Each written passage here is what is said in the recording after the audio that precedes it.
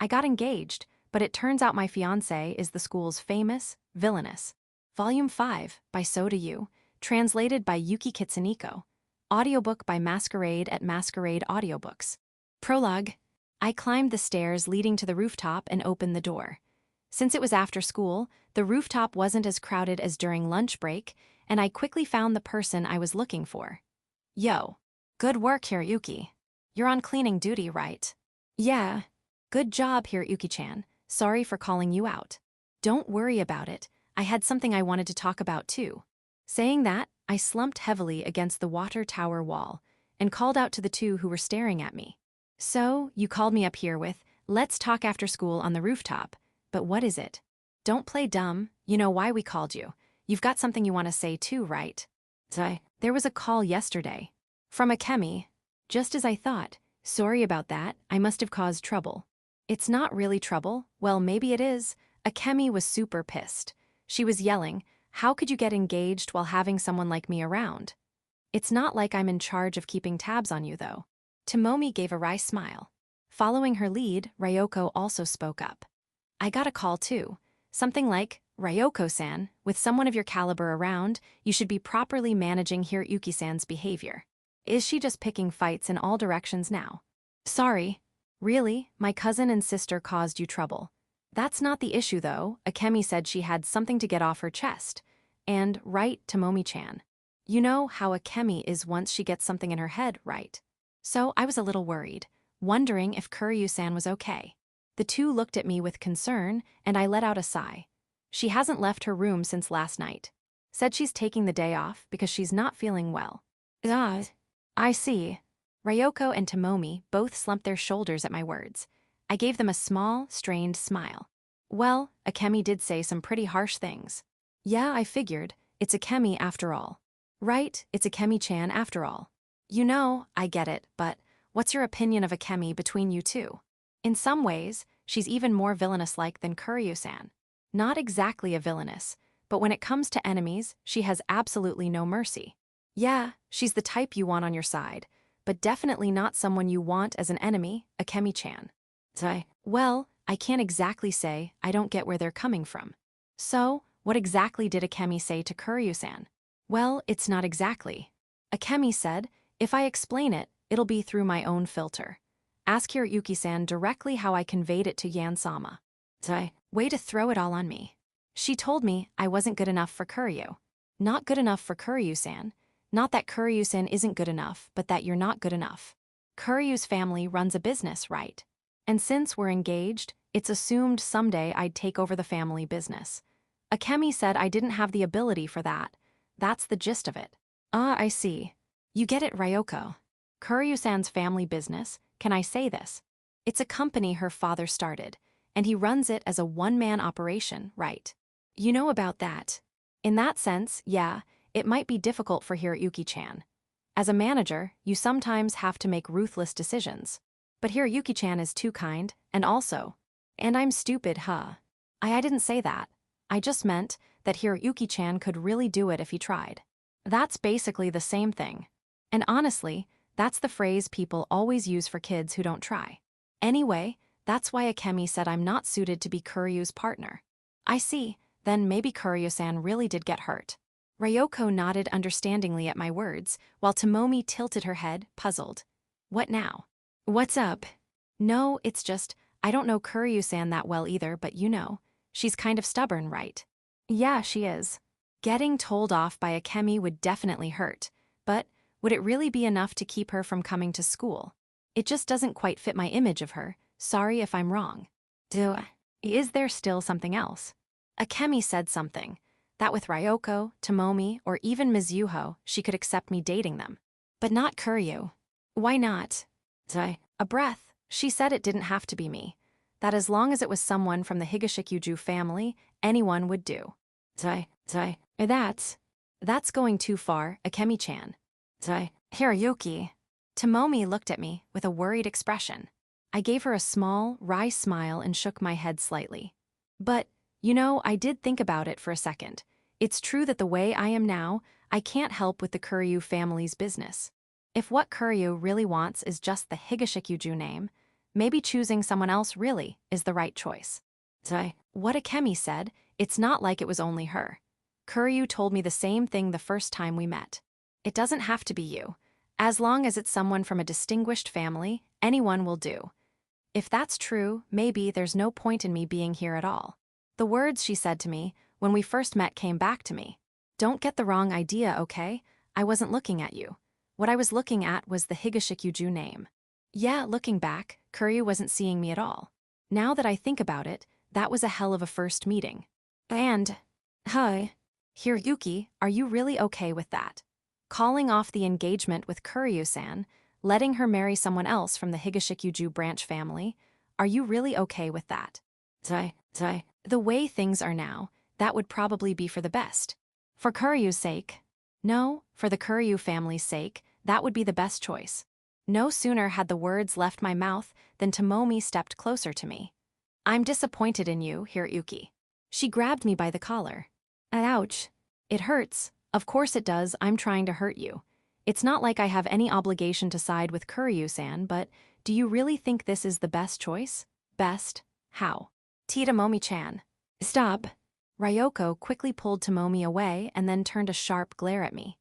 Maybe the way she said it was harsh, but Tomomi-chan's right. Here, Yuki-chan, that's awful. Have you even thought about Kuryu-san's feelings?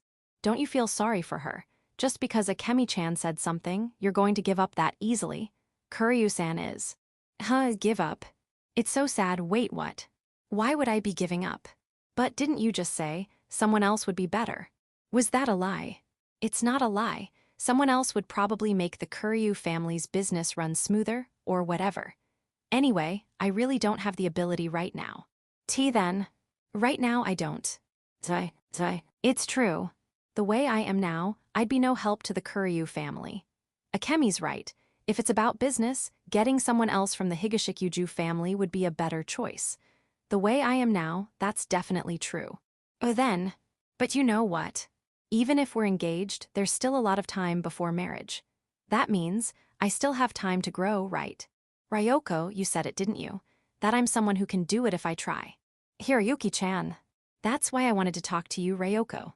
If hypothetically, to me, even if what Akemi said is true, even if she's completely right, yeah, that doesn't matter. Ryoko, could you help me study? So that in the next exams, I can score so high it'll make Akemi faint. No way I'm giving up that easily. Teach you studying? Well, first, Hiroyuki-chan, can you lift your head up? Ryoko said that, showing a hint of confusion at both my words and actions. I lifted my head as she asked, and saw her looking slightly troubled. Is it no good? It's not that it's no good, but studying, Ryoko placed a hand on her chin, humming thoughtfully.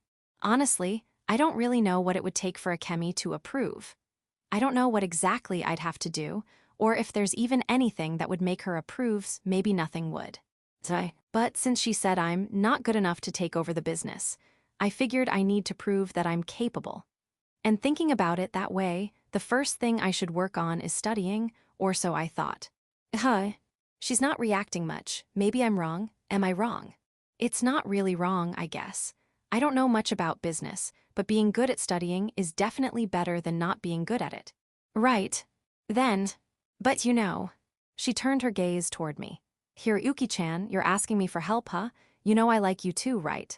She gave me a deadpan look. That's, to put it plainly, Akemi-chan barging in made things complicated, sure, but for me, Tomomi-chan and Mizuho-chan, it was kind of lucky, right?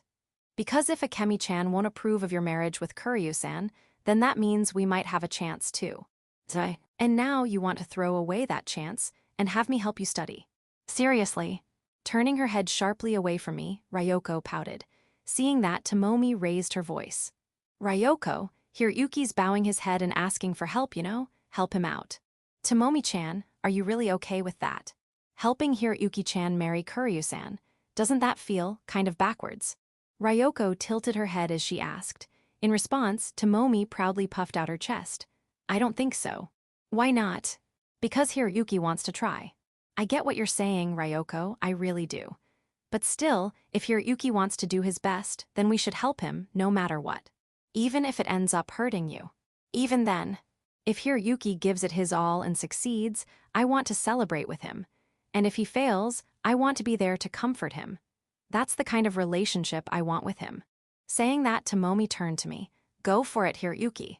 I'm cheering for you. Thanks. But if you realize it's hopeless, you can come running straight back to me. I'll cheer you up with my voluptuous, perfect body. Saying that, Tomomi spread her arms wide with a now let's hug gesture. What an idiot. Not happening. Aw, too bad. Anyway, do your best, okay? I'm no use when it comes to studying, but at least I'll be cheering for you. Thanks. Waving her hand dismissively, with a good, Tomomi smiled as I turned back toward Ryoko. Sorry, Ryoko, I was really insensitive. I'll work hard on my own. I'm sorry. I bowed my head again to Ryoko. Honestly, ever since yesterday, things have been moving so fast that my brain hasn't caught up at all, but yeah, Ryoko's right. Asking a girl who likes you to help you with another girl is definitely out of line. Sigh. Lift your head up, Hiroyuki-chan. This makes it look like I'm the bad guy throwing a fit. Makes me seem like the villain here. No, I don't think you're selfish. I don't think you're wrong either. Actually, I think you're completely right.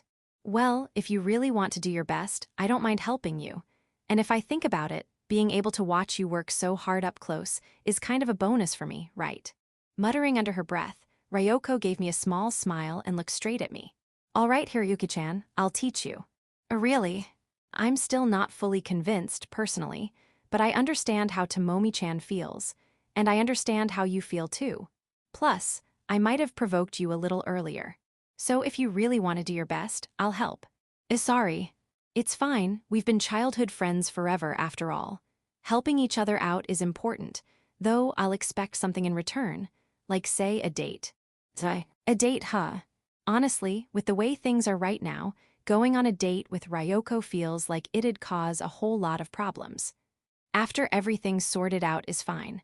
I'll even tell Kuryus and myself. Since I helped you guys out, I deserve at least that much, right? That sounds kind of villainous. If that makes me the bad guy, I'm fine with it. There's no justice in love after all. If anything, the winner is the one who's right. Saying that, Ryoko gave a sharp thumbs up and laughed. Ryoko, isn't that kind of unfair? It's not unfair. If you're frustrated, Tomomi-chan, why don't you help Hiroyuki-chan study too? Hey, that's... Tomomi bit her lip in frustration, then turned her gaze toward me. Come to think of it, I haven't asked recently, but Hiroyuki, what was your rank on the last academic test? You said you wanted a score that would make a chemi faint, but if your score is just average, there's no way that'll happen. Ryoko, you were... fifth. Right, I figured. Well, that's about the level you'll have to aim for. Not just Tomomi, but even Ryoko turned their eyes toward me. I looked away from both of them. 152nd. I said 152nd. Wait, you mean, out of 320 students, right? It's still slightly above the middle, isn't it? True, but even I ranked within the top 100. I was 89th last time. You're smarter than me, even though all you ever do is play basketball. How rude. I may not be as good as Ryoko, but I'm still steadily working hard. Unlike you, Hiroyuki. Unlike you. Tomomi puffed out her chest proudly. Seriously, is my rank really that bad? Hiroyuki-chan, with grades hovering around 150th place, aiming for the top 5 or even the top 10 is going to be really tough. Ryoko furrowed her brows in a troubled expression. Why yeah, I figured. I got it. I nodded firmly. Maybe I'll try negotiating, like wouldn't getting into the top 50 be good enough? W would that be no good? Both of them gave me deadpan looks. So lame. Yeah, I know, I'll do my best. Chapter 1, so we can be together.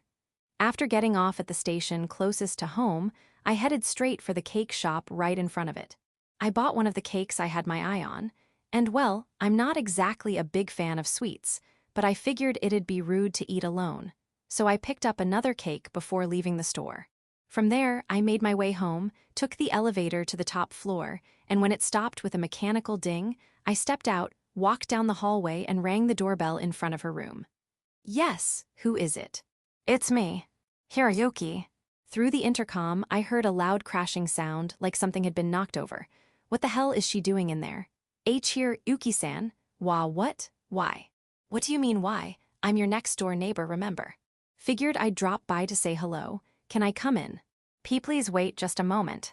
Another round of loud clattering echoed before the intercom cut off. After waiting a bit, the door finally opened, and there she was. "What the hell are you wearing?"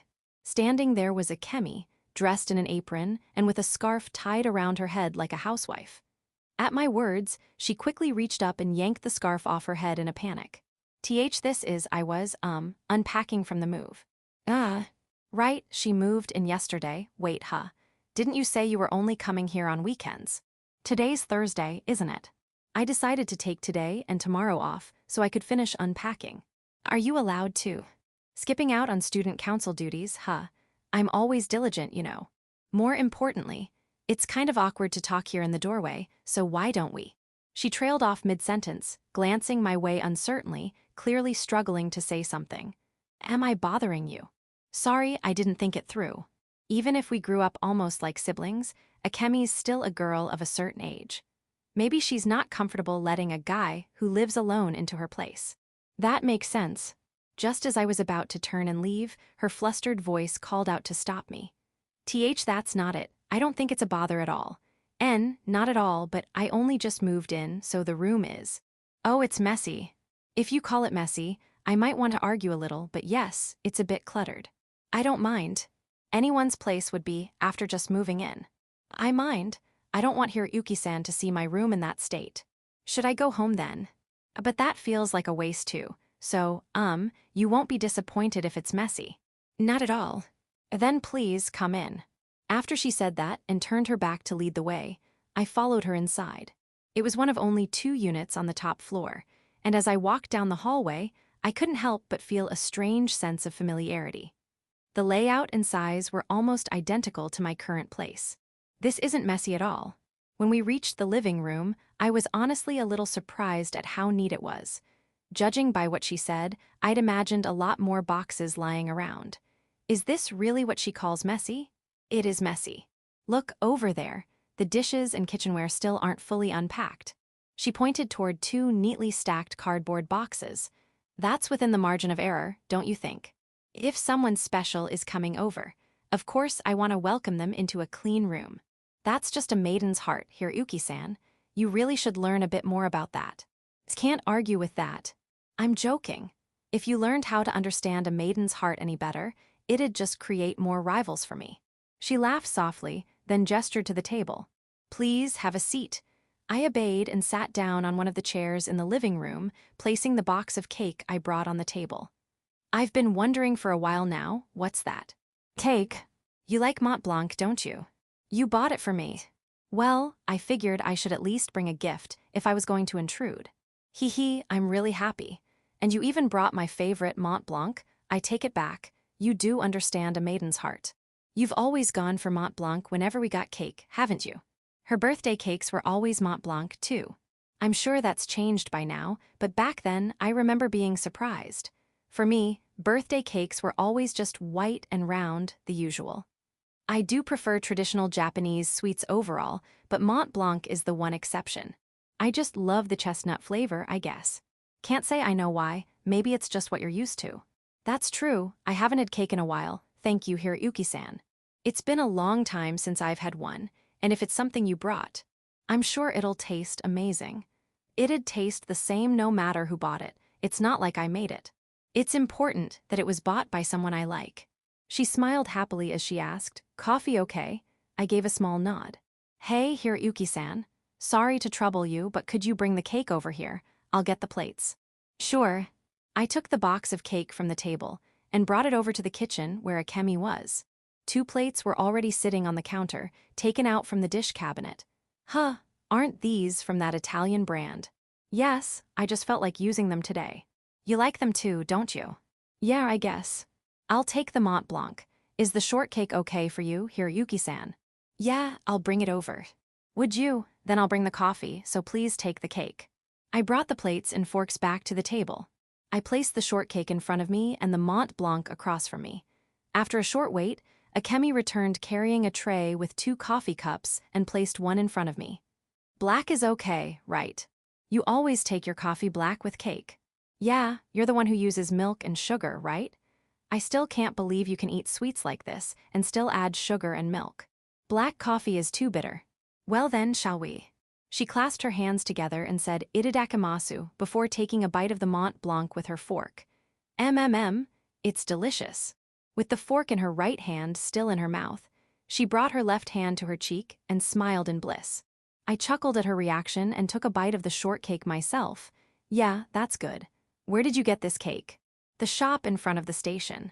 The one at the nearest station, well, I guess you wouldn't know it. Right. Would you mind showing me next time?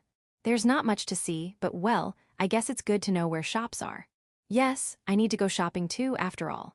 She took another bite of cake with a smile, then set her fork down and added milk and sugar to her coffee. After stirring thoroughly and setting the spoon aside, she looked over at me. So what? Don't play dumb. You, who's famously bad at understanding a girl's heart, brought my favorite Mont Blanc and came to my room. Oh wait. Hold on, do I really have a reputation for that? Of course, shall I remind you? Ryoko-san and Tomomi-san both.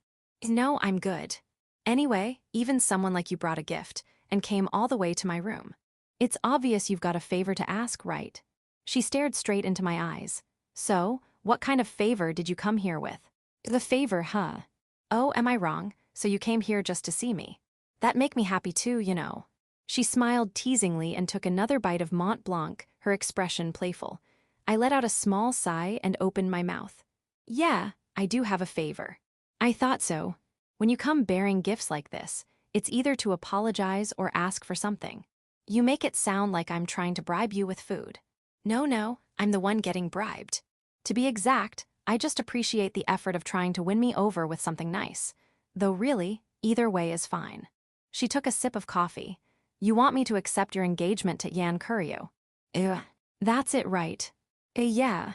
To be honest, I'm absolutely bringing personal feelings into this. I admit that. I don't want to lose you here at Yuki-san. Should I be saying thank you? You're welcome. Like I said, my feelings are very much involved. But that doesn't mean what I'm saying is entirely unreasonable either. Well, yeah, I get that. No, you don't. It's true that the Higashikuju family is a well-established name. And with families like ours, the name itself holds value. That's true for me, my father, my uncle, and even the extended family members. We've all benefited in various ways from the name Higashikuju. And moving forward here at Yuki-san, you might find yourself benefiting from it as well. Really? As I mentioned the other day, the Higashikuju family holds shares in several publicly listed companies. I can't say what kind of career you'll choose in the future, but there may come a time when you find yourself involved with a company we have stakes in. Even if not directly, you might deal with their subsidiaries or affiliates. In those situations, being able to use the Higashikuju name could be quite advantageous. I can't picture that at all. Seriously, maybe it's my age, or maybe I'm just too grounded in reality, but I don't see myself having anything to do with that kind of major corporation. Then let me rephrase it. If you wanted, we could create an environment where you'd be connected to those kinds of people. Specifically, we could even arrange a referral into a top-tier company, one everyone knows. In fact, we've already done so for members of the extended Higashikuju family. Do you understand? What makes that possible is both the fact that we're shareholders and the value of the Higashikuju name. Think of it like the cake plates we're using now. You mean brand image? It's probably a combination of being influential shareholders and having a solid track record of not recommending complete incompetence. That much makes sense. Exactly. The Kuryu family, on the other hand, comes from a rapidly growing business. There's no doubt they're a newer enterprise. Still, they've carved out a certain standing in the industry. If someone bearing the name Higashikuju were to enter that household and cause their business to falter, it wouldn't just affect you. As I said before, not everyone is on your side. It would tarnish the reputation of other branches of the family as well and lead to real financial losses. Understand? Yeah, I get it.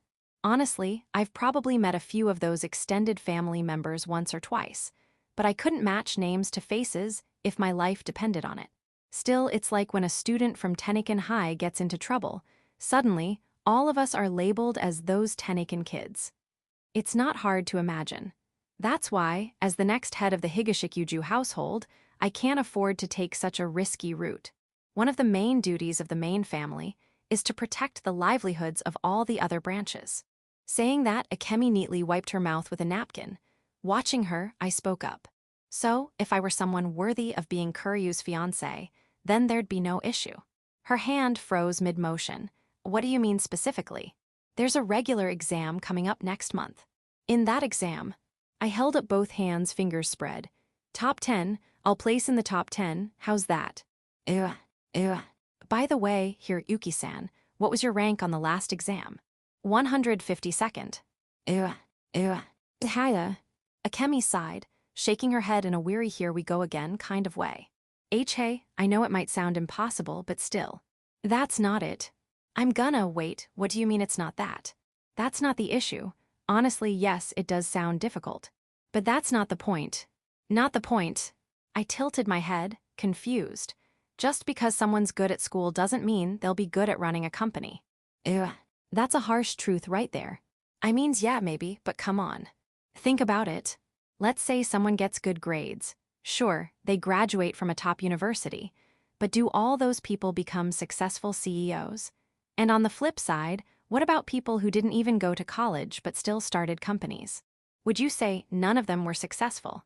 Well, no, but wouldn't being good at studying help? By that logic, all university professors in business management should be amazing entrepreneurs. But they're not right. True. Yeah, she's right. It's a solid argument. Annoyingly solid. Well, fine, you're right. Being good at academics doesn't necessarily translate to success in business. But it's also true that people with good academic records are more likely to succeed in general. Then, no, that doesn't mean I'm going to approve it. Then, what do you want from me? What the hell? I thought, narrowing my eyes in frustration, only for Akemi to glare back at me with an even more pointed look. What? What should you do? Haven't I been saying it from the beginning? Hiroyuki-san, you should marry me. Well, yeah. She has been saying that, but still. Honestly, I'm not fully aware of the academic level of your high school, but Ryoko-san goes there too, doesn't she? If that's the case, then I doubt it's particularly low level. That's how you see Ryoko.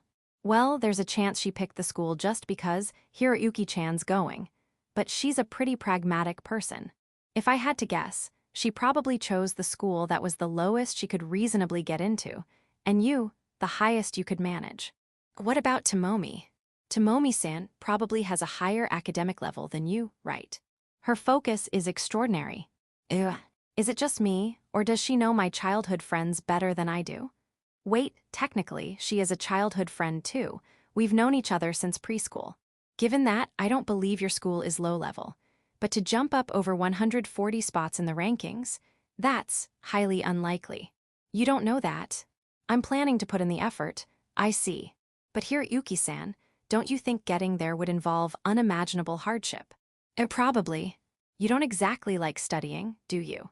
And to rise that much in rankings at a school like yours would mean locking yourself into constant study for a whole month.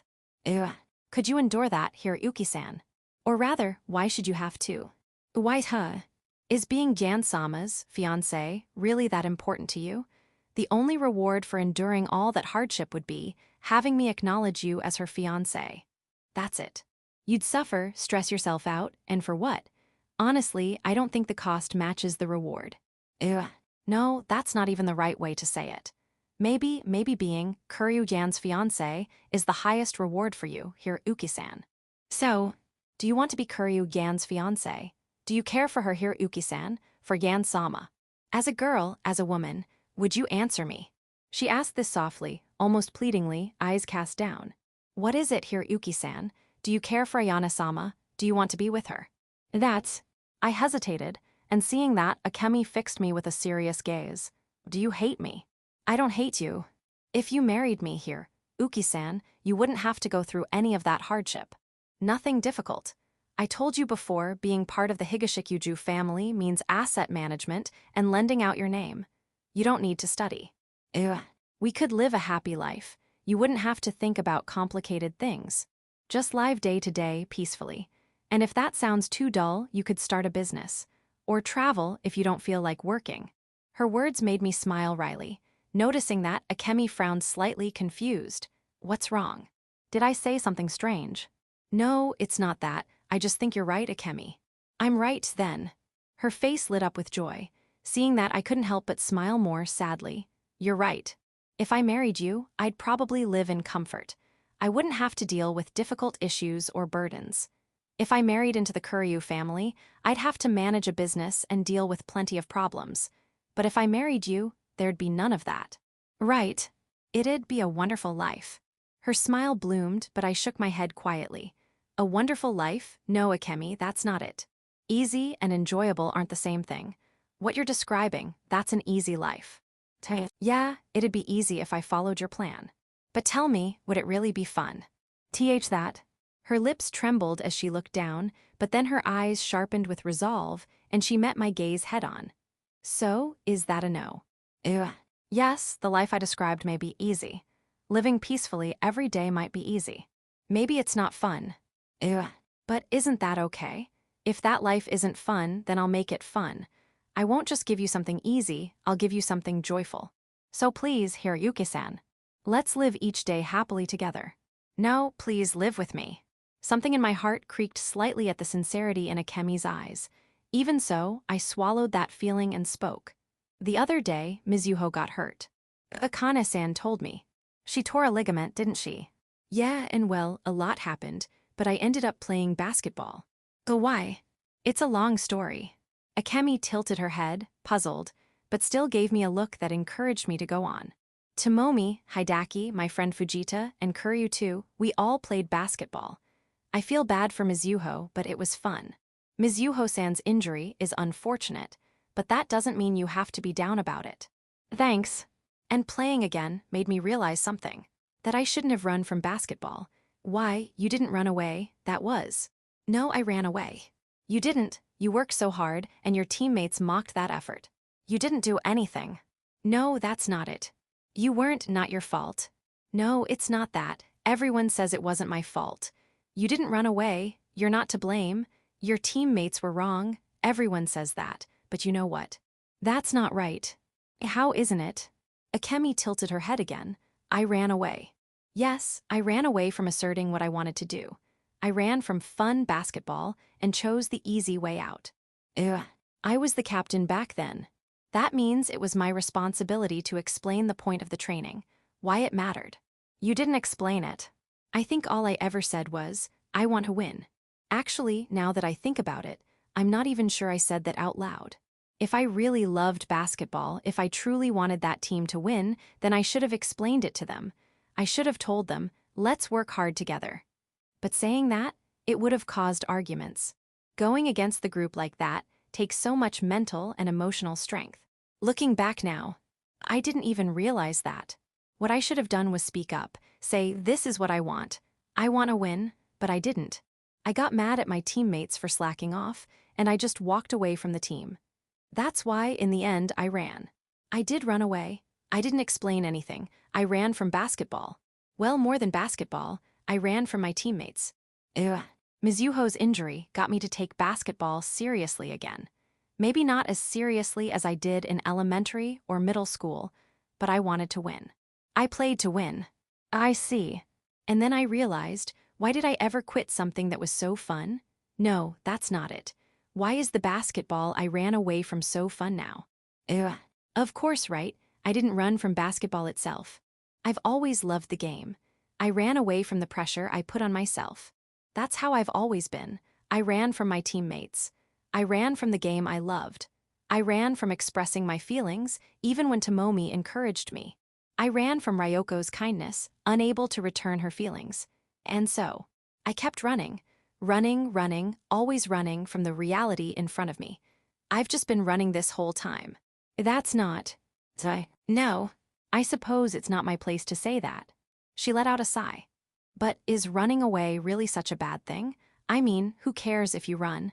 If that's the only road available to you, then that's the road you take. But here, Yuki-san, you do have other paths you can choose from, so why force yourself down the thornier one? Because reality is painful, she seemed to say. Yeah, I don't think it's a bad thing, honestly. I'm not saying you have to take the harder road like it's some kind of absolute truth. You're right. But Ayana is not like that. She's always walked forward on her own, no matter what. Whether it was schoolwork, or athletics, or even her appearance, she never cut corners. She was amazing. She was honestly cool. Blindingly so. She made me want to be someone like that, made me want to be that kind of person. I think little by little, I just got better at giving up, at finding excuses to quit, at justifying running away. But that's not what I want anymore. You don't want to live like that. Yeah. I took a breath. If you're asking whether I like Ayana or not, well, of course I do. And yeah, I mean that in the romantic sense too, but more than that. More than that. I want to be the kind of man who can stand beside her as her equal. That's why it doesn't matter if this is the right answer or not. Even if I study, I might never become some top-tier CEO, but even so, that's not a reason not to try. I'm done looking for excuses to quit. I'm done running away. I'm sick of it.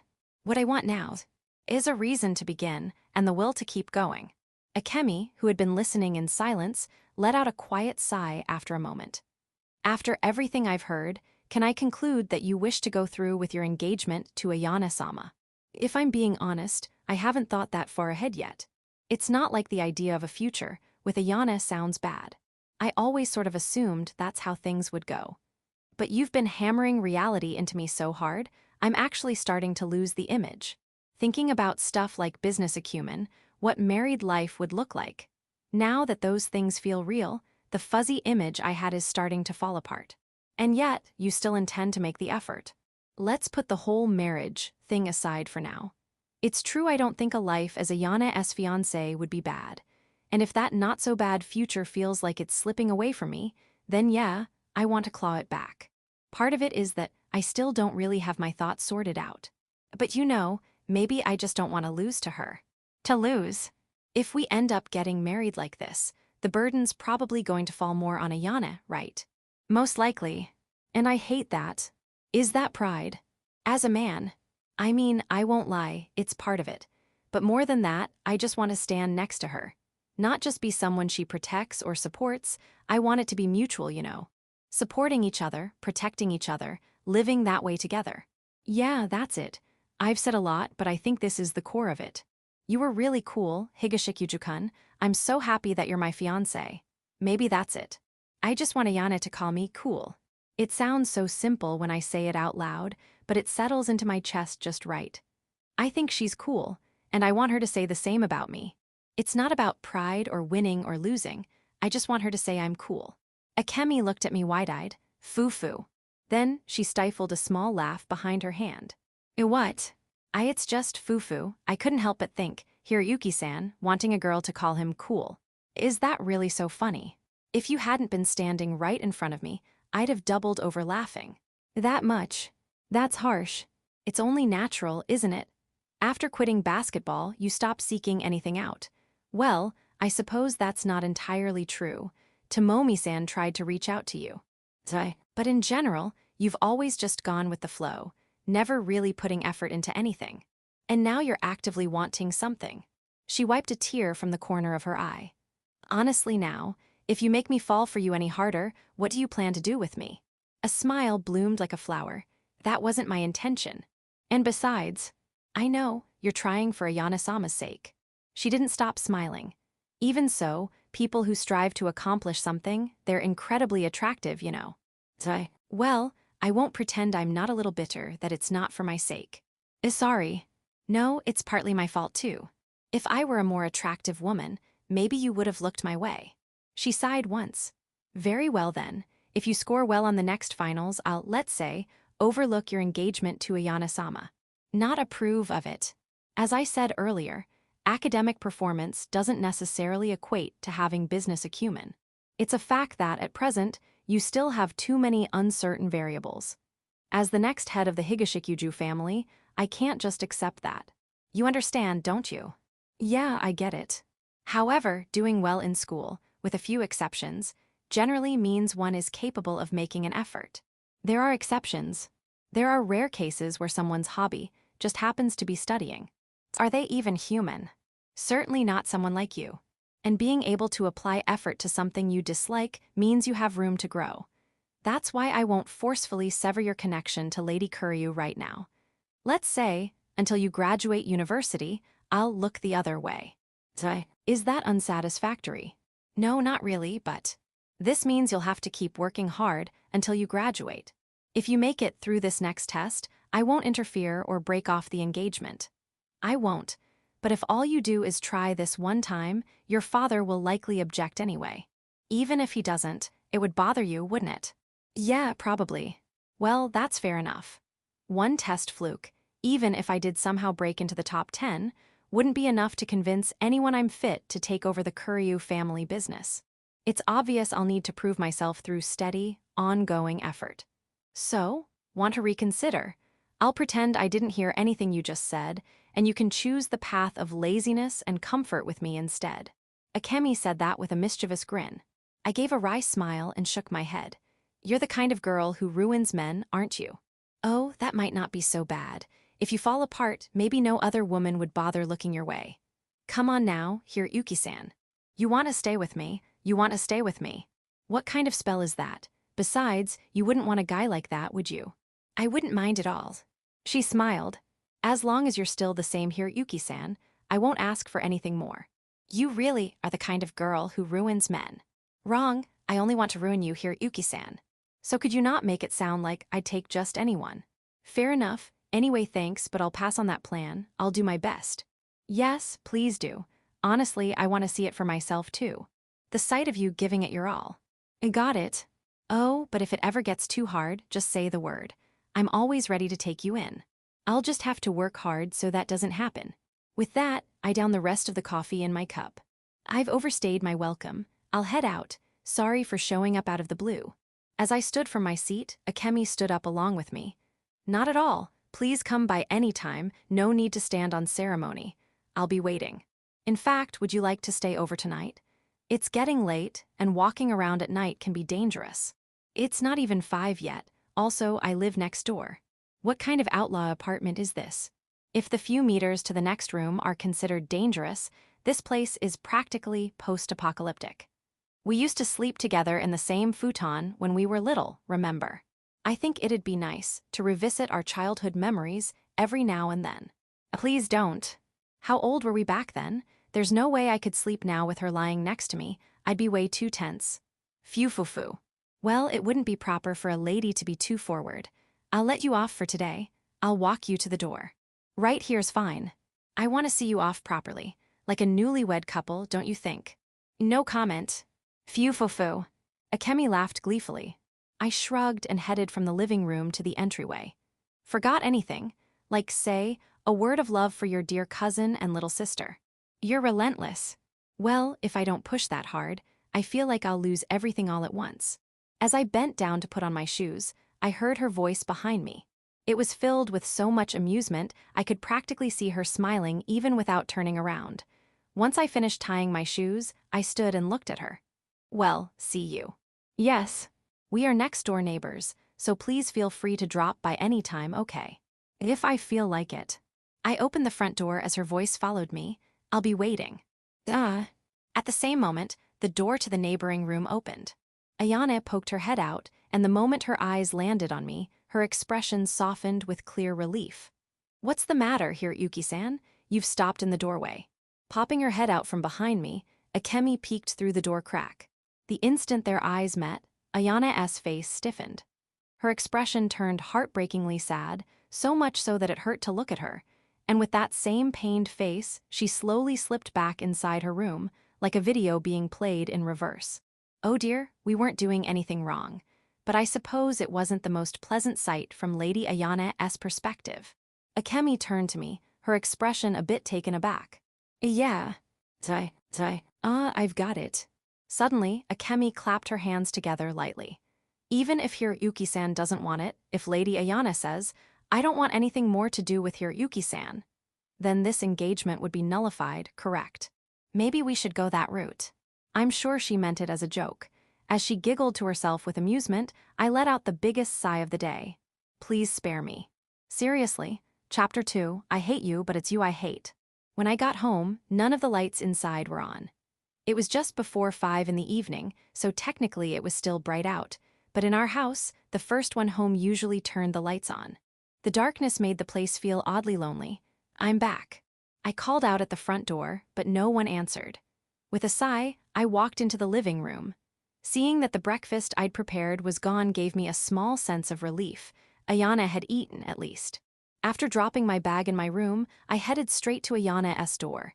Taking a deep breath in front of the plain-looking door, I knocked 3 times. "Hey, Ayana, you there?" No response. "What do you want for dinner?" "I'll check what we've got first, but I'll try to make whatever you like. Got any cravings?" Still no response. "You can't just hole up in your room forever, you know. You ate breakfast, right? That's proof you can come out now. Come on." No response again. Letting out a small sigh, I slid down and sat in front of her door. So, just now, I went to Akemi's place. I heard a faint shuffle from inside. That was enough to feel a bit relieved. At least she's listening. Although, come to think of it, if she was just in the bathroom or something and didn't hear anything until now, I'd have been sitting here talking to myself. That'd be mortifying. Wonder what you think I went there for. A lot happened, but to put it simply, I asked her to approve of our engagement. I heard the sharp sound of someone holding their breath. Judging by how close it sounded, she's right on the other side of the door, isn't she? But, well, Akemi made some good points too. The way I am now, I'm probably not worthy of standing beside you. So, I took a breath. She said she'd overlook it if I place in the top 10 of the next exam. Well, not exactly approve it. She'll just look the other way, but still, that's a step forward, right? Thinking about how I'd have to study harder than ever from now on was honestly a little daunting.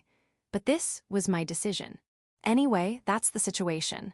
I'm gonna go study for a bit. If you get hungry, come let me know. And if you're free, it'd help if you could tutor me. I'll be in my room. With that, I stood up from the door I'd been leaning against and headed back down the hall to my room. Wait. Thunk. A loud crack echoed down the hallway. Just as I stood up, Ayana opened her door, and it smacked me square in the back of the head. I collapsed to the floor, clutching the spot where the pain was radiating like an explosion of stars. "Ah. I am so sorry. Higashiki-jukan, are you okay?" "Ow, I am fine." "Okay, no, I'm not. That hurt a lot." "I'm fine, really. More importantly, you finally came out of your room." Still rubbing the back of my head, I forced myself to stand and smile. Ayana was looking up at me, eyes brimming with tears. "You don't have to look like that. I'm not mad. It was an accident." "And no, that's not, I mean, yes, that too, but are you really okay? Head injuries can be dangerous. Should we go to the hospital?" "I'm not going." "I mean, how the hell am I supposed to explain how I hit the back of my head? You'd have to be made of iron to sit through that conversation with a straight face. That was like something straight out of a teen romance drama. Really, I'm fine. Don't cry, okay?" She looked up at me, still teary-eyed. After a brief hesitation, I reached out and gently wiped a tear from her cheek with my finger. "Didn't I say I wasn't mad?" "That's not it." "Then what is it?" It's just, She stumbled over her words, her eyes darting left and right. I waited silently until she finally spoke, shy and hesitant. I mean, why?" "Why? I don't get what she's asking. Why what? What do you mean, why?" Because you went to see Lady Akemi, right? So then, why did it turn into you aiming for the top 10? Oh, why wouldn't it? What else did you think we talked about?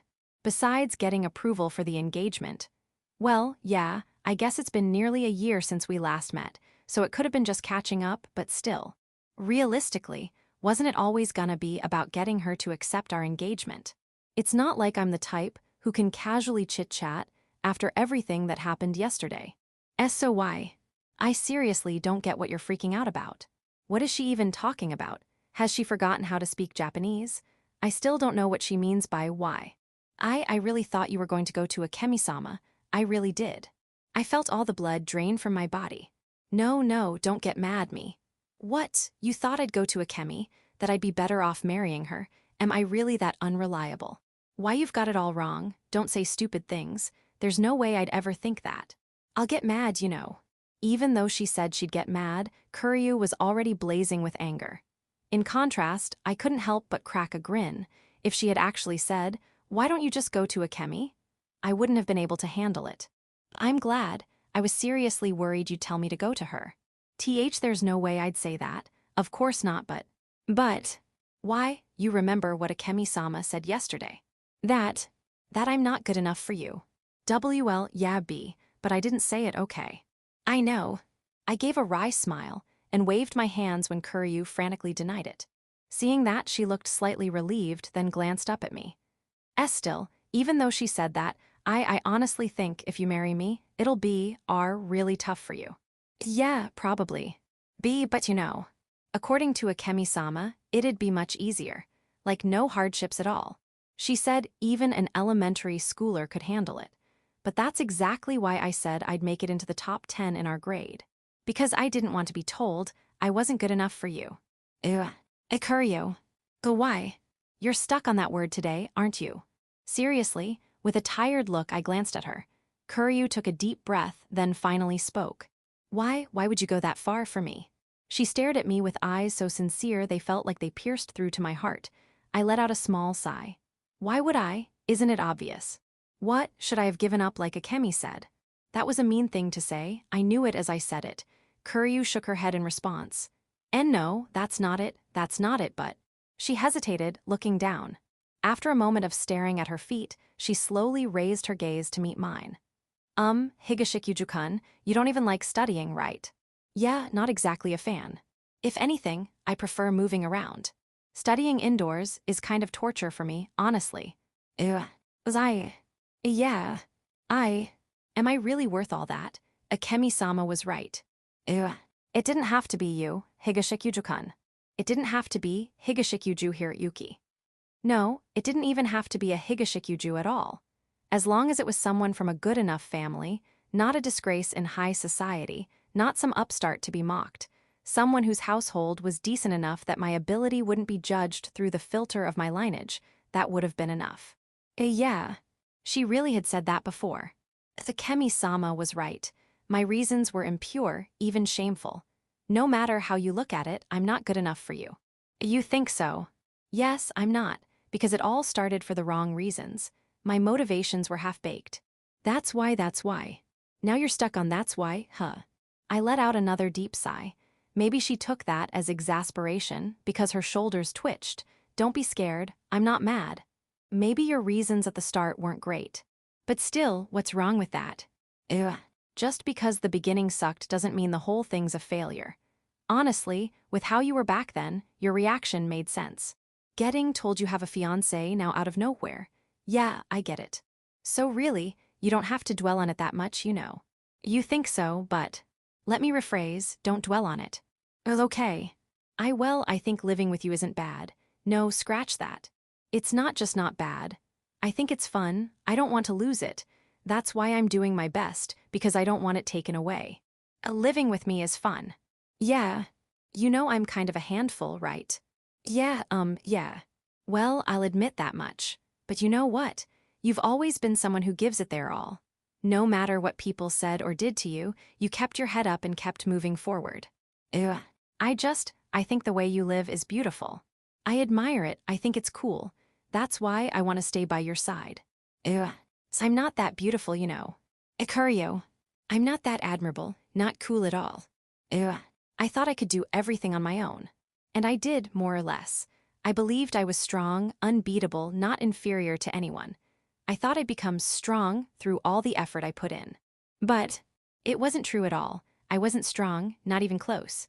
Even today, when I saw you coming out of Akemi-sama's room, when I saw her face, my chest felt like it was being crushed.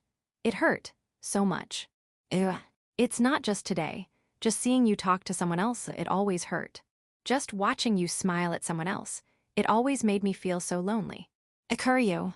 I kept telling myself I could do everything alone, that I had to. I tried so hard to be strong, but the real me is just this pathetic. Ugh. I used to say you didn't matter to me. But now, even imagining you not being there is unbearable. Earlier, when I asked why, I really believed that being with Akemi-sama would make you happier, that it'd be easier, that you wouldn't have to suffer. And yet, despite all that, you still try so hard to stay by my side. That makes me so incredibly, so unbelievably happy. Before I knew it, tears were welling up in Kuryu's eyes. I hate myself. I think I'm pathetic. I can't believe I'm someone who deserves to be thought of so highly by you. That's why. I hate myself. Kuryu said that as her tears fell. I met her gaze. Haya. I let out a deep, exaggerated sigh. I get it. Ugh. If you hate yourself, fine, I'll let that slide barely. But don't go dumping that on me. With a small laugh, I lightly knocked her on the head. The soft sound of my knuckles startled her slightly, and she looked up at me. No matter what you say, I think the way you've lived is cool. I want to support you. I want to walk beside you and have you support me too. Even if things get tough, painful, or sad, if I'm with you, I believe I can get through it. Ahigashikyu jukan. You don't get to decide your own worth. That's not something you can price yourself. Even so. But if you really do hate yourself, if you really think you're not good enough, even if you say you hate yourself, I higashikyu hiroyuki. I love that part of you.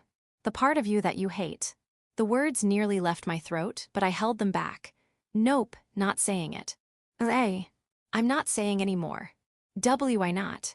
What do you think about the part of me I hate, higashikyu jukan? Tell me. Nope, not a chance. Kuryu, who just moments ago had been in tears, now glared at me with a sharp look. What? You expect me to just know without you saying it?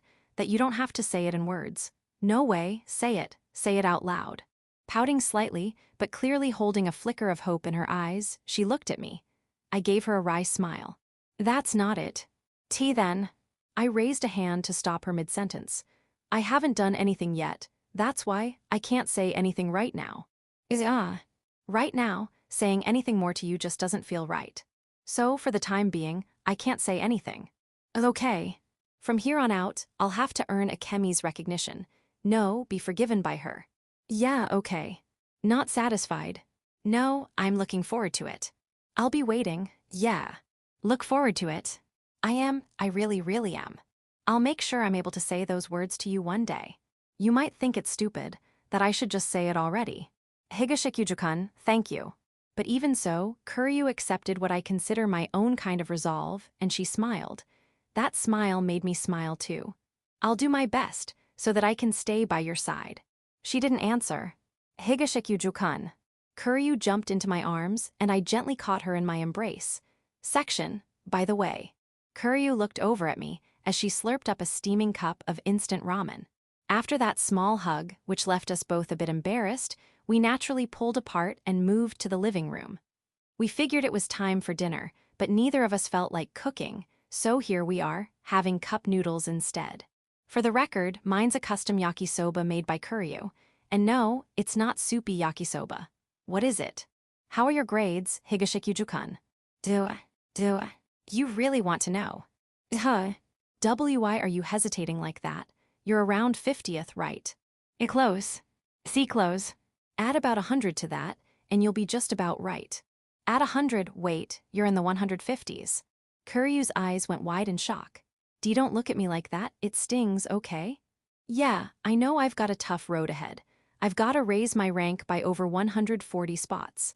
Honestly, I don't have some magic strategy or anything, but I've just got to do it. Still, clearly, she expected a bit better. The surprise hadn't left her face. Don't worry so much.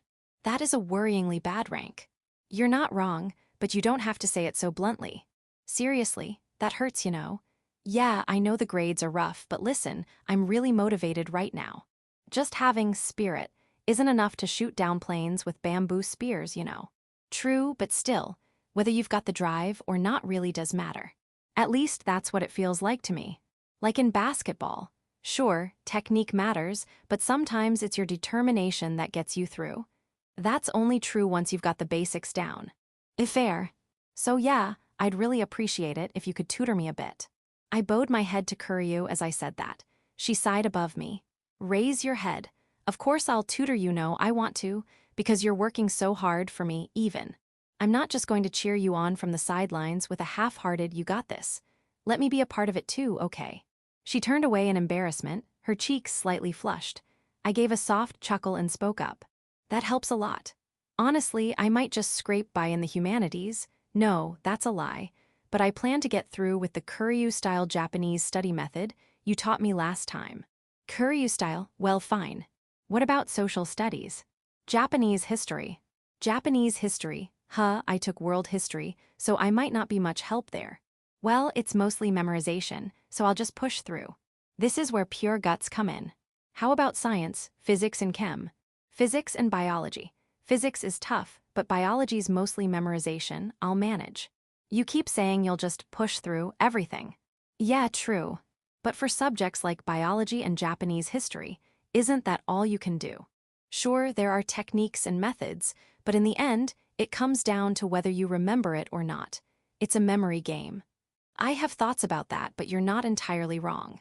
In the end, it's repetition that locks it into memory. By the way, what's the study method of someone ranked first in the grade? For biology and world history, like I said earlier, it's all about repetition until the information sticks. Specifically, just keep going until you've memorized it. How many times exactly?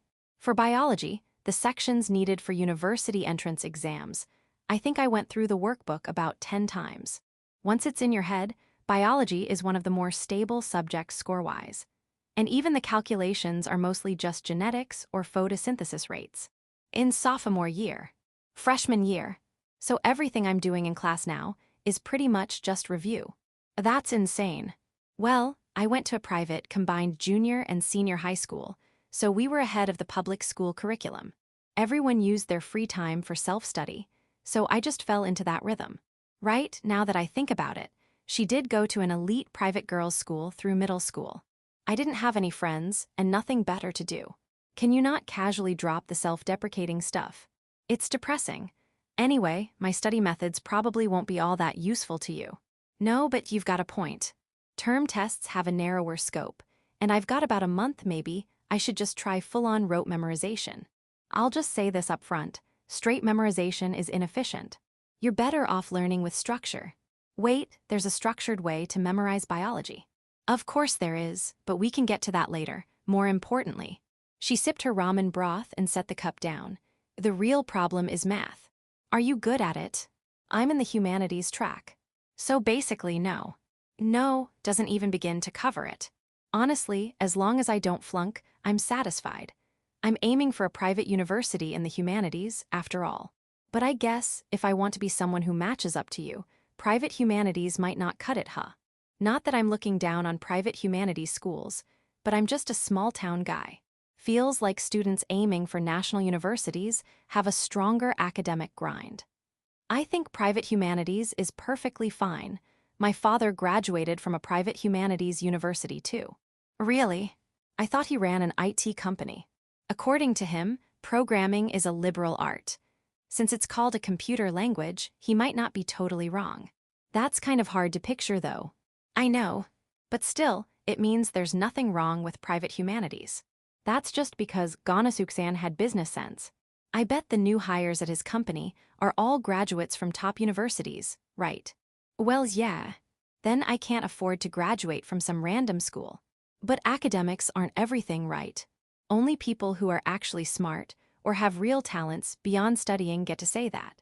Coming from me right now, it'd just sound like a loser's excuse. Well, anyway, I've got no choice but to do it, so I'm gonna go study. I rinsed my empty cup of yakisoba in the sink, drained the water, and started to leave the living room. Hey. What's up? Are you really going to study? Obviously. I know that, but why you didn't yesterday, remember? You mean studying. That's not what I mean, idiot. I mean the thing you said you'd do every day. Do every day. Every day. Why, the hug from behind. Do. I won't be able to study if we do that.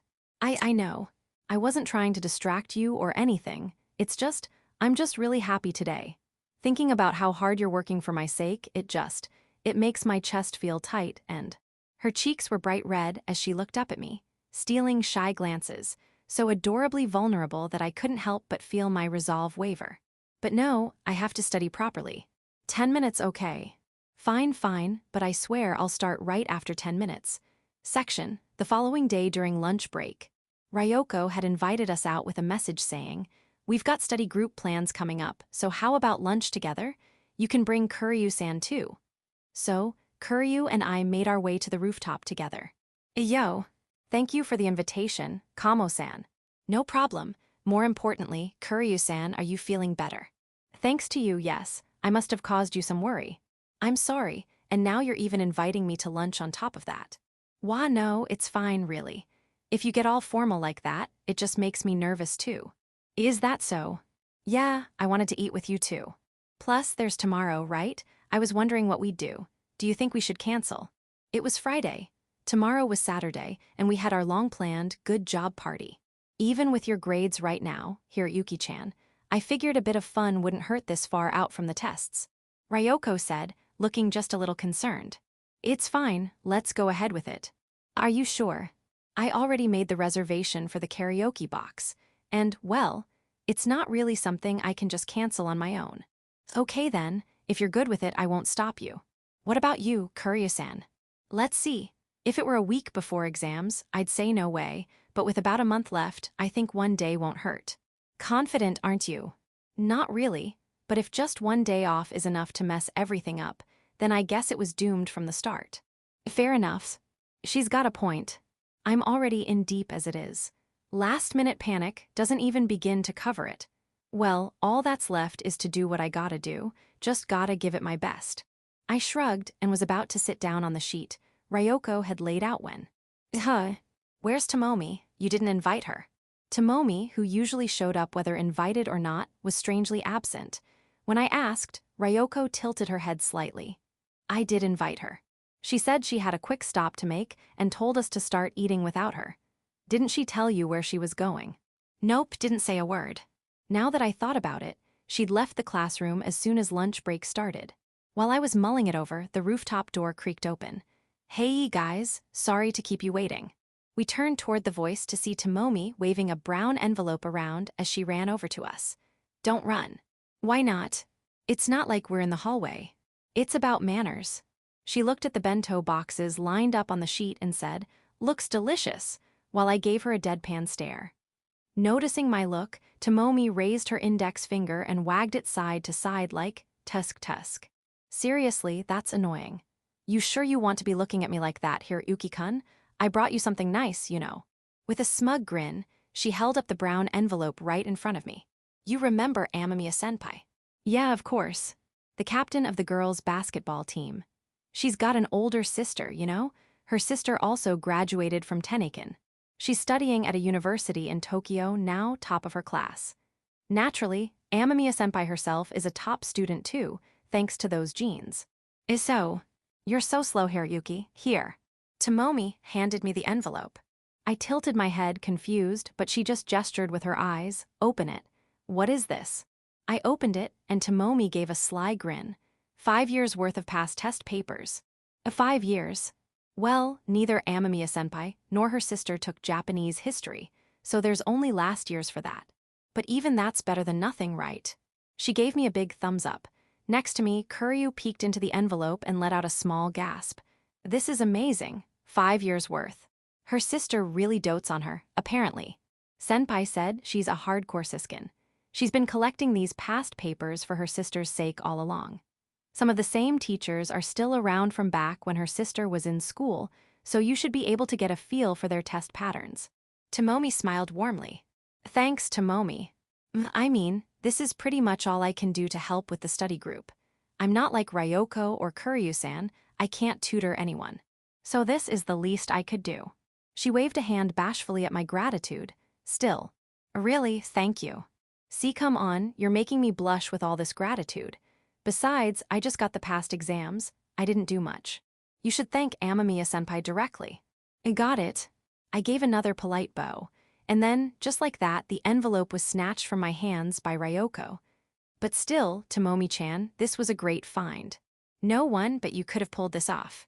Really? Totally. Honestly, I was thinking we'd just have to memorize the entire textbook or something.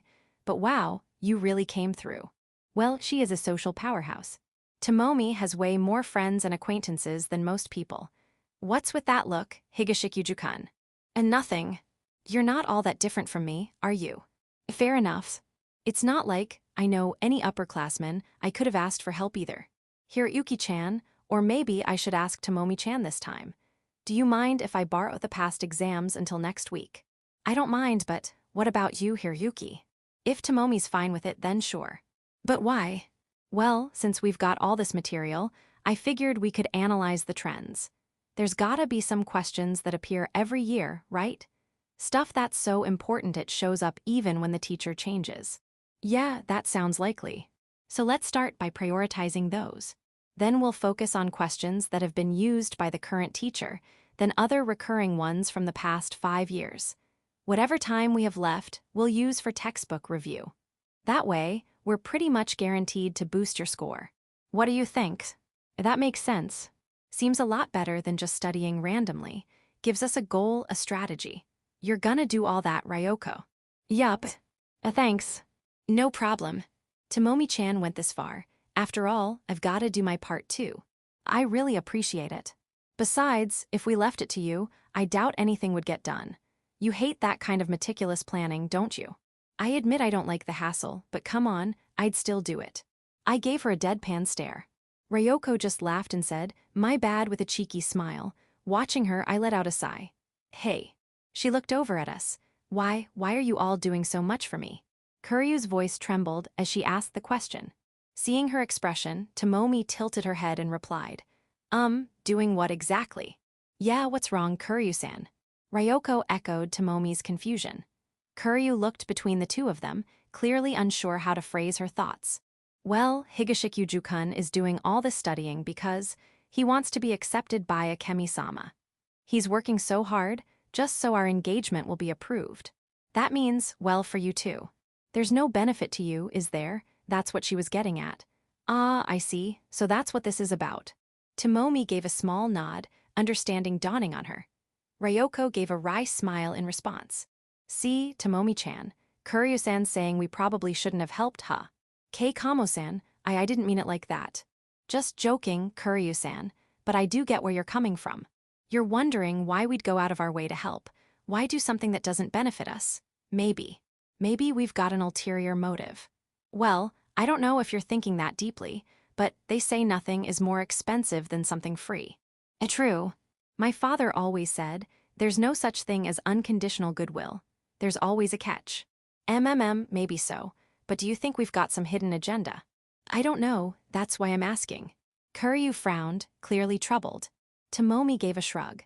Hey, Kuryu-san, you saw the moment Shizuku fell for Fujita, right? During morning basketball practice. Yes. Well, Shizuku told me. She said, there are so many things I like about Fujita-senpai, but the thing I love most is how hard he tries for other people. Yeah, but isn't that just her gushing? Made me want to gag, honestly. But still, I get where Fujita's coming from. If your friend's in trouble, you help them. If your friend's happy, you're happy. For those two reasons, I think. I get it. So yeah, that's all it is. My friend is doing his best, so I want to help. Is that really so strange? Tomomi tilted her head slightly. Kuryu looked like she wanted to say something, but instead just smiled faintly. I understand. In that case, yeah, thank you. For doing all this for Higashikyu-kun. What? For Higashikyu-kun's sake. Wait, no, I didn't do this for Hiroyuki or anything. What? I think it's great that Hiroyuki's trying to study and all.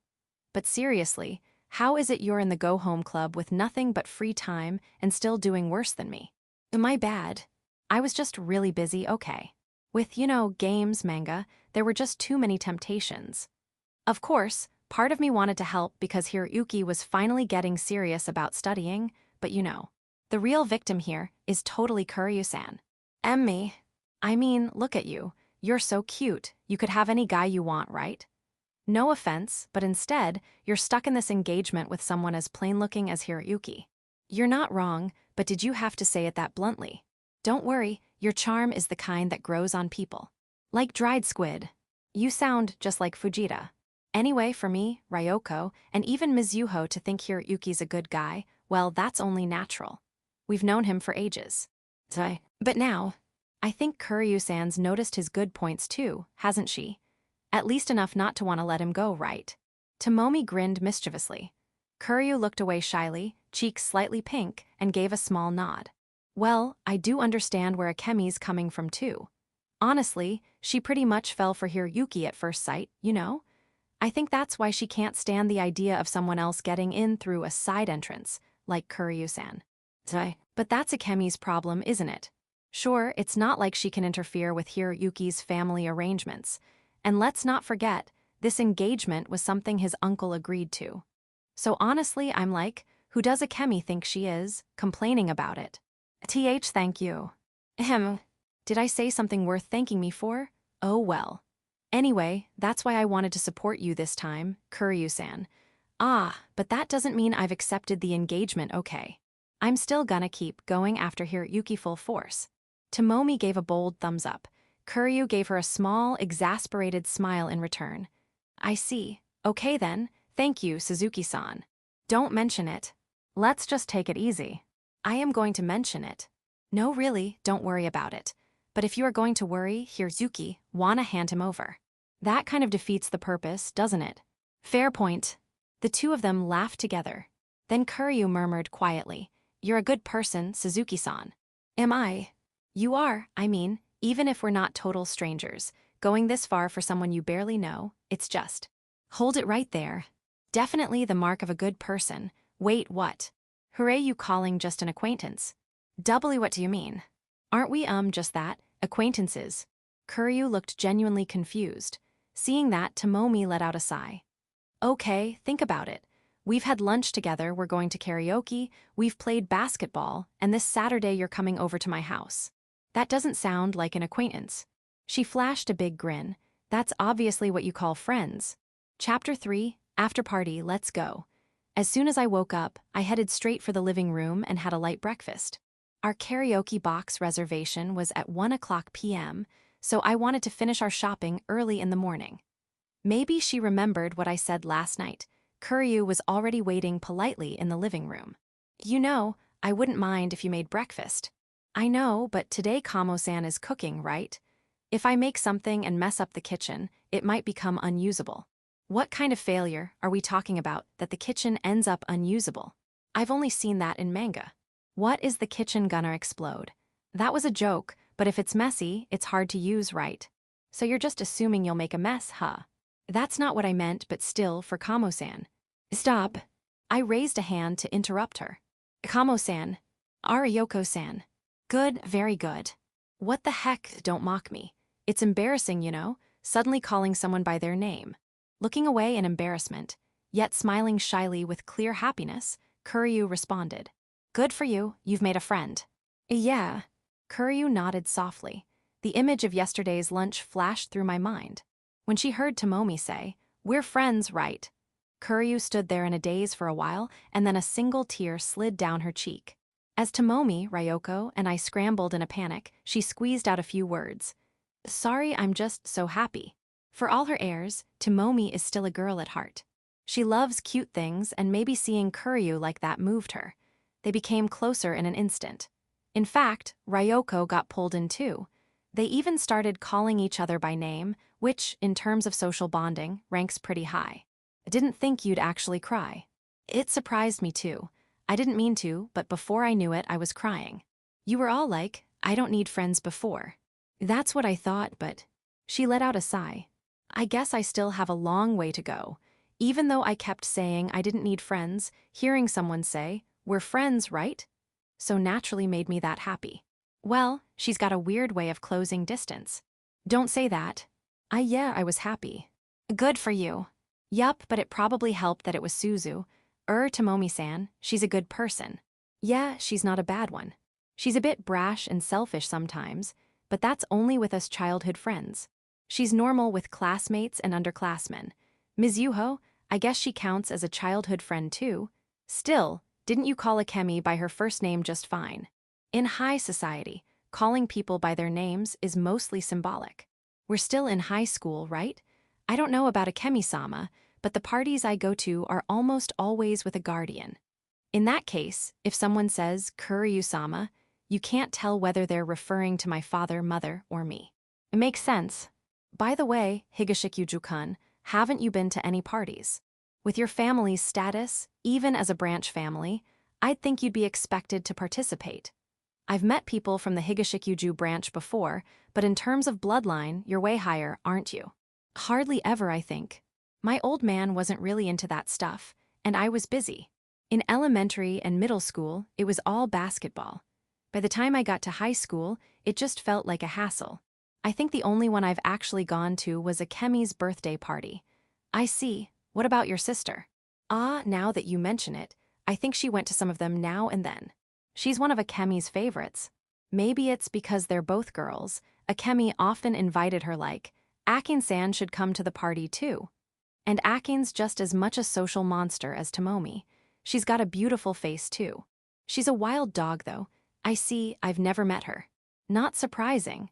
I'd guess she mostly goes to parties packed with Higashikuju relatives. Though I don't really know for sure. Well, whatever. Let's just eat breakfast and head out for shopping. So Kamo, Ryoko-san, what's she making? Curry, I think. Curry's huh? Kuryu made a slightly conflicted expression at my answer. I gave a wry smile and shook my head at her reaction. Disappointed. And no, I mean, she's being kind enough to cook for us, so I'm not thinking that at all, but Ryoko-san's good at cooking, right? So, I was kind of hoping for, like, something unusual or special. Well, I get where she's coming from. I mean, it does feel a bit underwhelming to hear someone as good at cooking as Ryoko is making curry.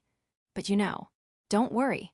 It's not the kind of curry you're imagining, not the kind where you just melt a curry cube into water like at my place. Really? You'll see when you check the shopping list. It starts from the spices. So yeah, I think you can look forward to today's curry. Really? Her curry's seriously good. I mean, when you're cooking for a group, it usually comes down to either curry or hot pot, and it looks like she went with curry this time. And the fact we get to eat it on the first day, we're lucky. First day. She gets really picky when she gets into it. Even though it already tastes amazing on day one, she'll go, curry tastes best after a night of resting, and won't let us eat it the same day she makes it. She sometimes makes it at my house too, and it's basically torture. The smell's amazing, but she won't let anyone touch it. Seriously, that smell alone is enough to make your stomach growl. Then I'm really looking forward to it. Right. And judging from the amount on the list, we're buying a ton, which means there'll be leftovers tomorrow too. It's a lot of work, but totally worth it. Hearing that, Kuryu clenched her fists and trembled with excitement. Higashikuju-kun. Let's go shopping quickly. Don't rush, I haven't even put my shoes on yet. I smiled wryly as I watched Kuryu practically radiating excitement by the front door and bent down to put on my shoes, when I finally noticed. That's unusual, a one-piece. Today, Kuryu was wearing a white-toned one-piece dress. Simple in design, it perfectly suited her slender figure. As I looked her over, I realized it was the first time I'd ever seen her in something like that. Yeah, I figured, since it's a special day, I'd wear it. You've had that for a while. I bought it quite a while ago, but I never really had the chance to wear it. So, do you think it suits me? Kuryu said it half-jokingly. Thinking back, whenever we went out, it was usually something sporty, like to round one or basketball practice, so I'd only ever seen her in activewear. This side of her felt refreshingly new. Ah yeah. What? Doesn't suit me. You want my honest opinion? Yeah. It looks amazing on you. Yeah. Kuryu's face flushed so red it practically made a pop sound. If she gets that flustered, now I'm embarrassed too. Thanks. I actually bought this dress because I fell in love with it at first sight. So, even if you're just being polite, it still makes me happy. Do you really think I'd say something just to be polite? I said I'd give you my honest opinion, didn't I? I don't hold back. I mean, you're a proper rich girl, right? That clean, elegant style really suits you. Simple clothes like that really make you stand out. Stop. If you keep going, my face might never return to normal. She turned away with a pout as she said that. Well, she didn't seem angry, so I'll take the win. It really does look great on you. Please really stop. I mean, it makes me happy, but... She glanced over at me, puffing out her cheeks in frustration. It was honestly so cute, I couldn't resist and poked her cheek. With a soft PFF, the air escaped from her lips. Sheesh. But still, I didn't think you were the type to compliment girls so smoothly. What kind of guy do you think I am? Hopeless. You're not wrong, but still. Now it was my turn to give her a deadpan stare. Kuryu looked at me with an amused smile and continued. I'm just teasing. Well, maybe not entirely. Hey. Phew, but maybe your ability to praise girls like that is thanks to your childhood friends. Did Ryoko-san or Tomomi-san tell you to give compliments, or something? Well, Ryoko, Tomomi, Mizuho, and my sister Akin are all girls around the same age. I was dragged along to sales and bargain hunts as their pack mule, and after that, there was always a fashion show. I still don't get why I had to go through another round of fashion shows at home after seeing everything at the store. I'd already seen it once. So in a way, you're not wrong. But more than that, I think Rin-san had the biggest influence. Rin-san, Ryoko's mom, she once told me, when a girl buys clothes, it's because she wants someone to compliment her. Whether it's a friend, a family member, or a lover, that depends. But remember this, Hiroyuki. If she wants you to be there at that moment, don't say whatever or lie and say something suits her when it doesn't. But if you truly think it looks good, praise her with all you've got. I got that advice back in preschool, and I've probably had more opportunities to practice it than most guys. So complimenting outfits doesn't really make me nervous or uncomfortable anymore. Not that I'm bragging, it's just that I was dragged around carrying way too many bags. I see, that's a good teaching. I really agree with it. Well, good stuff is good stuff. You liked that dress, right? Thought it looked nice. I think so too. It really suits you. Now that I know you meant it, it's even more embarrassing than before. I told you I don't lie. And yeah, you really are an oujo-sama, huh? What's that supposed to mean? You mean like, elegant type? No, I mean. I shook my head at her assumption. That's Camorin, right? Huh. Wait, am I wrong? Why, you're not wrong, but you know Camorin, that's a women's brand. Oh wait, do one of your childhood friends like it? Camorin. Ryoko, Mizuho, and Akin all dress kind of kiddie, and Tomomi's more of a tomboy, right? Camorin wouldn't suit any of them. It's a brand with a polished, refined look. Maybe a Kemi-sama. I wouldn't be surprised if a Kemi owned something from them. Can't say for sure though. Anyway, you really are something. Camorin's pretty pricey, right? Most high schoolers couldn't afford it. Why, yeah. It's definitely not cheap. Honestly, I couldn't afford it with my allowance either. I fell in love with it and just had to have it, so I begged my father to let me borrow from my New Year's money in advance. That's how I finally got it. So even you borrow from your New Year's money sometimes. My family's pretty strict about that stuff. They don't just hand over money so easily. As expected of Ganasuke-san. Having gone through his own hardships, it's admirable that he doesn't just throw money at his kid.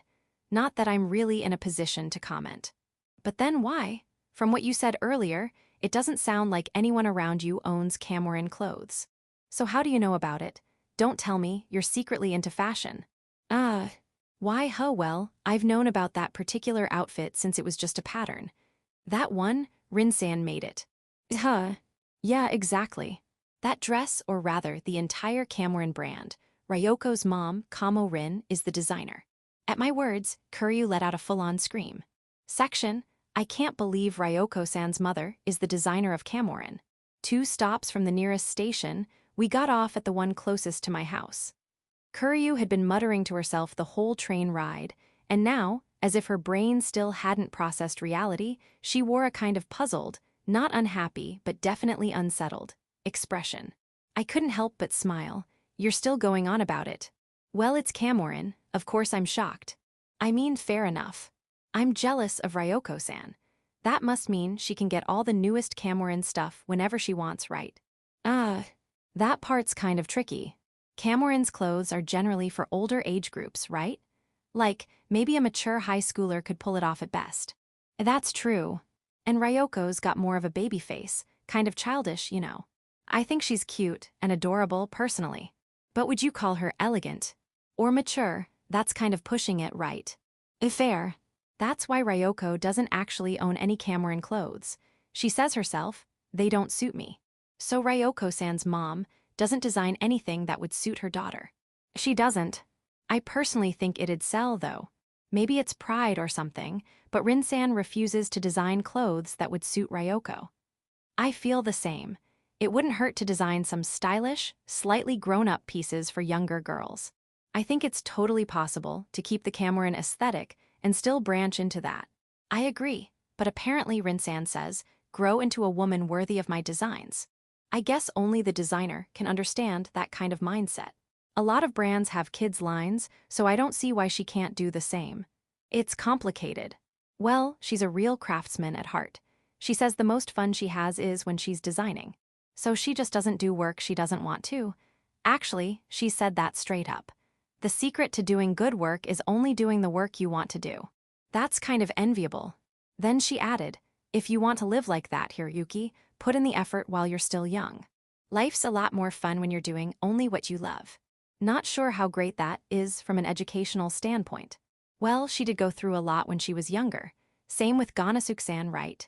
I guess so. I don't know if he's only doing fun jobs now, but at the very least, those struggles when he was younger mean he's financially stable now. Exactly. At my words, Kuryu gave a little shrug. Then she started fidgeting like she wanted to say something. What's up? Well, are you okay with that? Meh. Why, if we get married, I'll be the one taking over the Kuryu family business, but I think you'll still have to help out a bit. Yes, probably. Leaving everything to Kuryu while I live the easy life wouldn't be the worst idea, but it'd make me feel guilty. I'd probably rot as a person. Don't you have something you want to do, like a dream job or something? Ahem. Didn't you have a childhood dream? Not really. I played basketball, but I never thought about going to the NBA or anything. These days the bar is a little lower. Well, it's no longer just a pipe dream, but still, becoming a Japanese NBA player means being insanely talented. I never even considered going into a corporate team or the pro league. I feel like I just went to college without thinking much, and then got a job without much thought either. Was there any talk about inheriting your family's business? Never heard anything like that. Compared to you and Akemi, you guys are impressive. At least you're thinking about the family. They're still in high school, probably had been thinking about their futures even earlier than that. Compared to them, I couldn't help but feel a little pathetic. As I lowered my shoulders, Kuryu hurriedly called out to me. We're just special cases. I don't think most high school students are thinking that far ahead. Thanks for the pep talk. It's not a pep talk. Really, people like me or Akemi-sama are exceptions. We're still just high schoolers. There are only a handful of people who have their paths completely figured out at this stage. I couldn't help but smile at the way Kuryu flailed her hands as she spoke. She's a good person. Wait, didn't you say something else before? Say what? Something like he can just spend his days as an executive, or it'll be like living under house arrest. Didn't you basically tell me to just do as I please? That was I am sorry. No. I'm not blaming you. I wasn't trying to be mean or anything, it's just, how do I put it? What Kuryu originally expected from me was my bloodline, not my abilities. I mean, after what Akemi said, I'm sure she's thought about it a little more deeply since then. And honestly, depending on how you approach it, there's a lot that can be done. There are two things I really regret saying back then. Two. One is how I said I only cared about your bloodline, without even trying to see who you were. But that's kind of understandable, isn't it? I mean, I'm not exactly someone special. No, that's not true. At first, I'll admit it. All I cared about was securing your bloodline. I didn't expect anything from you. I thought there was no need to rely on you for anything. Well, yeah, that makes sense. But after living with you and doing so many things together, I realized something. You're an amazing person. I mean, I don't know if you've got the skills to run a business or anything, but you've shown me so many new things, fun things, happy things, even sad things. And jealousy, too, she added with a small smile. If I could work with you, I think our family business would do even better. Actually, it's not even about that. Even if things didn't go well, if I could just work by your side if you were there with me, I'd be happy. So, I'm really sorry about what I said back then. It was incredibly rude. If I could, I'd go back in time and slap myself. You don't have to go that far. I reached out and gently patted Kuryu's head. She narrowed her eyes happily and looked up at me. See. See what? You always do what I want you to. When you pat my head like this, it calms me down, it makes me happy. And at the same time, it tickles something deep inside my chest. It's a feeling I've never had before, she said. So, I'd like to take something back. Take back, sure, but what? Well, She tugged gently at my sleeve. That time I said, I don't care if you have other women. Oh yeah, you did say something like that. I really want to go back and punch myself for that. Bit of a violent reaction. Don't worry, I'm not the kind of guy who'd pull something like that. Yeah, I believe that, I really do, but it still makes me nervous. She looked up at me with those wide eyes. I don't want you looking at anyone else. She said it like a quiet plea. I gave a wry smile, but nodded deeply all the same. Section. After finishing our shopping, we returned home briefly to drop off the groceries, then headed straight to our destination. The karaoke box. Kuryu looked a little disappointed when she said, "Inkaz off limits today," but her expression brightened as she clenched her fist and declared, "I've been practicing some of the new pop songs that are trending." Smiling wryly at her excitement, we arrived at the karaoke box. "Yo, Hiroyuki. Higashikuju-senpai, Kuryu-senpai, long time no see." Fujita and Aramori were already waiting out front and waved at us. I waved back and started walking toward them. "You guys are early. We were watching a movie together just before this." "I see a date, huh?" "Well, yeah, it was pretty good, so maybe you two should check it out." "What movie was it?" "You know, the one with all the commercials lately. Big Hollywood blockbuster, action film." "Oh, you like those, right?" "I don't dislike them. Definitely better than romance movies. Not that I'm a huge fan or anything." "Well, if it's still in theaters after exams, I'll think about it." "Exams? What exams?" "What do you mean, what exams? Come on, we're students." "Obviously, I mean our regular school exams." "Huh, exams aren't for another month." "Whoa, when did you turn into such a serious guy?" Fujita looked at me with wide, surprised eyes. "Well, yeah, can't blame him. He's not exactly a model student either." "A lot's happened. If you've got stuff on your mind, I can at least listen, you know. Not like I'm bottling anything up. But yeah, maybe after karaoke." "Section, you're breaking off the engagement." "Idiot. Keep your voice down." Sorry." We'd finished karaoke somehow. Though there were a few bumps along the way, like Kuryu saying, "Just one song," then sneaking in a few enka numbers, leaving me, Fujita, and Hidaki totally deflated. And then Tomomi enthusiastically picked anime songs that no one recognized, completely killing the vibe. Still, it ended peacefully enough. Now the three of us, me, Fujita, and Hidaki, were out shopping for the stuff we couldn't grab earlier in the day. Carrying things like vegetables and rice was too much for just Kuryu and me. "But why's it come to that? You two seem like such a good couple." Hidaki tilted his head, genuinely puzzled. I sighed. Akemi showed up. "Akemi-san. From Kyoto." "Yeah. Who's Akemi-san?" "She's my second cousin." "Second cousin, huh?" Fujita let out an exaggerated sigh and shook his head dramatically. "What? I mean, seriously. You've already got the bookish childhood friend, the athletic childhood friend, the rich heiress, the cute little sister-type underclassman, and now a female relative. How wide does your net go, man? Don't say stuff like that. What kind of impression do you have of me? But like, Ryoko-san and Tomomi-san are both gorgeous, right? Mizuho's cute too. Kuryu-senpai goes without saying, and Akemi-san too, right?" "You think so, Hidaki?" Responding to Fujita's question, Hidaki nodded. "Yeah. Though I haven't seen her in years, so I can't say for sure. But the last time I did, she was really beautiful. She's only gotten more stunning since then. Then no doubt about it, she's a knockout." "Yeah, I'll admit it. She's a real beauty. You know, when you really think about it, you're kind of living the dream. Should we blow you up?" "You're the last person I expected to say that, seeing as you have a girlfriend." I'm just speaking on behalf of Hidaki." "Right, Hidaki." "Exactly. Hiroyuki-san, please blow up." "You're saying that with way too much enthusiasm. And even giving me a thumbs up, I'm crushed. I thought you were my sweet junior. But seriously, Hiroyuki-san, I really am jealous.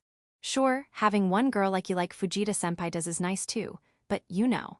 Yeah, it's kind of the ultimate high school guy fantasy. What are you, the protagonist of a harem rom-com or something?"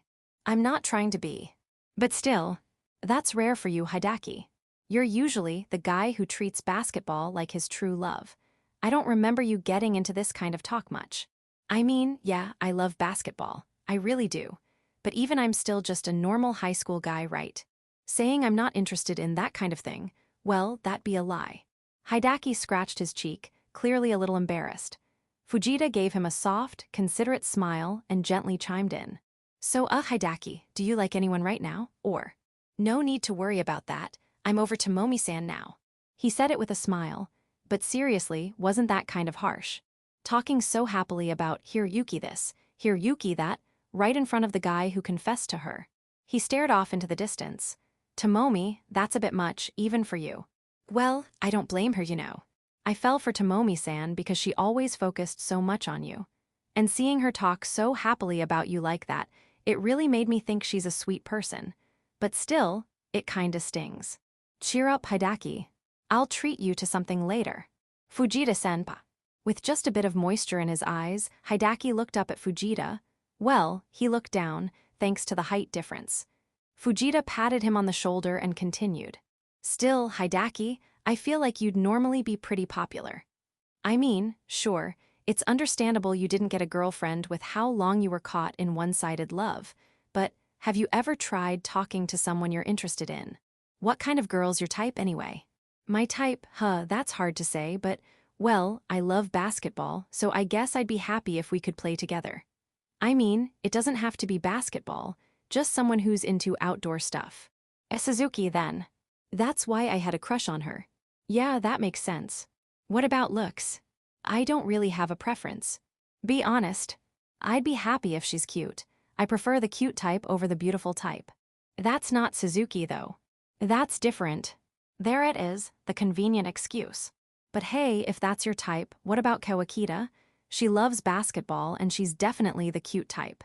She's got a good personality too, right? Right, Hiroyuki. How do you even know that? I mean, yeah, she's not a bad kid, but they say birds of a feather flock together. If she's in your circle, she's bound to be a good person.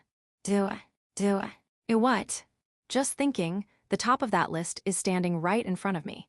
Huh, what are you talking about, Hidaki? Fujita looked genuinely confused, as Hidaki gave a light shrug. It's nothing, but yeah, Mizuho's not an option. Why not? Because she likes you, Hiroyuki. Honestly, I think I have even less of a shot with her than I did with Tomomi-san. I've had enough of hopeless crushes. That hit kinda deep. So what if she confessed to you? I still don't think it would work. I mean, who am I to say, but I just can't picture myself dating Mizuho. If anything, I think we're more rivals than anything else. I get that. And sorry if this sounds petty, but Mizuho's always had feelings for you, and I've seen that all along. So, I think I'd constantly feel like I'm being compared to you, and I really don't want that. I can understand that. Petty or not, it makes sense. Fujita gave a small laugh and nodded at Hidaki's words. Yeah, I kind of get where he's coming from too. So basically, Hidaki's still got a long road ahead of him before he gets a girlfriend. Hey, here, Uki. Don't you know anyone? Someone who might be Hidaki's type. It's not like I have a ton of female friends or anything. I don't really have anyone I could introduce him to. But, what's with that tone? But well, there is one girl who might match Hidaki's preferences. Oh, seriously? Really, who is it? Tell me here, Yuki-san. I mean, you already know her, don't you? It's Akin, my little sister, Higashikuju Akin. Akin. Hidaki looked confused as he echoed the name. Fujita turned to me and asked, Your sister, her name's Akin-chan, so is she cute? Hard for me to say as her brother, but what do you think, Hidaki? Well, yeah, Akin is cute, just being honest. I've heard she got a bunch of confessions back in middle school. Mizuho told me. Seriously? Wait, you didn't know? Nope, only thing I ever heard was that her nickname was Mad Dog. Well, I mean, she does look good. But here, Uki-san, you're really recommending your little sister, who's nicknamed Mad Dog. Do you think I'm some kind of animal control officer, or maybe a top-tier dog trainer or something? I subtly averted my gaze from Hidaki's unamused glare. And no, that's not what I meant. Wow, both siblings or something else, huh? Fujita jumped in to diffuse the awkward air. Nice one, Fujita. Hey, I've never been confessed to or anything, okay. That's just because you've always had Ryoko-san, Tomomi-san, and Mizuho around. The girls on our middle school basketball team used to say, here Uki-senpai's so cool. You know, for looking at from a distance. Me. You're cool when you're playing basketball, here Uki-san. So only when I'm playing basketball, huh? Not that I think I'm a heartthrob or anything. But still, maybe the reason my youth was kind of a gray blur was because of those childhood friends of mine. Not that I resent them or anything, but still, I've kind of always been a little envious. Man, listen to you whining. You're gonna get stabbed. You've already got it way better than most guys. Well, I guess that's true. Anyway, back to the point. So, Hidaki, what do you actually think about Akin-chan? I mean, it's Akin, you know. What's that supposed to mean? Well, saying this in front of Hiroyuki-san is kind of awkward, but we're childhood friends, so it's hard to see her as a romantic interest. Same as with Mizuho, it's just, I don't know, hard to explain. Hidaki stared off into space, clearly struggling to put it into words. Yeah, I figured as much. Still, I'm not trying to push my sister on you or anything, but I honestly think you and Akin would be a good match. Or rather, a better-than-most combination. What do you mean, better than most? Circling back to what I mentioned earlier, remember how I said my engagement to Kuryu was being opposed? Yeah, I remember. The main reason is, well, basically my ability. Akemi's the only daughter of the main Higashikuju family. She said something like, if someone like Hiroyuki, who lacks competence, marries in and causes problems, it could reflect poorly on the entire Higashikuju family. That's the gist of it. So now I've got to get good scores on the upcoming exams just to be taken seriously. What's with that look? No, I just didn't realize your family was that important. I mean, I kind of had a feeling. What with you being engaged and all, but hearing stuff like main family makes it feel way more serious. Well, the whole engagement thing is kinda separate, but yeah. Lately I've been thinking, marriage really is about family and family, huh? It makes sense. You're planning to marry Aramori eventually, right? Well, yeah. Then you get it, stuff like compatibility matters. Not just family status, but also capabilities. Love conquers all might work in fairy tales, but in real life it's not so simple. You've got a point. Fujita nodded, agreeing. At that, Hidaki suddenly raised his voice, startled. Hold on. I mean, sure, I want a girlfriend, but I'm not thinking about marriage or anything yet. Isn't this escalating a bit fast? He said, clearly flustered. Fujita gave him a knowing smile. Nah, I bet you're the type to marry the first girl you date.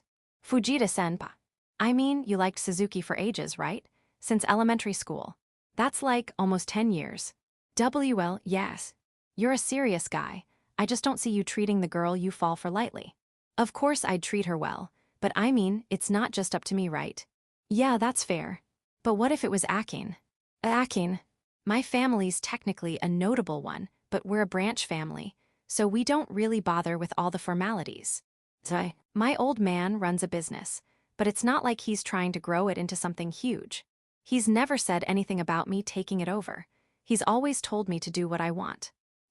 You've been coming to my place since we were kids, so my dad and mom, they don't just know you, they like you.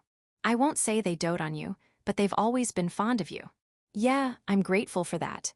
Maybe it's because all my childhood friends were girls, but my parents have always treated Hidaki like a precious little brother. Ryoko, Tomomi, and Mizuho lived nearby and came over all the time, but since Hidaki's place was farther away, his visits were rarer, and that made them more special. Like how a grandchild who visits occasionally feels different from one you see every day. If you were to marry into the family, having that kind of connection is huge. My parents wouldn't object, and I'd be okay with it too. Fujita. What? Doesn't the idea of greeting Aramori's parents make your stomach hurt? I try not to think about it. Fujita rubbed his stomach as he said that. Yeah, I get it. Even I dread phone calls with Ganasuke-san. If it's with Akin, all that stuff would be neatly resolved, you know? Though knowing my old man, he might jokingly say something like, "You're not getting my daughter." WL maybe, sure, B, but still. Isn't that, I don't know, kind of wrong? Wrong how? I mean, forget marriage for a second. When you date someone, it's not supposed to be about benefits or stuff like that. You're supposed to date because you like the person, right? Hidaki looked uncertain, as if asking, am I wrong to say that? I stared at him blankly. Wait, you don't like Akin? It's not like I dislike her. I mean, we're childhood friends, so I like her in that sense. I've known her forever, I usually know what she's thinking. And it's not like you hate her face or anything, right? And no, of course not. I think she's cute. Then what's the problem? What, you don't like the idea of having me as a brother-in-law? That's not it, not at all. It's just I mean, we're childhood friends. I've never really thought of her that way. Fujita let out a sigh. Hidaki, because we're childhood friends isn't gonna cut it. Why not? Why not, come on. He gave Hidaki a deadpan stare. Suzuki was your childhood friend too, wasn't she? You've already fallen for a childhood friend once. Yeah, but still. Am I wrong here, Yuki? Nope, you're right. Why, yeah, but still. There's also Akin's feelings to consider. She said, if Hidaki confesses to me, I'll reject him 3 times and then go out with him. She likes you enough for that. Wait, 3 rejections. She said that's the highest form of affection she can give. For people she doesn't like, she said even 100 confessions wouldn't matter. And anyway, you said earlier that you didn't want to date Mizuho because you'd feel like you're always being compared to me, right? Yeah. I know it's petty. Hey, I feel the same way, so don't worry. But Akin's different. Is she, though? Honestly, I feel like Akin of all people would compare me to you the most. Well, yeah, probably. But that be as family, you know. As far as siblings go, we get along fine. But there's definitely no romantic like going on. She's kind of a Brocken, but I'm kind of a Siskin too, so it evens out. So, in summary, Akin's got the looks you like, a personality you don't mind, your families already approve of each other, and you know each other really well. I'd say she's a pretty solid match for you. WL. By the way, Hiroyuki, are you okay with your little sister dating Hidaki? It'd feel kinda weird, yeah. Then, why'd you recommend her in the first place? You're the one who asked if I knew anyone. I just told you there was a solid candidate nearby. And anyway, I'd take Hidaki over her bringing home some shady guy any day. He's not the type to cheat, and Akin's got a lot of heart too. I think they'd make a great couple. Well, it's up to you in the end, but personally, I don't think it's a bad idea. Anyway, let's get the shopping done already. If we keep dragging our feet, Ryoko's gonna get mad. With a gentle push to Hidaki's back, we resumed walking through the supermarket to finish our shopping. Things got lively, didn't they? Yeah. The house had been packed with almost 10 people earlier. But now that everyone had gone home, it felt unusually quiet and a bit lonely. I knew this was the normal state of things, but after all that chaos, the silence felt extra stark. Still, Ryoko-san's curry really was delicious. I thought my cheeks were gonna fall off. That expression's so Showaira. Who even says, my cheeks were gonna fall off? It just means it was that good. She made a ton, too. Looks like we're having curry again tomorrow. Kuryu beamed happily. And yeah, I had 0 complaints about curry again tomorrow. In fact, tomorrow's curry would probably taste even better than today's. Curry's always best after resting overnight. Did you have fun? Of course. The games were fun, the curry was delicious, and I got to chat a ton with everyone though. Furukawa-kun did catch my attention a bit. Kuryu's brow furrowed slightly. Well, yeah, Hidaki spent the whole time muttering to himself like, Akin, but still And every time Mizuho would smack him and go, you're so annoying, Hidaki. Well, you know, young folks have their share of worries. Judging by that smug grin on Fujita-kun's face, I can't help but feel like you and he are the reason Hidaki was so conflicted today. Sharp as ever, Kuryu dono. No comment, but really it's fine. It's not like we said anything bad, don't worry about it. If you say so, then well okay. Though she still looked slightly unconvinced, Kuryu gave a small nod, and then smiled warmly. But I really had such a good time. Yeah. I mean it, I had so much fun. I've never had friends come over before, I was actually a little nervous at first, you know. Nervous over what? I mean, it's Ryoko and Tomomi. It's not like it was their first time meeting you or anything.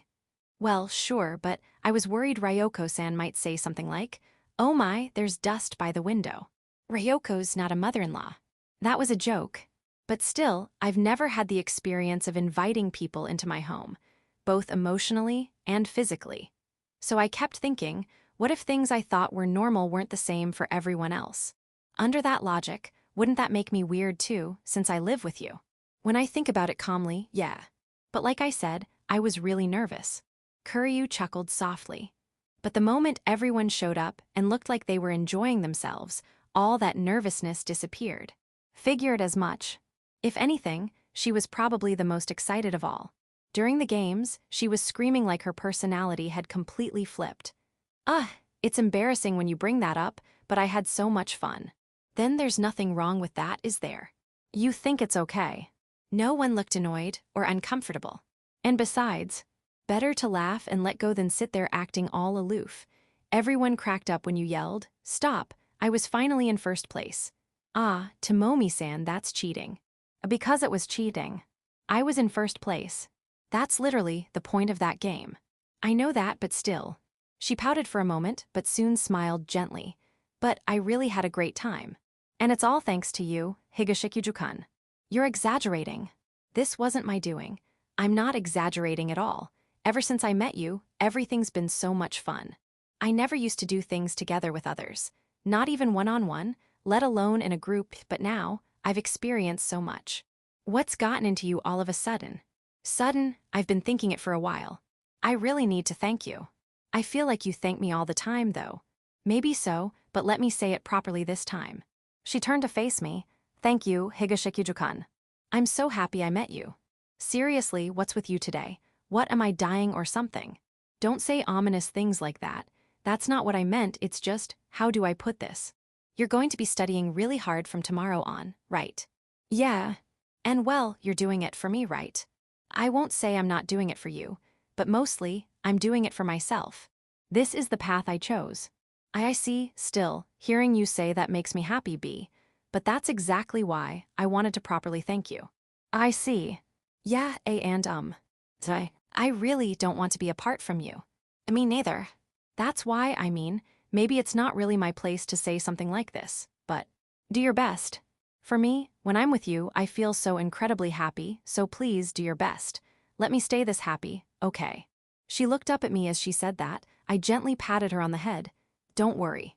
I'm not letting go of you either. Okay. So from here on out, I'm switching to serious mode. You have a mode like that? Of course I do. And you say you're happy when you're with me, but same goes for me.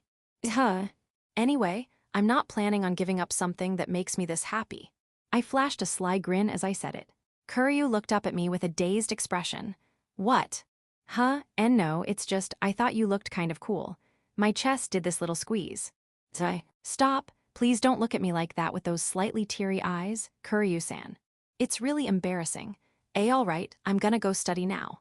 I said that partly to hide how flustered I was. Though, well, it's not just that, I really do need to study. Wait, what? What do you mean, You know I need to study, don't you? I know that, but today, I thought you were starting tomorrow. No, like I said, my grades are seriously bad. The more time I've got, the better, right? But it's late already. It's not even 9 yet. What? You don't want me to study? You okay with me getting bad grades? That's not it at all. She fidgeted with her index fingers, hesitating. It's just, I kinda wanted to spend a little more time together tonight. Seriously, stop, that kind of thing's gonna make my nose bleed. 5 minutes. 30 minutes. 10 minutes. 20 minutes. 15 minutes. Can we call it a deal? When I said that, Kuryu nodded happily. And me, yeah, I was happy too. Chapter 4, do you really want me to study that badly? Saturday and Sunday came and went, and now it was Monday. After finishing the day's classes, I picked up my bag and stood up from my seat. Hey, Hiroyuki, wanna grab a bite before heading home? The voice came from Fujita. I looked over and saw him standing with his own bag slung over his shoulder. You didn't eat lunch. I did, but it wasn't much today. My part-time paycheck came in, so I don't mind treating you to Wakdo. That's a generous offer, but you should treat Aramori instead of me. Yeah, I was planning to, but she's got club activities today. Besides, I crashed at your place on Saturday, right? Think of this as a thank you. You don't need to worry about that. It was a potluck kind of thing anyway. No reason to treat me just for hosting. I had fun too. That's so. Well then, let me put it this way. Eating alone at Wakdo is kinda lonely. Come keep me company. You can eat at Wakdo by yourself. What are you, a kid? Lonely, seriously. I laughed, and Fujita glared at me in mock annoyance. I shifted my smile into a wry one. Fine. I'll come with you if it's the one by the station. But you're heading home right after eating, got it? Why? Because I've got studying to do. I told you on Saturday. I was actually planning to hit the library, but that place is too quiet.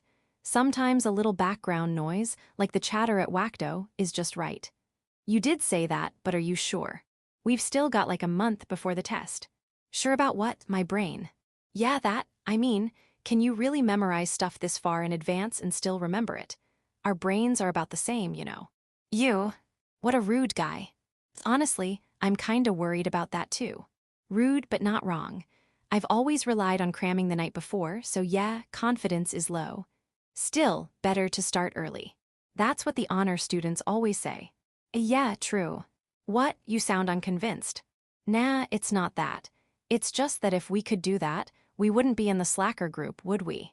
Fair enough. Too many temptations in the world. Well, really it's just weak willpower. So, am I getting in your way? Not really. I mean, I'll probably only be able to focus for an hour or two anyway. I'll study right after we eat. I see, all right, let's go then. With that, Fujita walked toward the classroom door.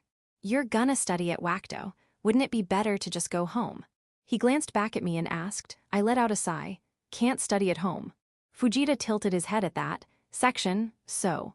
Why can't you study at home? Fujita pointed at me with a fry in his right hand while biting into a big Wakdo in his left. I answered while munching on my double cheeseburger. Well, you know, Kuryu's there. What?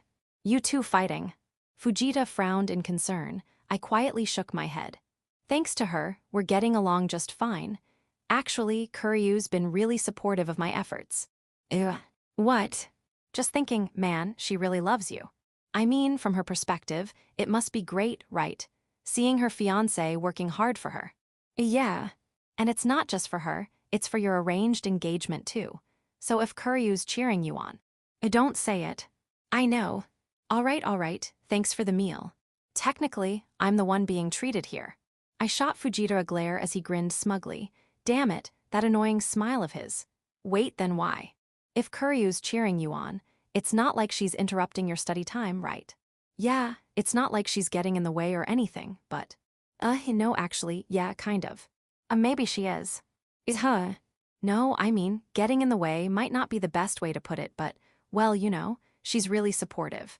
Like, she'll say stuff like, Higashikyu-kun, I made some tea. Or, from today, I'll be doing the cooking. Or, if there's anything you don't understand, just ask me right away. That's a good thing, isn't it? Don't be so spoiled. I am grateful, really, but when she brings me tea every 10 minutes. Why, yeah, that's a bit much. I think she's worried. Every time she asks, is there anything you're stuck on? But like, I just started studying, so there's nothing to really get tripped up on yet, right? Well, yeah. Tripping right at the start would be worrying. So I say, not really. But then she looks kinda down and goes, oh, and leaves the room all dejected. I mean, seriously, I am grateful, okay. I really appreciate that she cares and wants to support me. But dude, what would you do if Aramori made that kind of sad face? I'd probably want to fix it somehow. Right. So then I go and find something I don't get and ask her about it. And then, she gets all happy and goes, where? With this big smile on her face. And when she explains it, turns out she's surprisingly good at teaching. Makes it really easy to understand. That's actually pretty great. Yeah, and when I thank her, she gets this look on her face like she's saying, mission accomplished, with this big all grin. If she were a dog, her tail would be wagging for sure. And then she keeps sneaking glances at my hands.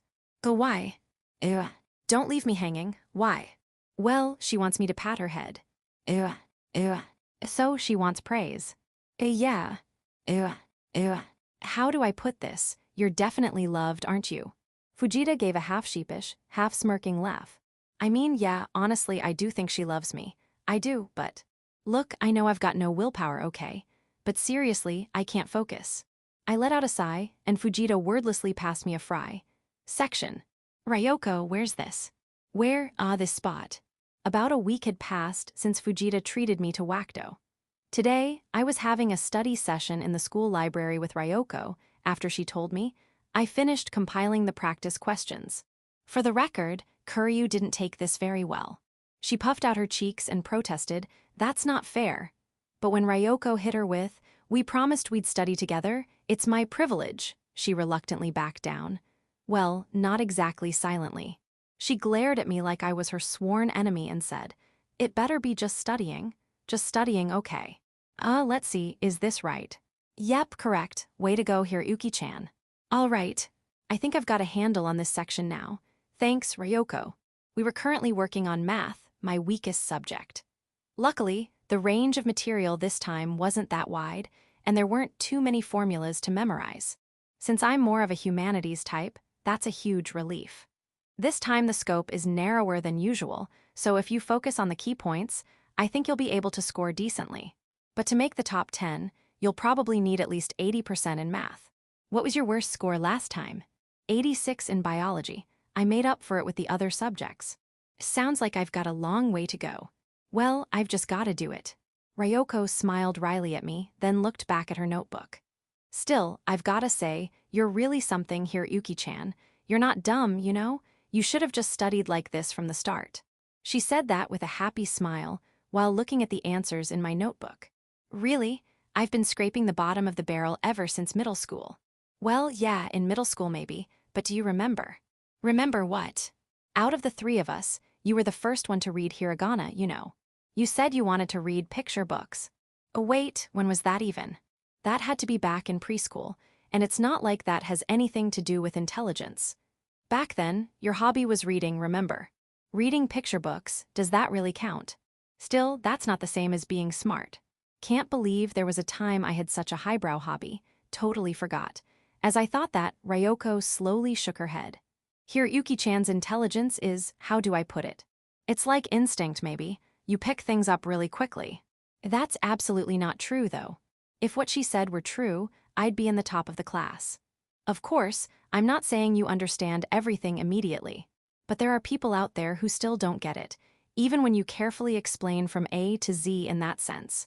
With you, once I explain about halfway, you're like, ah, got it, right. Yeah, maybe. But that's probably just because you explain things so well. Didn't I just say? Some people still don't get it even when you explain things carefully. You really are an honor student. Well, she's always had a gentle way of talking, and tons of people would come to her for help before tests. Probably included some folks who couldn't understand no matter what. And you've got amazing focus, too. Oh, you think? Totally. I remember even with hiragana. Once you decided to do something, you'd go at it without any distractions. That kind of focus is why you improve so much. I don't think I'm that focused, though. Same thing with basketball, right? That's different, I just liked it. But being able to push yourself, that's a talent too.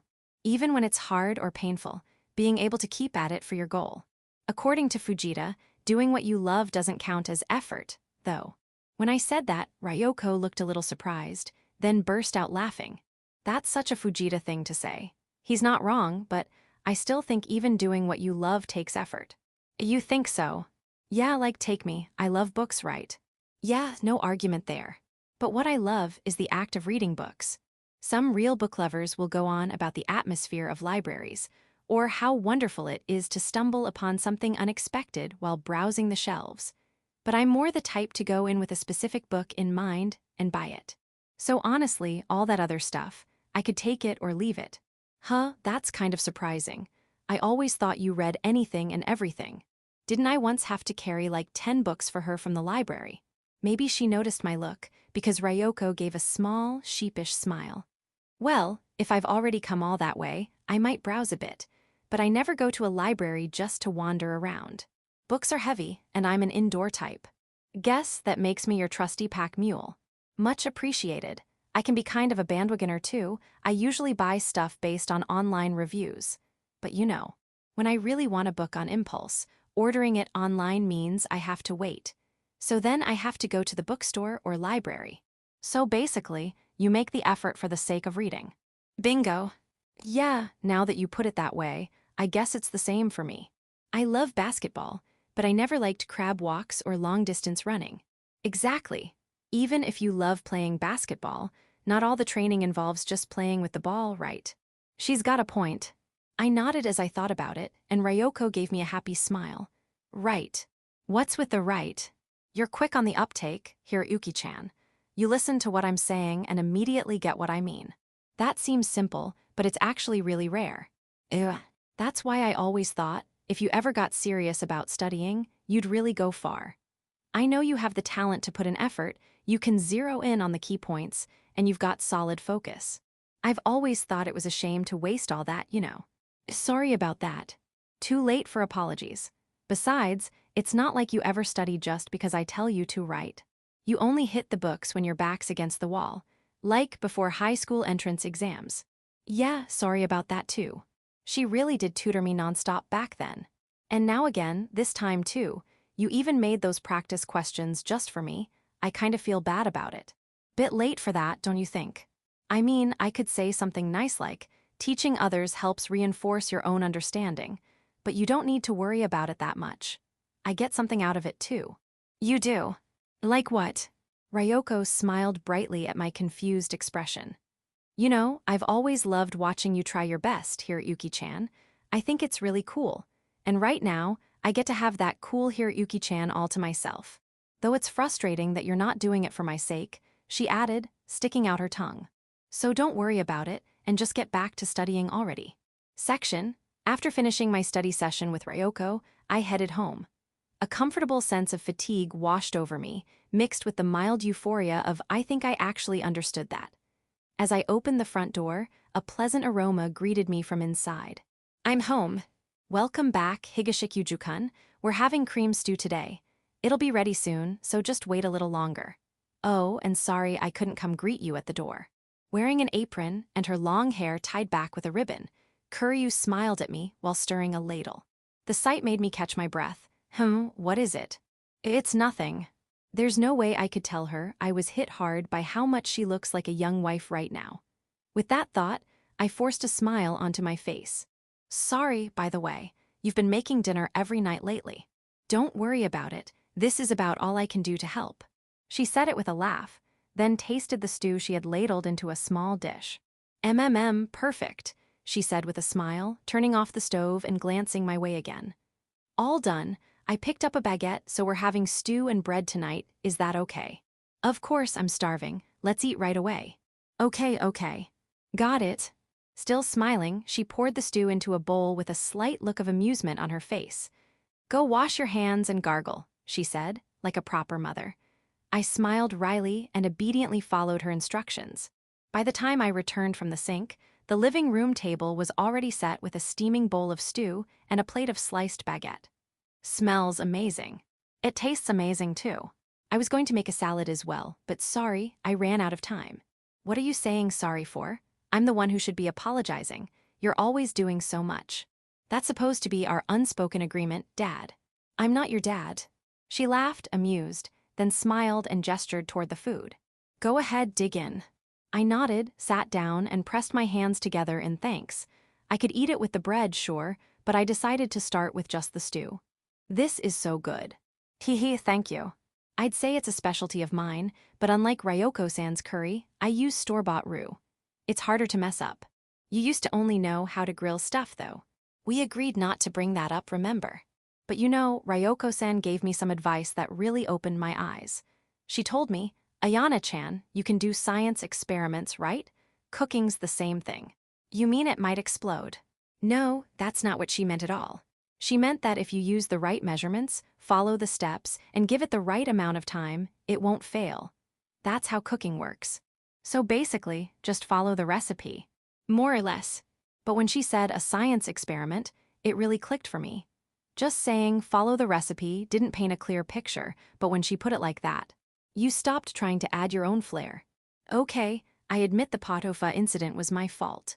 But yeah, thinking of it like a science experiment made me stop adding unnecessary originality. You wouldn't start improvising halfway through a chemistry lab, right?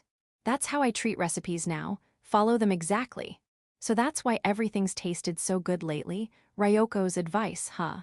That's right. So yeah, I haven't had any disasters lately. Pretty nice, right? Yeah.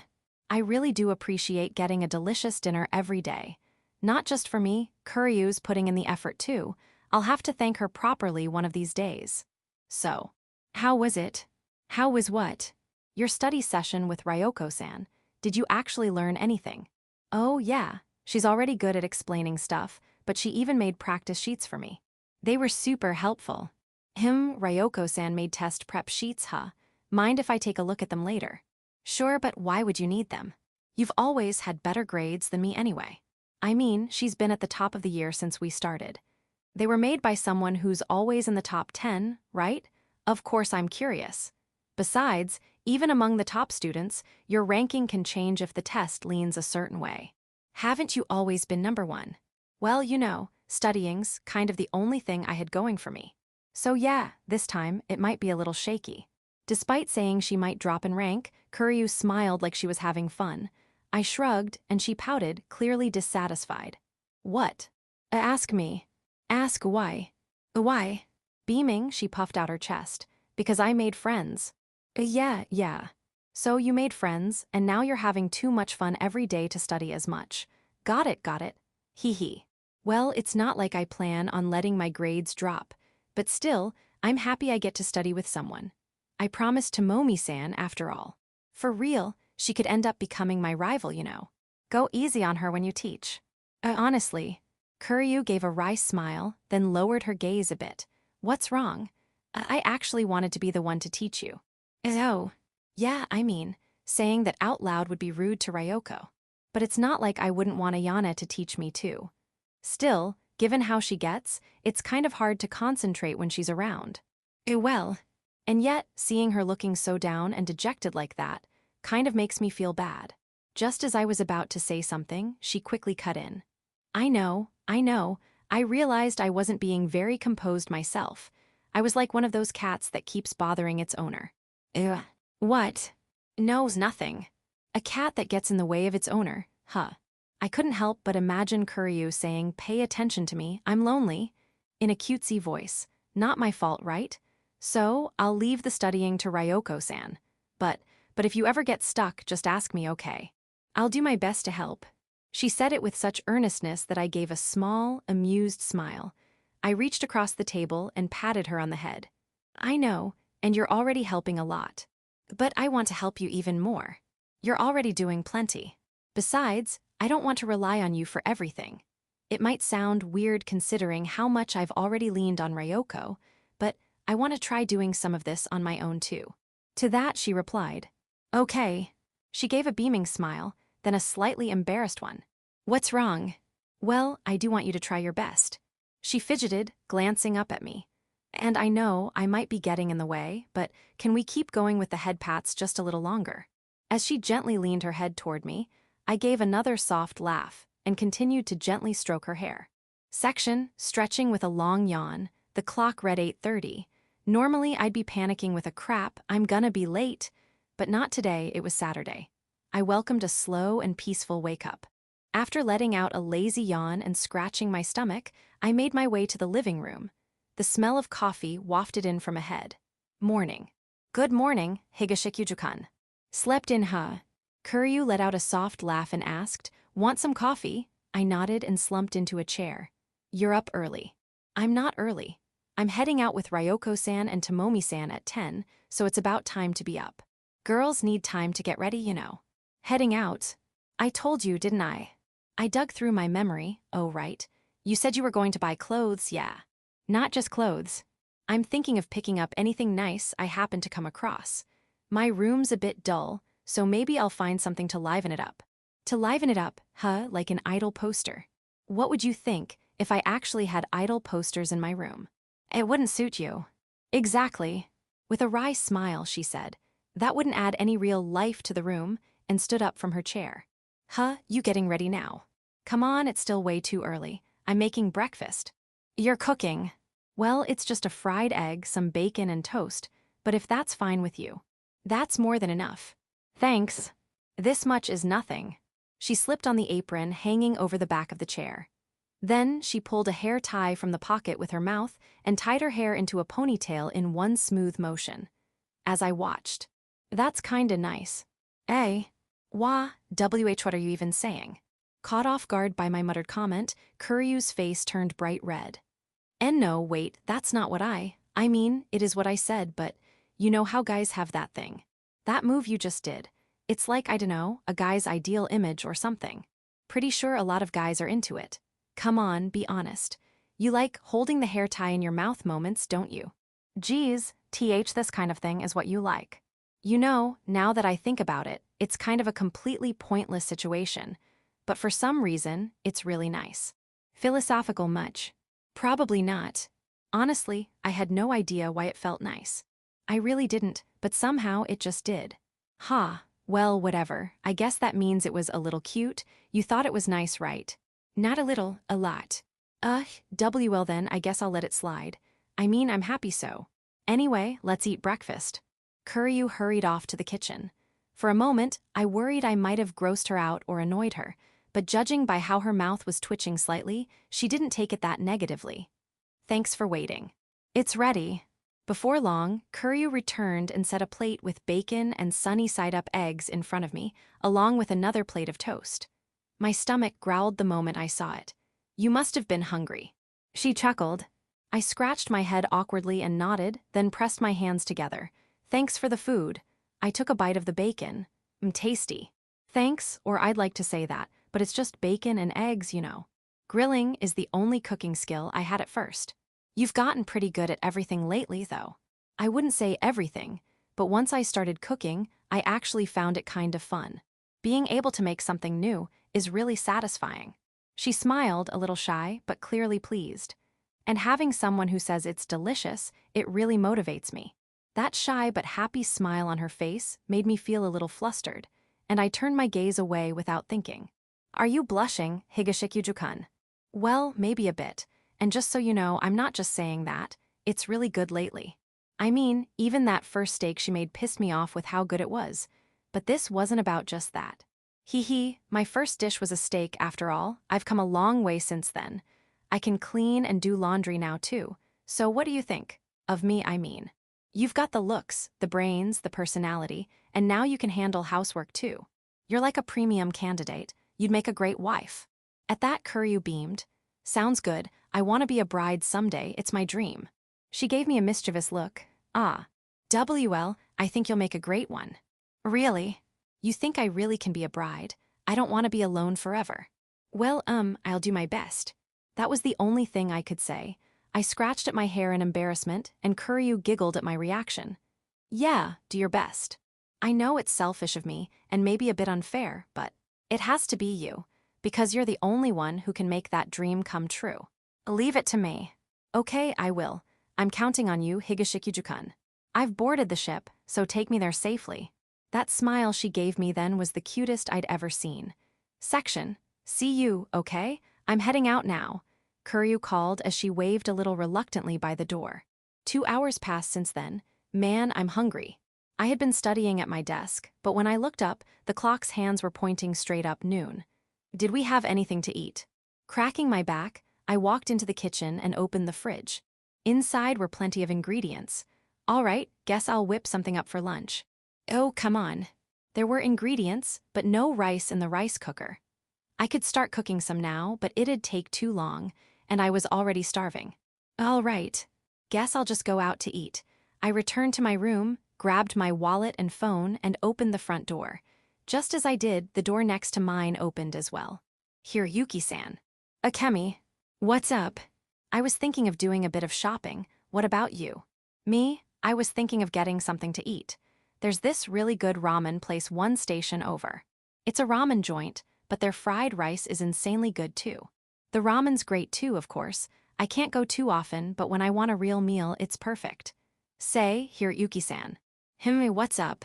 I was just about to have lunch myself, actually. Oh, right, it's lunchtime.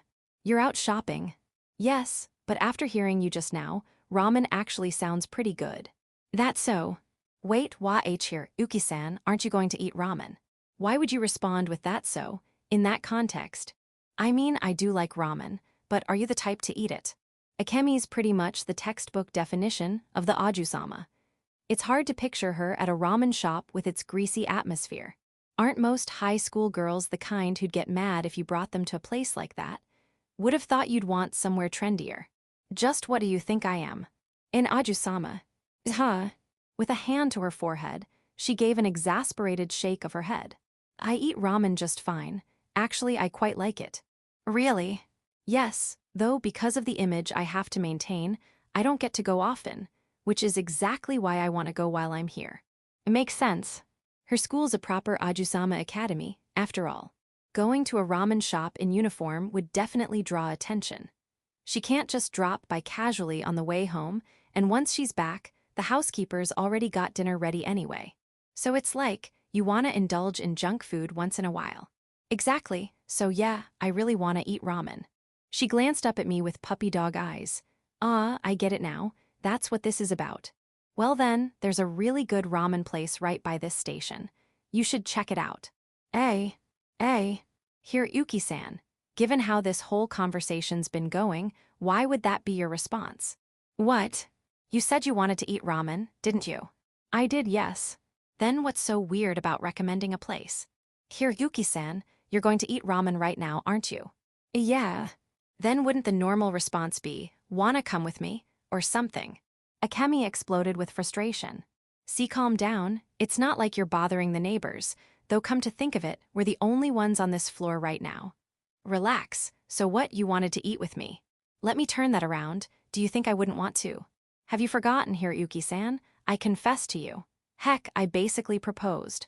Are you so deep into study mode that your brain's melted? I'm not that far gone, but still. Yeah, yeah. Hearing that makes it even harder to go with you.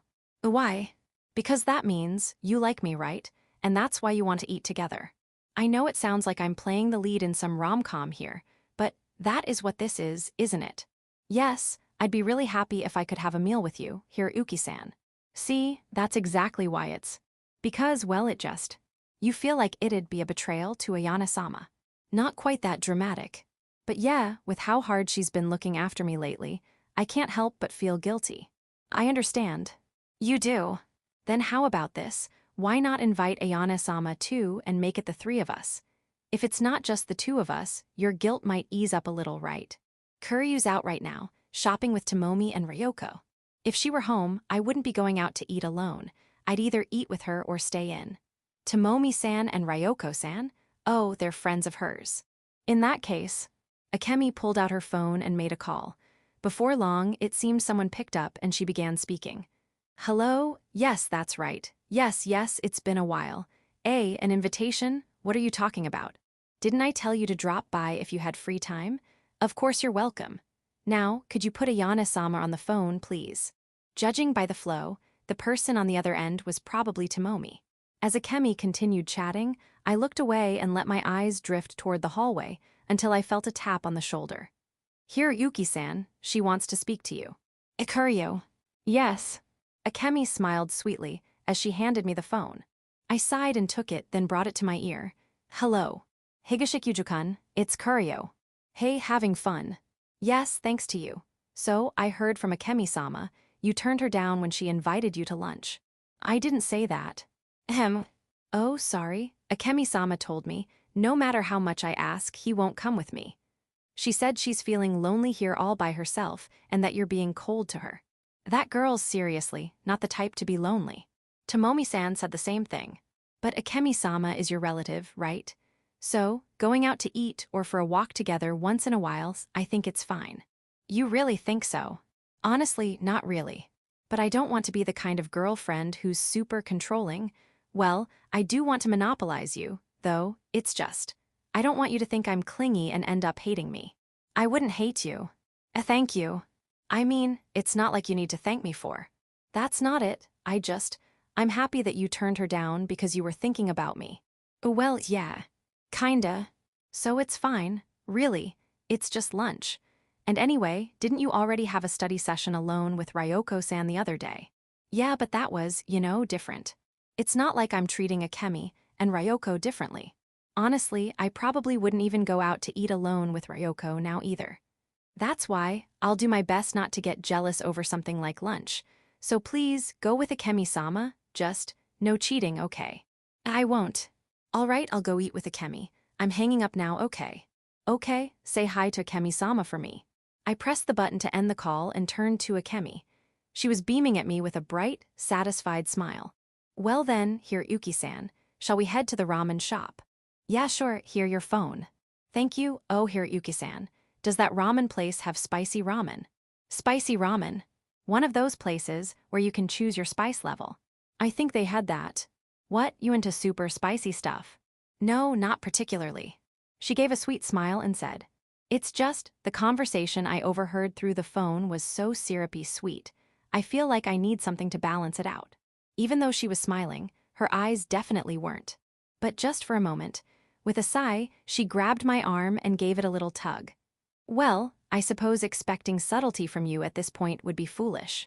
Still, I must say, you can be incredibly tactless. Yeah, sorry about that. If you're going to apologize, maybe don't do it in the first place. Feeling like this was a bit unfair, I still gave another sorry. And Akemi let out a huge sigh before offering a small smile. Well, it's fine. More importantly, shall we go? It's getting late. Yeah, place'll probably be a little crowded by now. Oh well, nothing I can do. As I thought that, Akemi turned to me with a cheerful grin.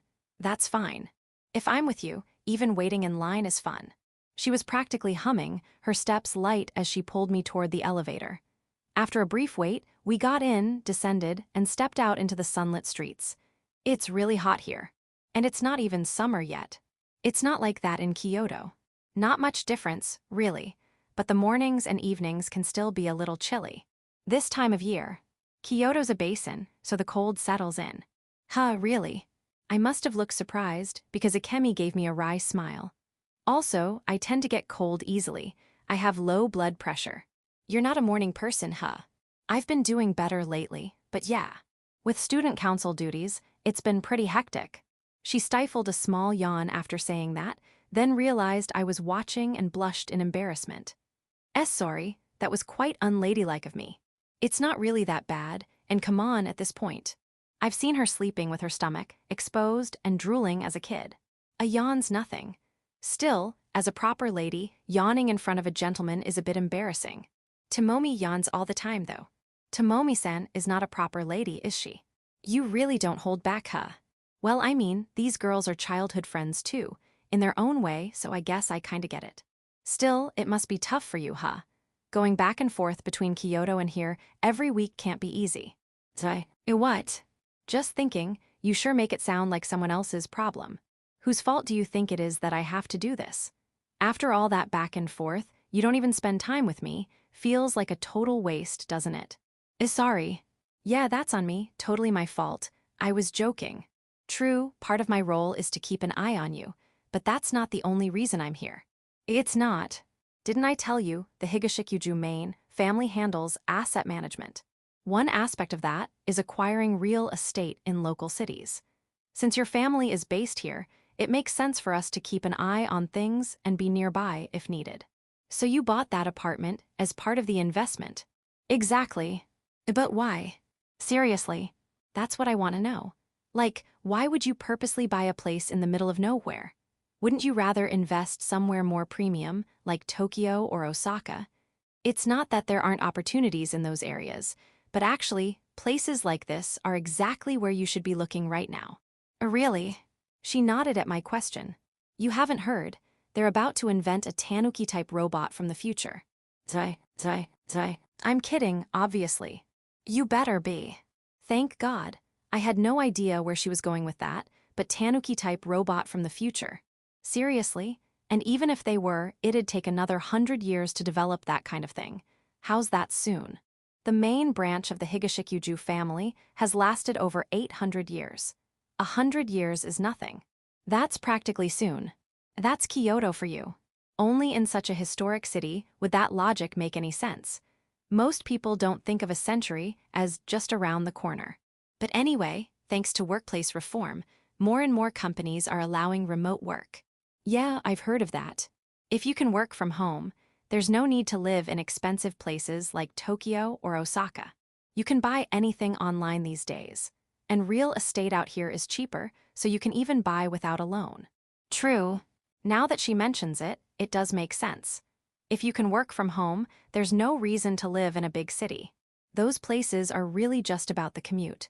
That's why we've been eyeing local properties. I took the opportunity to come myself, but you haven't spent any time with me at all. Yeah, I'm sorry. Well, I get it. You're working hard with your studies right now. Speaking of which, how's it going? Making progress? Akemi gave me a slightly worried glance. What? You were hoping I'd crash and burn or something? Please don't insult me. Personally, I don't recognize our engagement, and I have no plans to, but... She paused for a moment. I don't want to drag down someone who's giving it their all. I really do wish for your success, Hiroyuki-san. Sincerely. Thanks. I mean it. If I wanted to get in your way, I'd be ambushing you day and night and making sure you never had time to study. Please don't do that.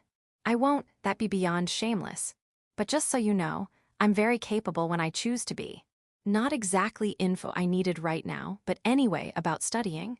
Thanks to everyone's help, I'd say it's going pretty well. Oh, really? I mean, it's probably just because I never really studied before, so now that I understand even a little, it feels like I'm really getting somewhere. But yeah, I can tell I'm improving. I see. So you're gaining confidence through small wins. Don't make it sound so dramatic. But yeah, I think I'll get decent scores this time. Any subjects you're still worried about? Japanese history. Japanese history, huh? The rest I've got covered thanks to Ryoko's prep materials, but for history, I'm on my own. I'm the only one who picked it, and I've got no support. So I'm just gonna brute force memorize the dates and terms in the test range. That method won't fly in entrance exams or aptitude tests, but for a regular school test, it might work. That's not exactly an ideal study method, though. Yeah, I know, but still, time's pretty tight. What's the test range? Second half of the Nara, period to the Heian period. Akemi. She crossed her arms and seemed to ponder something. After a short moment, she gave a small nod and looked at me. Hey, here Uki-san, would you mind treating me to ramen today? Ramen? Well, sure, I guess. I mean, she's been making weekend trips here because of me, and I haven't exactly been spending much time with her. Treating her to a meal is the least I can do. Thank you very much. In that case, here Uki-san, shall I return the favor by teaching you Japanese history? Well, whether this method works or not depends on you. She said that with an amused smile. Section, what are you getting? What do you recommend? Everything's good, but for girls, maybe go with the shio salt ramen. It's light and easy to eat. What about you, here Uki-san? I'm getting the Jukatsu shoyu, extra back fat. What even is that? What? You've never heard of Jukatsu shoyu. It's my favorite beef bone soy sauce. I know what beef bone broth is, but extra back fat? That's going to make you gain weight. I don't really put on weight. Probably just my body type. You've just made enemies with women all over the world. That's a bit dramatic. Akemi gave me a flat stare. I gave a wry smile in return and fed a 1,000 yen bill into the ticket machine. This place runs on meal tickets. Then I'll have the shio, please. Okay, I'll go with the Jukatsu rich ramen with fried rice set. I genuinely envy you, Hiroyuki-san. This is the first time in my life I've felt this kind of jealousy toward you. Not just extra back fat, but fried rice too. Still dramatic. Well, hey, let's eat, yeah. We handed over our tickets, and before long, steaming bowls of ramen were set down in front of us. The broth didn't have any gaminess and had a thick, creamy look to it. I couldn't help but swallow a little in anticipation. It looks delicious, though probably high in calories. It's not exactly low-cal, yeah. All right, let's dig in. I broke apart my chopsticks and took a bite of noodles. The thin noodles paired perfectly with the soup. No doubt, it was delicious. So, you gonna teach me some Japanese history? Yes. Though, rather than teaching per se, it's more about showing you how to think about it. Think about it. If you're approaching Japanese history as pure memorization, you're doing it the hard way. There's a more efficient way.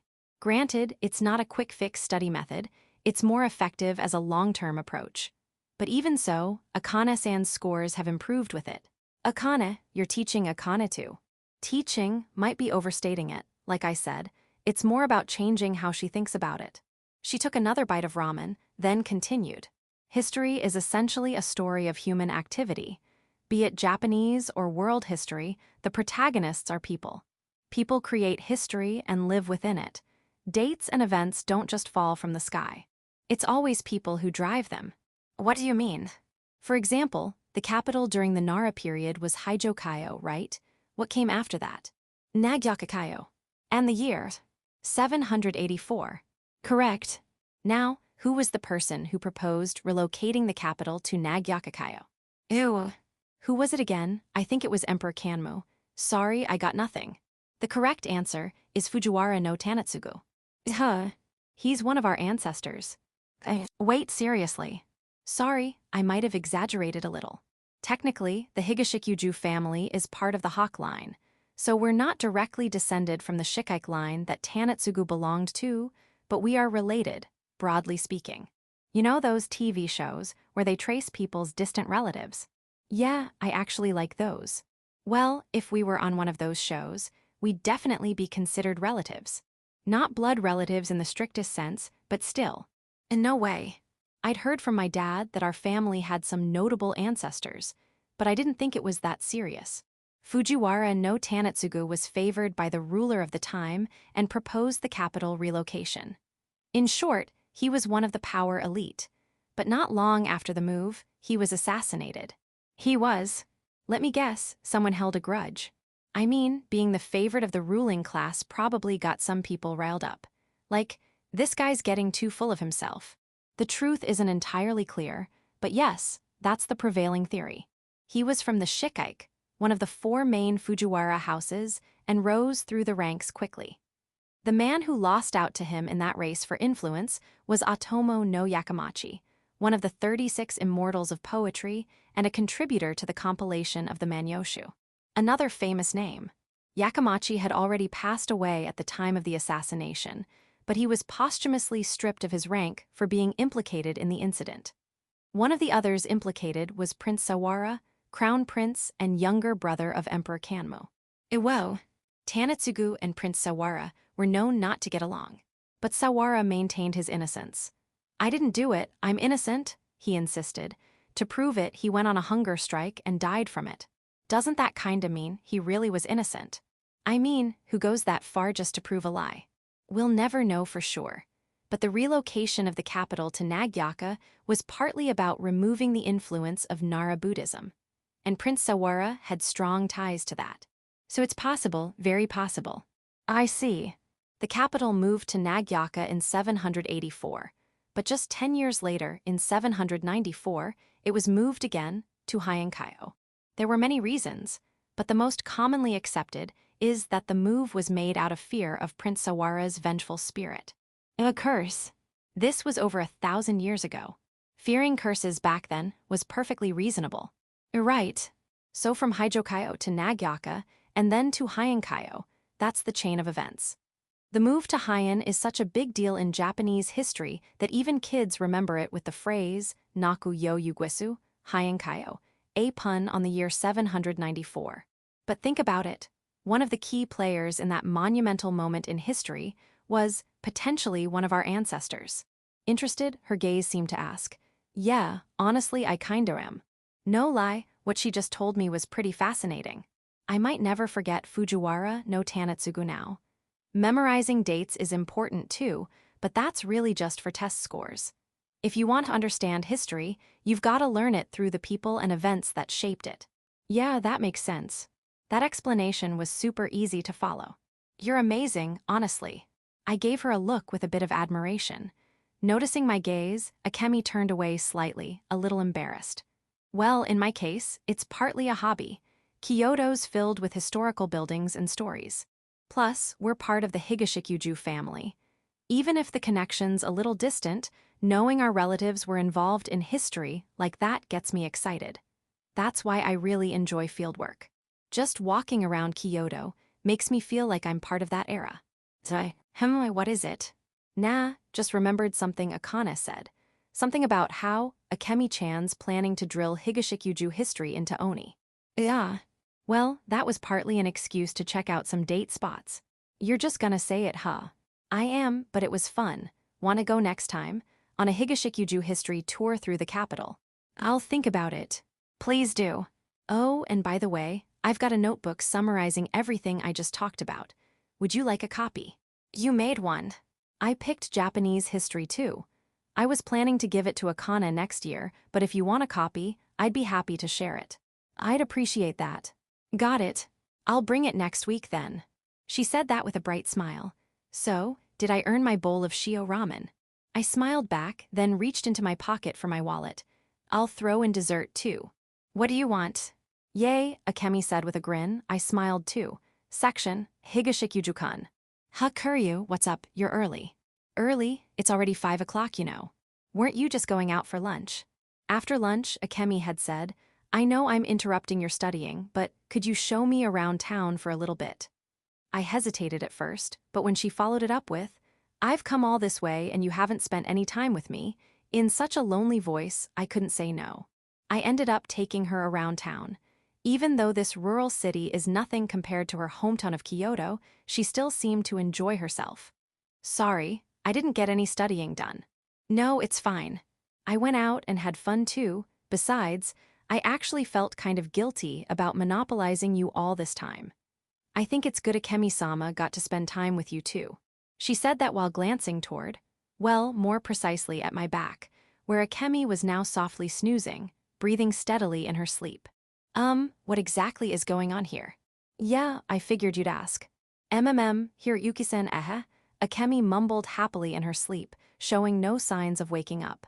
She came straight here after school yesterday, right? She's apparently super busy with student council stuff and must have been completely worn out. I managed to get her on the train, but she dozed off there. And then came all the way here from the station like that. I tried okay. I kept her upright through the crowds near the station, but she started wobbling around this way and that. It got a little dangerous, so I figured I'd lend her my shoulder, but... And then she just conked out. Pretty much, yeah. I couldn't exactly leave her standing out there, and waking her up just to make her walk when she was clearly out of it seemed risky. So this was our compromise. I see. You're surprised, right? She actually said to me once, yawning in front of a man is unladylike, and now look at her. I can't really deny that, but she has been through a lot, hasn't she? Let her sleep. I've got no problem with that. It's not like she's heavy or anything. I mean, she's still a whole person, so she's not featherlight, but she must have really enjoyed herself. Look how peaceful she looks. You think so? I do, and I understand how she feels. Honestly, I'm a little jealous. Of what? Of going on a date with you, of course. Date? I mean, when a guy and a girl go out together, that's a date, isn't it? Technically, yes. Though it felt more like I was just giving her a tour of the area.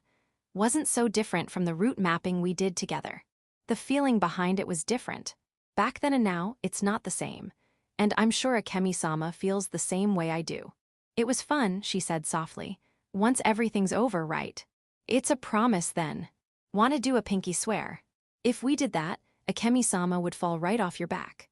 She let out a giggle at her own joke. Besides, I don't need a pinky swear. You're not the type to break promises.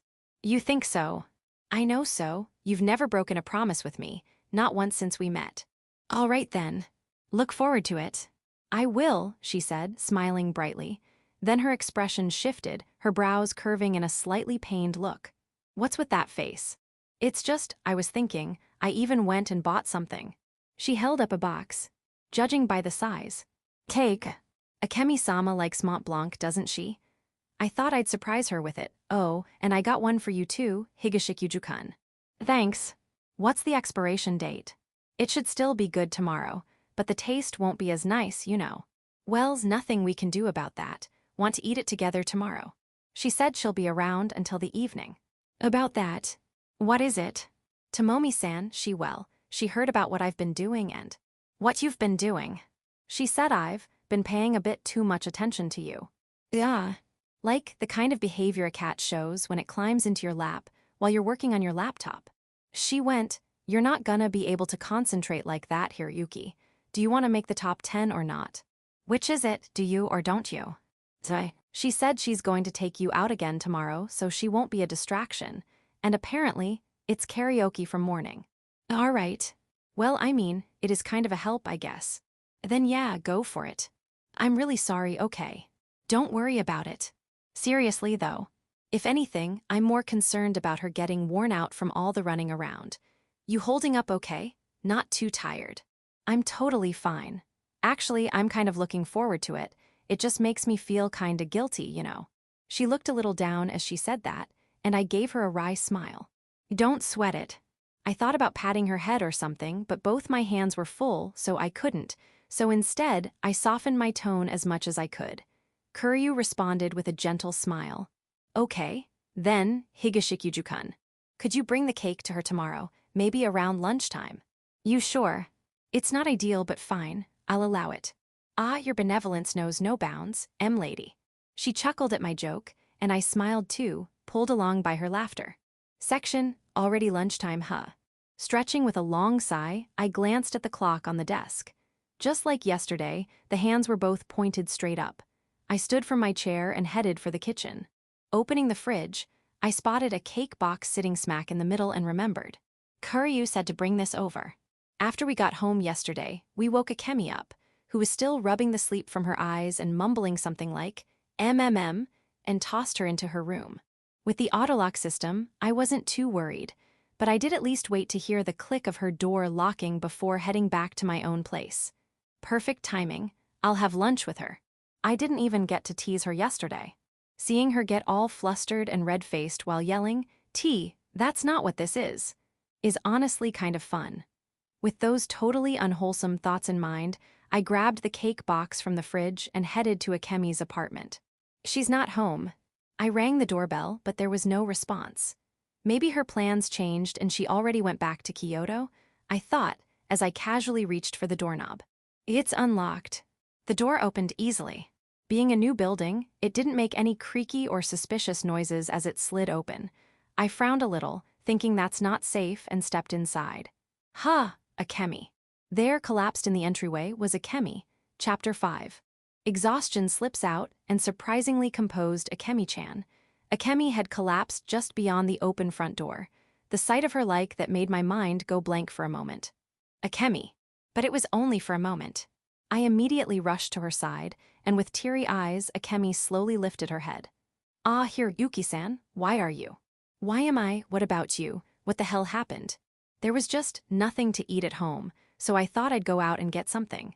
Her eyes were unfocused as she spoke. I hesitated for a second, but then placed my right hand on her forehead. It's cool, feels nice. You've got a fever, huh? I could tell just by touching her. No doubt about it, she had a full-blown cold. You push yourself too hard, that's why. She's been going back and forth between Kyoto and here every week. According to her, she's also on the student council executive team, so she's probably busy at school too. No wonder she's running a fever. And whose fault do you think that is? My bad. Yeah, it's my fault. Come on, can you stand? My legs won't hold me. I guess I've got no choice. I'm not taking complaints, okay. What do you wait, Kaya? I slipped my arms under her back and knees and lifted her up. The classic princess carry. Yuki-san. You can't stand, right? Can't just leave you lying here forever either. I'm carrying you to your room, all right. Fine, I guess. She said that while twisting shyly in my arms. Whoa, careful. Don't move, I'll drop you. Hold on to something. Hold on to what? Okay then. Akemi hesitantly wrapped her arms around my neck, at first gently, then gradually holding on tighter. Here, Yuki-san. What is it? In this position, it feels like we could kiss. Can I? No, you can't. And you seem surprisingly fine, huh? She tried to smile, but maybe it still hurt, her face twisted slightly. If it hurts, stop saying dumb stuff and just rest. Being careful not to drop her, I opened the door to her room. It was neat and orderly, just like her personality. Same as her place in Kyoto, so nothing felt out of place. I'm laying you on the bed, all right. Okay. Do you have any medicine or a thermometer? Well, I guess not. I'll bring some from my place. Today's Sunday, huh? The ER is open, but I'm sure it's just a cold. It's not bad enough for emergency care. You shouldn't take a cold lightly, you know. Still, well, she's not wrong. The ER is pretty far, not somewhere we can just walk to. All right, let's just keep an eye on you today. You hungry? Embarrassed to say, but a little. Think you can handle some porridge? Got it. Hold on a sec. Just as I was about to leave the room, Akemi called out from behind me. Here, Yuki-san? It's okay. If you just lend me a thermometer and some cold medicine, I can manage the rest myself. You have to study too, right? When I turned back, I saw Akemi looking at me with a guilty expression. I let out a big sigh. Hey, you think I could just focus on studying while you're lying here sick? We've known each other since we were kids, we're practically family. Sure, if your mom was here, that'd be different, but there's no one else for you to rely on, is there? And no. Then just rely on me. Honestly, I wouldn't be able to concentrate anyway if I'm worried about you. Seriously, I'm not mentally strong enough to just ignore my cousin lying sick in the house next door and study like everything's fine. How cold-hearted does she think I am? Sorry, here, Yuki-san. Don't worry about it. If you feel bad, then hurry up and get better, you idiot. I'm not an idiot. If you've got the energy to talk back like that, you're fine. Waving my hand lightly, I left Akemi's room. From there, I stepped out the front door and returned to the house I'd just come from. Cold medicine, thermometer, Think she could handle some pudding? Mont Blanc would be pushing it, huh? I rummaged through the fridge with my right hand, while fiddling with my phone in my left. I pulled up the number I wanted and called it, but no answer, huh? She said she was going to karaoke, Kuryu. Probably hasn't noticed while singing, and that book she had, The Proper Way to Karaoke, said using your phone during karaoke was a no-no. Knowing her, she's probably taking it seriously and left it in her bag. I sent her a short message. Akemi's sick, I'm taking some pudding, and crossed my arms in front of the fridge. Ahem. Cooking and giving her medicine is one thing, but wiping her down or anything involving physical contact is a bit much for me as a guy. Asking Kuryu, Ryoko, or Tomomi would be best, but they're all off at karaoke too. No helping it, huh? I really didn't want to ask this person, but, well, it's an emergency. They know each other, so it should be fine. All right. I messed with my phone again, pulled up the number I wanted, and hit the call button. It rang 3 times. Then on the 5th ring, the person picked up. Hello, what's up? Kinda rare to get a call from you, here at Yuki-senpai. Ah, is that so? Totally. You should call your adorable underclassmen more often, you know. Who's adorable, huh? Anyway, what are you up to right now? Me. Just lazing around at home. Can't practice, so I'm bored out of my mind, been watching NBA. So you're free, basically. Huh, yeah, I guess. Wait, don't tell me, are you asking me on a date? I'll go. I'll overcome any obstacle to go. There aren't any obstacles to overcome just from watching DVDs. And it's not a date. Awa, so it's not a date, then what is it? Her disappointed tone made me feel a bit guilty. Well, could you come over to my place? No one else is home right now. Zai. Hello, you there. She was completely silent. I raised my voice slightly, suspicious of Miza, my phone partner's reaction. Huh. Yeah, che. Mizuho's shriek echoed through the phone. Huh, did I say something weird? Section. Zai. Nope, just nope, here Yuki-senpai. Sorry. We were in Akemi's living room. Mizuho sat there glaring at me with eyes full of judgment, making me shrink into myself. After that scream, she'd hung up and rushed over here within 30 minutes. Even though her house is 2 stations away by train, that's pretty wild. If she ran from the station, she could make it, but wait, didn't she tear a ligament? I even had my mom drive me all the way here. Sorry. Ah, I see. Then I should really be apologizing to her mom instead. Seriously, my bad. Well, whatever. More importantly, it's about Akemi-chan, right? Is her fever okay? It was 38.5 degrees C when I checked earlier. She's sleeping now, after taking some medicine. Then she's probably sweating a lot. Huh, did you wipe her down? If I did that, it'd definitely be a problem, don't you think? That's why I asked you to come. What? Is that so? But I feel like Akemi-chan would say something like, you've seen the soft skin of a maiden. Take responsibility and marry me. Oh, didn't think of that, but honestly, she might actually say that. We used to take baths together, until around lower elementary school. That was then, this is now. Still, I'll give you this nice judgment. Well done, here at Yuki-senpai. Thanks. What is this? Why am I getting praised by a junior over something like this? Well, anyway, could you show me to Akemi-chan's room? She'd probably be startled if I just showed up out of nowhere. I do feel a bit bad about waking her, but she won't get better if we don't wipe her down.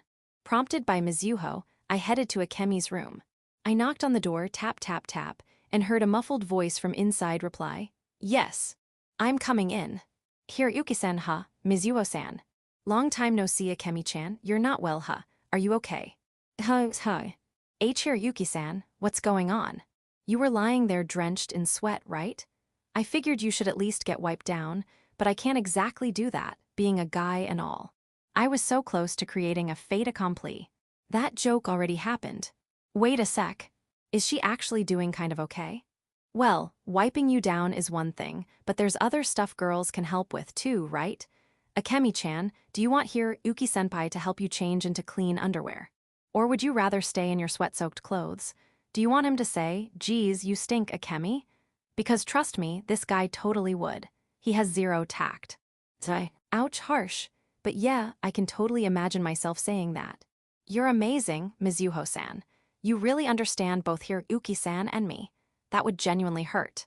We've known each other a long time after all. So yeah, let's get your body cleaned up already. Now then, Yuki-senpai. Kindly get out of the room. I wouldn't mind watching from a distance where I can't smell the sweat. In fact, you can even leave the door slightly open so I can peek through. You really are doing fine, Akemi-chan, geez. Yuki-senpai out. With Akemi giving me a sidelong glance and Mizuho glaring at me like a demon, I just shrugged and left the room. Section. Thanks for helping. There's Mont Blanc and shortcake, pick one. Thank you. Then I'll take the Mont Blanc. Coffee or tea? I'll go with whatever you're having, Yuki-senpai. Then coffee it is. Wiping Akemi down, helping her change clothes, throwing her sweat-soaked clothes into the laundry and messaging Ayana to tell her Akemi couldn't return to Kyoto today due to being sick. Well, Mizuho did all of it. Still, after all that, nearly 2 hours had passed, since it was around 3 p.m. Snack time, I brought out the cake Kuryu had bought yesterday and set it in front of Mizuho. It was originally for Akemi, but she and Kuryu won't mind. Sorry about today, I mean it's your day off and all. Mizuho smiled with delight as she took a bite of her Mont Blanc and exclaimed, so good. I bowed my head slightly as I watched her. Sorry. Oh, you mean for helping Akemi-chan? It's fine. It's not like we're strangers, we grew up together too, you know. Well, yeah, but there's no reason for you to apologize, Yuki-senpai. I'll be sure to get a proper thank you from Akemi-chan later. Maybe she can treat me to an all-you-can-eat dessert buffet. Want this cake too? I slid the shortcake across the table toward her. Mizuho chuckled and shook her fork side to side. Just kidding. If I ate that much, I'd get fat. Besides, it's not like I helped expecting anything in return, and anyway, you've helped me a lot too, Yuki-senpai. Like with basketball, compared to that, this was no big deal. Thanks.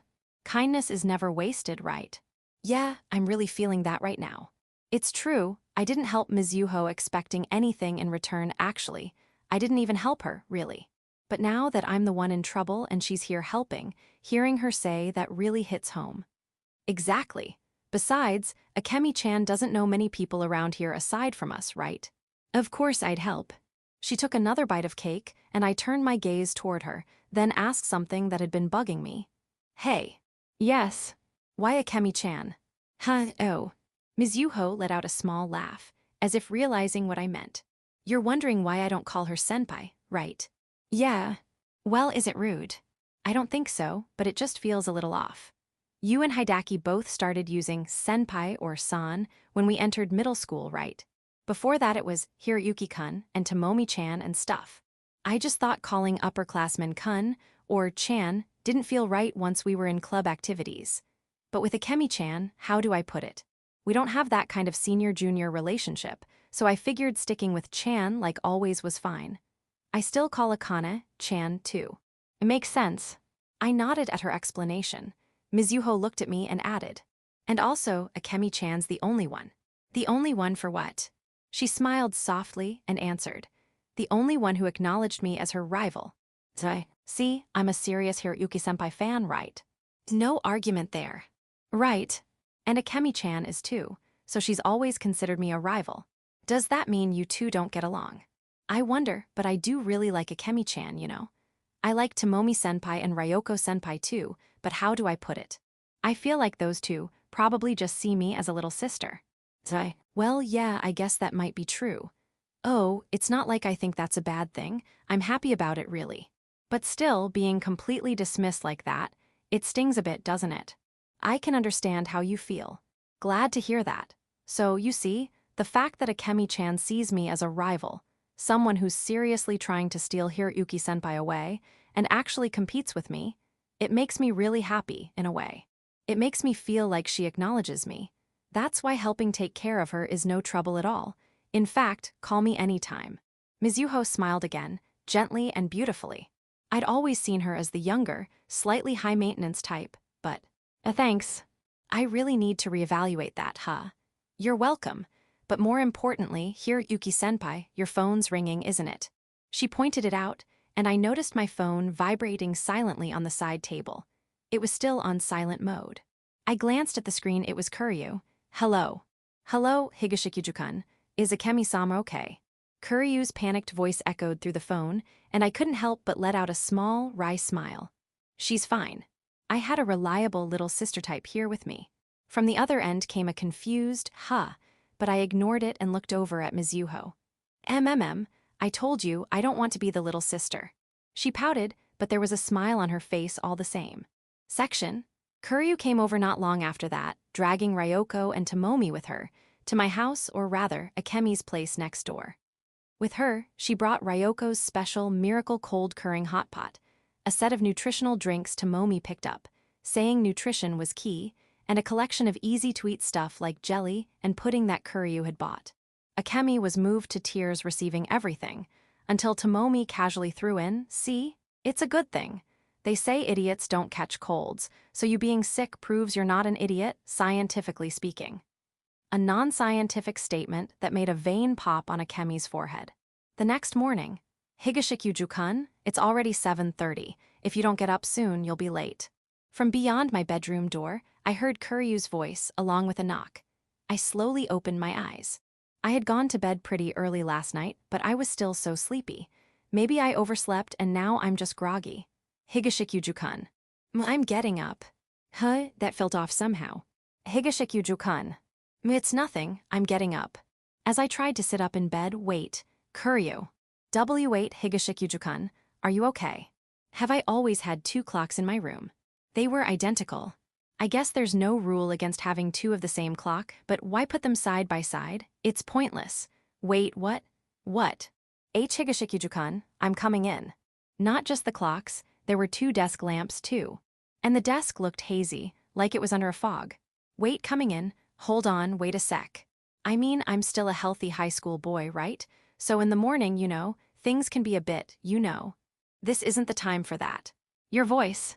I heard the door open with a loud click and panicked, trying to jump up, only to fail. My feet got tangled in the blanket, and I rolled right off the bed. It wasn't a high bed, so it didn't really hurt, but the sound of my fall echoed loudly through the room. "Higashikyu-kun." Kuryu rushed over to me, worried. I saw 2 of her approaching and finally understood. "Glad you're here, Kuryu. What are you talking about? This proves I'm not an idiot, scientifically. Don't spout nonsense while being serious. Your voice is all raspy. Your face is burning up, you're burning." I'm getting a thermometer." She touched my forehead and immediately pulled her hand back. Yelling, "Stay under the blanket," she darted off, watching her retreating figure as she ran. "Looks like I caught her cold." I muttered as I pulled the blanket over myself again and closed my eyes, my consciousness already starting to fade. Section 38.7, that's a pretty high fever. Sorry. Don't apologize. I'm staying home today too. Good thing I got the recipe for Ryoko-san's miracle cold-busting hot pot yesterday. Didn't expect to use it this soon, though. Well, it's just a cold. I'll be fine if I rest. You should go to school." "Excuse me. There's no way I could just go to school while you're in here moaning and groaning. Students are supposed to focus on studying." "Too bad for you. I am focusing on it. Always have." "That's true. She's been top of the year since we enrolled. And besides, when I got sick, didn't you skip school to take care of me? That was more like nursing than caregiving." "What's that supposed to mean?" "I mean, back then, you couldn't even make proper rice porridge." Ouch, that stings B, but I can make it now, Maybe so, but honestly, I still think I make it better. I mean, sure, Kuryu's gotten better at cooking lately, but I've still got more hands-on experience and better technique overall. Maybe you're right, but still She trailed off, nervously clutching the hem of her skirt at the bedside. "I'm just worried about you, okay?" "Worried, huh? Of course I'm worried. I wouldn't be able to concentrate at school knowing you're like this. And because I want to take care of you. Is that not okay?" "Haya, do what you want." "Why, yeah. I will." Kuryu lit up, her whole face glowing with happiness. Taking care of someone is a lot of work, but seeing her that happy about it, I hate to say it, but even though it's irresponsible, I kind of felt glad I caught this cold. "So, Higashikyu-kun, please remove your clothes." "Excuse me." I shouldn't have felt that. Kuryu, face bright red, was glancing my way with darting eyes. "Wait, what?" "See, come on, hurry up." No. Why would I take my clothes off? Cough, cough.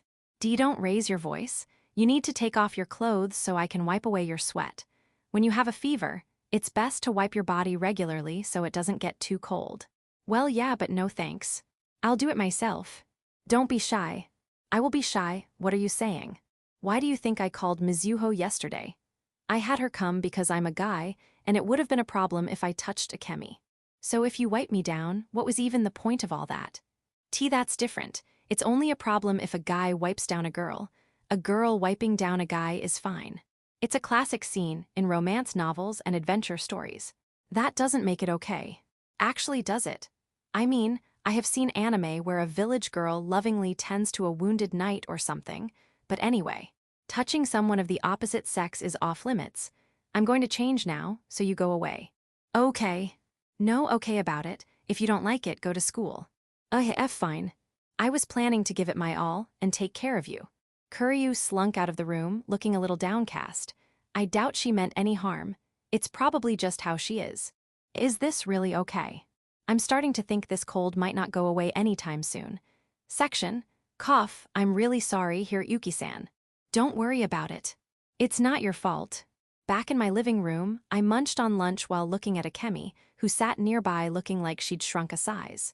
You're wondering why she's here? Well, Kuryu had said, if I'm already taking care of one person, might as well take care of two. Let's bring Akemi-san over too, and dragged her from next door. Well, I guess it's a good thing it's just a cold. Early this morning, the two of us had gone straight to the hospital to get checked out. The doctor had said it was nothing serious, just a common cold. As long as we rest and eat properly, we'll recover quickly. I'm terribly sorry as well, Ayana-sama. I've caused so much trouble. Please don't worry about it, Akemi-sama. Whether it's one or two of you, it's all the same. As Kuryu stirred the pot and casually asked, would you like seconds? Akemi quietly shook her head. No, I'm all right. Really, thank you so much. Is that so? Then how about we take your medicine and get some sleep? Please use my bed. Oh, I couldn't possibly. I insist. I'd feel uneasy otherwise. Akemi looked around awkwardly, unsure what to say to Kuryu's gentle insistence. Watching her, I let out a small sigh. Just accept the help. But still, it's fine, right, Kuryu? Of course. She said it. If either of us thinks about you suffering next door, we won't be able to relax. So just take her up on the offer. All right, Ayana-sama, thank you so much, and I'm sorry. Akemi bowed politely. Kuryu responded with a kind smile, then turned to me. Akemi-sama seems to be recovering well, but you, Higashikyu-kun, need to rest all day today. Your fever's only down thanks to the medicine. It's not gone for good, okay? You sound like my mom. Today, I am your mom. Akemi-sama's too. You two better behave. Kuryu said this with one hand on her hip, raising the ladle in the other like a baton. The sight was so comical that Akemi and I glanced at each other, then burst into laughter. This isn't a laughing matter, but fine. Anyway, both of you go straight to bed after you eat. Yes, ma'am. We exchanged another smile and a wry chuckle as we answered Kuryu Mama in unison. Then I dug into my bowl of rice. Section NGH. I opened my eyes, woken by the sunlight peeking through the curtain. A glance at the wall clock told me it was already 3 p.m. My head still felt a little heavy, but compared to this morning, I was much better. I gave my head a light shake and got out of bed, heading toward the living room. Morning. Oh, good morning, what's up? Kinda thirsty, thought I'd get some water. There's tea. Want it cold? Kuryu stood up from the table where she'd been reading, pulled some barley tea from the fridge, and poured it into a glass for me. I nodded in thanks and drank it down in one go. Tastes great. Want more? Please. Here you go, she said, pouring me another. This time I only drank half before setting the glass on the table and taking a seat across from her. How's Akemi? She's back home. Her fever's down, and she said she needed to get ready since she plans to return to Kyoto tomorrow. She gonna be all right. I think it would be better if she rested a little longer too, but she can't stay out of school forever. And she probably feels more comfortable at home. Yeah, that's fair. I couldn't help but feel a bit uneasy about the distance, but I understood she couldn't stay here forever. What about you? Has your fever gone down? Way better than this morning. Doesn't feel like it's over 38 degrees C anymore. But you're still not fully better, right? Finish your tea and go back to bed. I've been sleeping all day. I honestly don't think I can sleep anymore. I mean, I've been in bed all morning. And with exams less than 2 weeks away, I was starting to feel like I should hit the books. I was thinking of doing a little studying. What nonsense are you spouting? You can't expect to retain anything in that state. On days like this, you should rest and focus on recovering. Yeah, I know that, but I understood what she meant. Trying to study like this wouldn't be productive. Still, it's kinda making me anxious. It's like if I don't study, I feel off, unsettled. I hadn't skipped a day of studying in weeks. Even on weekdays, I'd study all evening after getting home, and on weekends, I'd study most of the day with short breaks in between. Not studying felt kind of like going to bed without brushing your teeth, just wrong. I get what you mean, but still, no. If you push yourself now and your condition worsens, all your progress will be wasted. Just take it easy and focus on getting better. Then, for some reason, Kuryu stood up, walked over, and gently patted me on the head as I sat in my chair. What? You said you couldn't sleep. So you're patting my head because I can't sleep. Well, you know how when you pat a fussy kid on the head like, there, they eventually fall asleep. What am I, a baby? And isn't it usually the back, not the head? Though, I guess this might work too. What? It's just, I've lost count of how many times you've patted my head like this, you know. Yeah, but I've never had the chance to pat yours, and I don't know, it kinda makes me feel like an older sister. Sort of mellow in a weird way. Kuryu said that with a slightly shy but happy smile. That faint softness in her expression made me. I see. Man, this is kind of embarrassing. Still, I guess it's nice to have moments like this too.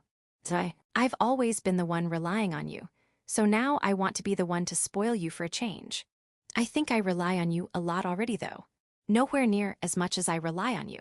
You could lean on me more, you know, and just so you know, it hurts a little when you don't. If you keep doing everything by yourself, what's the point of me being beside you? That's not what I meant, but yeah. If you feel that way, I'll try to be more mindful. Please do. Reluctantly, she pulled her hand away from my head. Now then, if you want me to keep being by your side, you need to get some proper sleep. So you can do well on your test. And stay right here with me, she added quietly. Let me spoil you lots, okay? Roger that. I gave her a wry smile as she grinned like her heart was melting and raised both hands in mock surrender. I took an extra day off to be safe after my fever, and by Wednesday I was back at school, good as new. Oh, morning, you over your cold here, Yuki. Yo. Yeah, pretty much. As I hung my bag on the hook and pulled out my chair, Fujita called out to me. I raised a hand in greeting and sat down, and right then Tomomi rushed over. Morning here, Yuki, feeling better. Yeah. It was just a cold, so I bounced back pretty quick. Took yesterday off just to be safe. I see. Well, exams are coming up, right? How's studying going? I couldn't get much done the past 2 days, so I'm a bit anxious. But I've got no choice now. No use whining about it, I just have to buckle down from here. Then you better get cracking, at least your fever didn't hit during the exam period.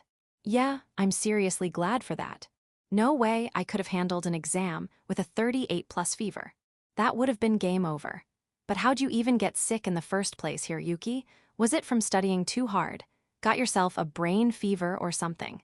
Brain fever, seriously? What am I, a toddler? No, didn't I tell you? My, second cousin came over last weekend, and she had a fever. I looked after her and ended up catching it. Oh man, so is your cousin better now? She went back to Kyoto yesterday. Probably already back in school today. I told her to stay put this week just in case, though. She didn't seem happy about it. Well, I'm glad she's okay. Still, you're way too nice, man, catching a cold just from taking care of your cousin. She doesn't really know anyone around here. Catching a cold while living alone sucks. I mean, I'm guessing. Kuryu really saved me this time. I told her she should go to school, but if I'd been alone, I don't even want to think about how it might have gone. She lives next door too, so of course we helped out. But honestly, it was mostly thanks to Kuryu. Kuryu, what'd she do? Feed you by hand, like say ah or something? Nah, not quite that far. Though she did keep glancing at me during meals. I could tell she wanted to, like, feed me or something. But come on, that's way too embarrassing. I pretended not to notice. Dude, that's one of those dream scenarios, isn't it? Getting fed by a girl. You had a full-blown nursing event, and nothing happened. Nursing event, seriously. It's not an event, it's labor. No, it was an event. Getting fed with an awe by a cute girlfriend. That's peak bliss, man. Then get your cute girlfriend to do it for you. What? I never get sick, you know. Because you're an idiot. You're not exactly in a position to say that. Or, well, I would have said that before, but you've changed lately. Not like I've got the results to show for it yet. I'd love to say that results aren't everything, but in this case, they kinda are, huh? Anyway, give it your all. I'm rooting for you. Thanks. Fujita patted my shoulder and flashed a big, friendly grin. It was the kind of smile that put people at ease, and it made me smile back. Hey. Tomomi, who had been quiet until now, suddenly spoke up. I told Akemi this too, but I had a fever recently, right? So that must mean I'm not an idiot. That statement alone makes you sound like one, yep. Section, time flies like an arrow, just like the old saying goes. The days flew by, and before I knew it, the exams were here. I studied a lot during that time, and thanks to that, I felt less anxious than usual. Honestly, I think I studied more than I ever have in my life. The exams began on Wednesday and continued through Thursday and Friday, a relentless 3-day storm that finally ended on Saturday. Morning. You're up early, Higashikujukan. Morning, want breakfast. I tried making an omelet. An omelet? Kuryu's eyes widened slightly in surprise at the sight of me standing in the kitchen. On the table were an omelet, some soup, and untoasted slices of bread. What's all this? What do you mean, what? I made it. I can see that, I mean why. Why, huh? You've been cooking for me all through exams, right? It's not exactly repayment or anything, but, well, the tests are over, so. You want some? Okay, thanks, I'll have some then. Is it okay to start on the omelet? Yeah, it's fresh off the stove. Getting a freshly made breakfast right after waking up, this is luxury. Well, I wouldn't say I know your sleep schedule down to a science, but we live together. I've got a sense for when you wake up on weekends. I'll go toast the bread, start eating. She gave me a nod and sat down. I popped the bread into the toaster, and 2 or 3 minutes later, ding, I brought the lightly browned toast over to her. Here you go. Thanks, this omelet's really good. Told you, I added a secret ingredient. Secret ingredient? Love. Cough L loves. It's a joke. I handed her some orange juice while she coughed and spluttered, clearly caught off guard. She drained the glass and passed it back to me, then glared at me with teary eyes. You jerk, what the heck was that making fun of me? I'm not making fun of you. Then what was that smirk? I mean, you're just really cute. See cute. Why you, quit teasing me already. I wasn't teasing you, I swear. As Kuryu turned red and glared at me, I couldn't help but laugh and raised my hands in mock surrender again. She gave me another withering stare, then sighed. Fine. I'll forgive you, thanks to this delicious omelet. Thanks. But seriously, it's really good. I added the secret stuff when I was beating the eggs, so it tastes good even without ketchup. Oh, that's why there's barely any ketchup on top. Exactly. Want me to get more? No, this is perfect. And besides, you're acting kind of weird today, like you're about to draw a heart on it with ketchup or something. Should I do the moe moe kaien chant too? That's disgusting. Don't you dare. You're awful, seriously. Kuryu's words made me smile awkwardly, even more than before. She gave me a flat stare, then sighed in resignation and returned her chopsticks to the omelet. Hey, Kuryu. What? What kind of teasing are you planning this time? I'm not teasing you or anything. Are you free today? Today, I don't have any plans, really. That's so good, in that case. Wanna go on a date? Needless to say, I had to hand her a glass of orange juice again when she nearly spat out her food laughing. Section, well then, shall we go, anywhere you feel like going? We took a short break after breakfast and left the house together just past 9:30. Kuryu was dressed in a casual, active outfit, pants and all. Not really. Where are we going? No plans at all. If there's somewhere you want to go, we'll prioritize that. If not. I looked her over from head to toe. Well, since you dressed in something easy to move in, I was thinking maybe a round one or something. The place you went with Tomomi-san the other day. Yep. That place has everything. We could do a library or movie theater too, but what do you prefer? Let's go with a round one. Sure, don't hold back, all right. Haven't you not been to the library in a while? I'm not holding back. A library date sounds nice too, but we wouldn't really be able to talk, would we? It's more of a place for alone time. True. You can talk a bit in libraries, but shouting or long conversations are probably a no-go. And I figured you might want to get some physical activity in since you've been studying so much lately. Plus, let's be honest, you're not really into libraries, are you? She chuckled softly, and I scratched my head. Well, yeah, I'm not a huge fan. Honestly, after helping Ryoko and Kuryu carry books there a few times, I might even be slightly traumatized, not to mention the cranky librarian. Then, let's go to a round one. How about basketball?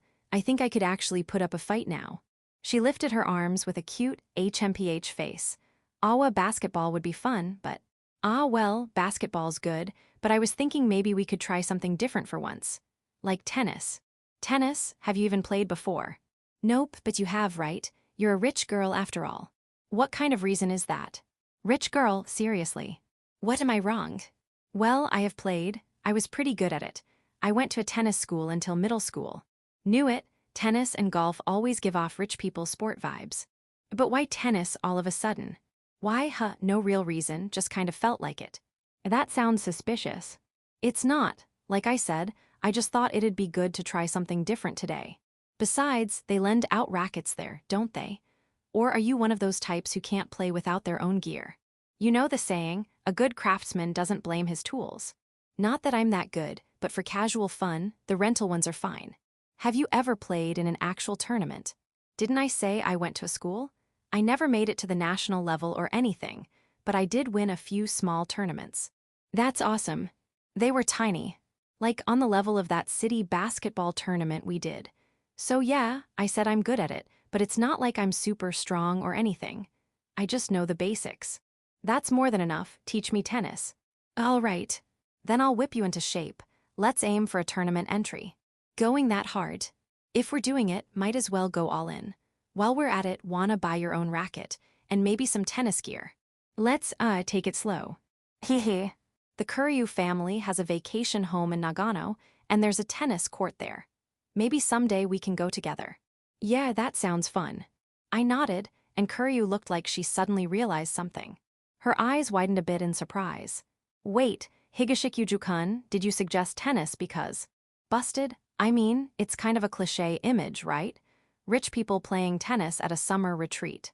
I just figured, if I ever found myself in that situation, it'd be lame to be like, I've never played tennis before.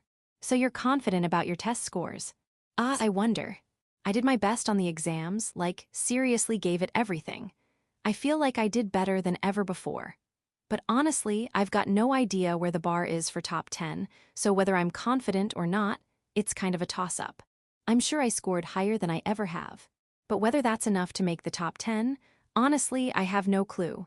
So yeah, I guess all that's left is to leave it to fate. I worked hard. No use overthinking it now. Yeah, that's true. Regret doesn't help at this point. Right. So rather than worry about it, I'd be better off focusing on something else. Like becoming the kind of guy who's worthy of you. Just like Akemi said, studying isn't everything. There's management, networking with clients and industry people, and yeah, even being able to play tennis could come in handy. That makes me really happy. I'm really happy, Higashikuju-kun. Just knowing you've thought things through like that. I mean, we're talking about tennis here. No, that's not it, she meant. What makes me happy is that you're thinking about our future together. She said it shyly, but with unmistakable joy. I see. Feeling a bit embarrassed, I looked away and started walking. Section, Hiroyuki, you okay? Not even close. After spending the weekend hanging out, dating with Kuryu, it was Monday again. As I lay slumped over my desk during lunch break, Fujita called out to me. Why are our teachers so damn diligent? That's the first time I've ever heard you say that. Are they really diligent? Come on, man. They spend the whole weekend tallying grades just to post them by lunch on Monday. That's kind of intense, isn't it? Take a break already. What is this, Tenniken High School? Is it secretly run like a black company? You're really saying things I've never heard from you. Is this about the top 30 results? Yeah, that. Our school still has the outdated tradition of posting the top 30 student rankings after exams. I'd always floated around rank 150, so I never paid attention before, but this time, I'd be lying if I said I wasn't nervous. So how do you think you did? Best I've ever done. Honestly, I'm confident I made the top 30. I didn't score below 80 in any of the 4 subjects this morning. That's seriously impressive. You jumped up over 100 ranks, didn't you? That doesn't matter. Seriously. If I don't make the top 10, then whether it's 100th or 150th, it's all the same to me. Hey. What? Wouldn't it have been better to just aim for barely making the board? Yeah. What the hell was I thinking, talking big about making top 10? Well, too late to do anything about it now. Here's hoping you made it. Yeah, hope for me. Still hunched over my desk, I lazily waved a hand at Fujita. He gave me a look of disbelief, then said, "Still, I gotta say, you really did give it your all, huh? What, you didn't want to be separated from Kuryu that badly? Looks like spring finally came for wandering here, Yuki. No, wait. Spring's been hitting you like a tidal wave year-round." That's not true. It so is. I thought it was just Suzuki and Kamo, but then Kawakita shows up, and your second cousin too, and in the end, you chose Kuryu. That's kind of amazing in its own way. What's amazing about it? I mean, dude, you were surrounded by all-stars. I think Kuryu's beautiful too, don't get me wrong, but out of everyone, she's the one you've known the least amount of time. You think so? Look, I get that it's not just about looks, but let's be real, they're all on the same level in terms of appearance, right? Pretty high up at that. I won't deny that. Different types, sure, but no doubt they're all good-looking.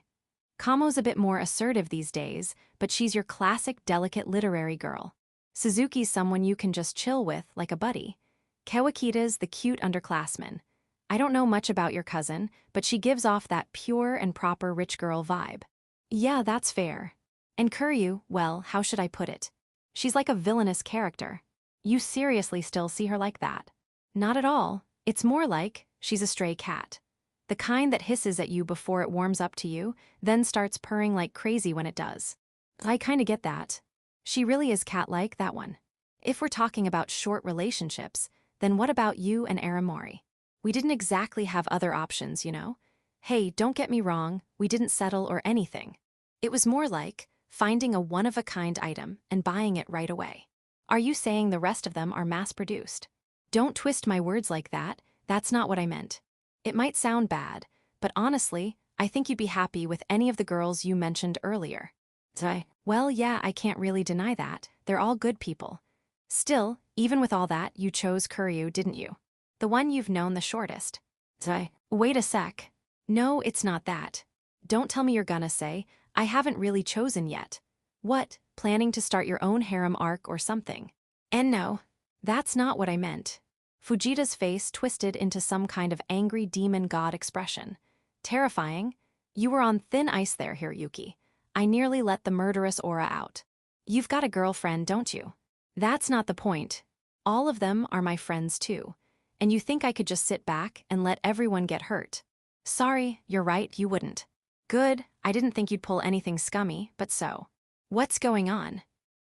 You can't talk to me about it. And no, I can. He's got a girlfriend, he's not part of any of that, it's fine. Thing is, I really do like Kuryu. You mean you love her, right? Yeah, I do. But there's just something nagging at me. Something. Like, say we date, we get married, could I really make her happy? That kind of thing. Why wouldn't you? Honestly, she looked pretty happy whenever she was with you. Yes, maybe. But listen, our whole relationship started as a betrothed arrangement.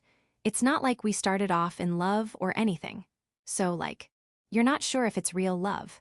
Yeah. At that, Fujita shook his head like he was tired of hearing it. Then he gave me this incredibly cold stare. What? No, just, you're such a maiden. Kuryu said the same thing, that I was annoying. Yeah, seriously. Look here, Uki, I think it's great that you're thinking seriously about this relationship. Really? But don't you think you're overthinking it just a bit? I'm fine with it. With what? I am happy being with Kuryu. And Kuryu's happy with you too, right? We don't know that. I mean, it's a forced engagement, right? What if she's just convincing herself that being with me is fun? Stop. Fun, huh? I said stop. I'm losing track of what you're even saying. You're losing track. Well, not exactly, I get it. You're saying you think Kuryu's feelings for you might be fake, or at least just the product of the situation. Because of the engagement, right? Yeah. I nodded slowly, and Fujita replied. So what? What's the problem? Huh? No, seriously.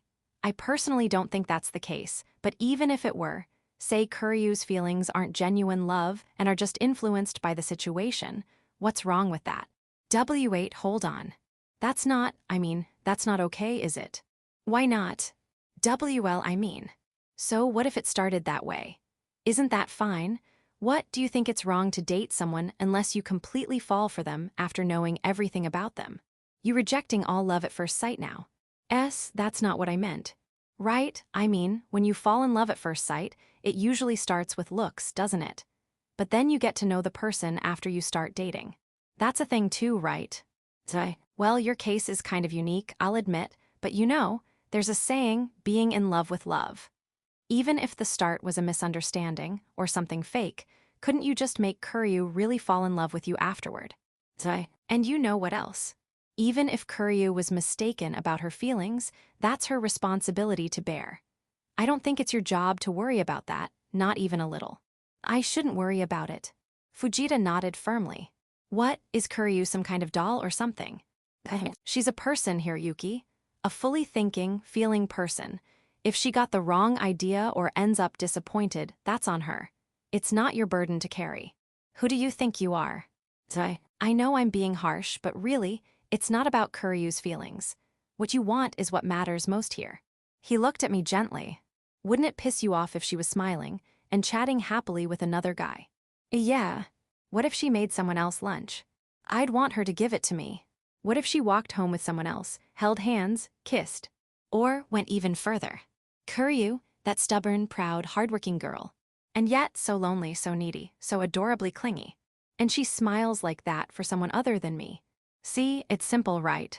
Are you really okay with some random guy taking Kuryu away while you're sitting around going?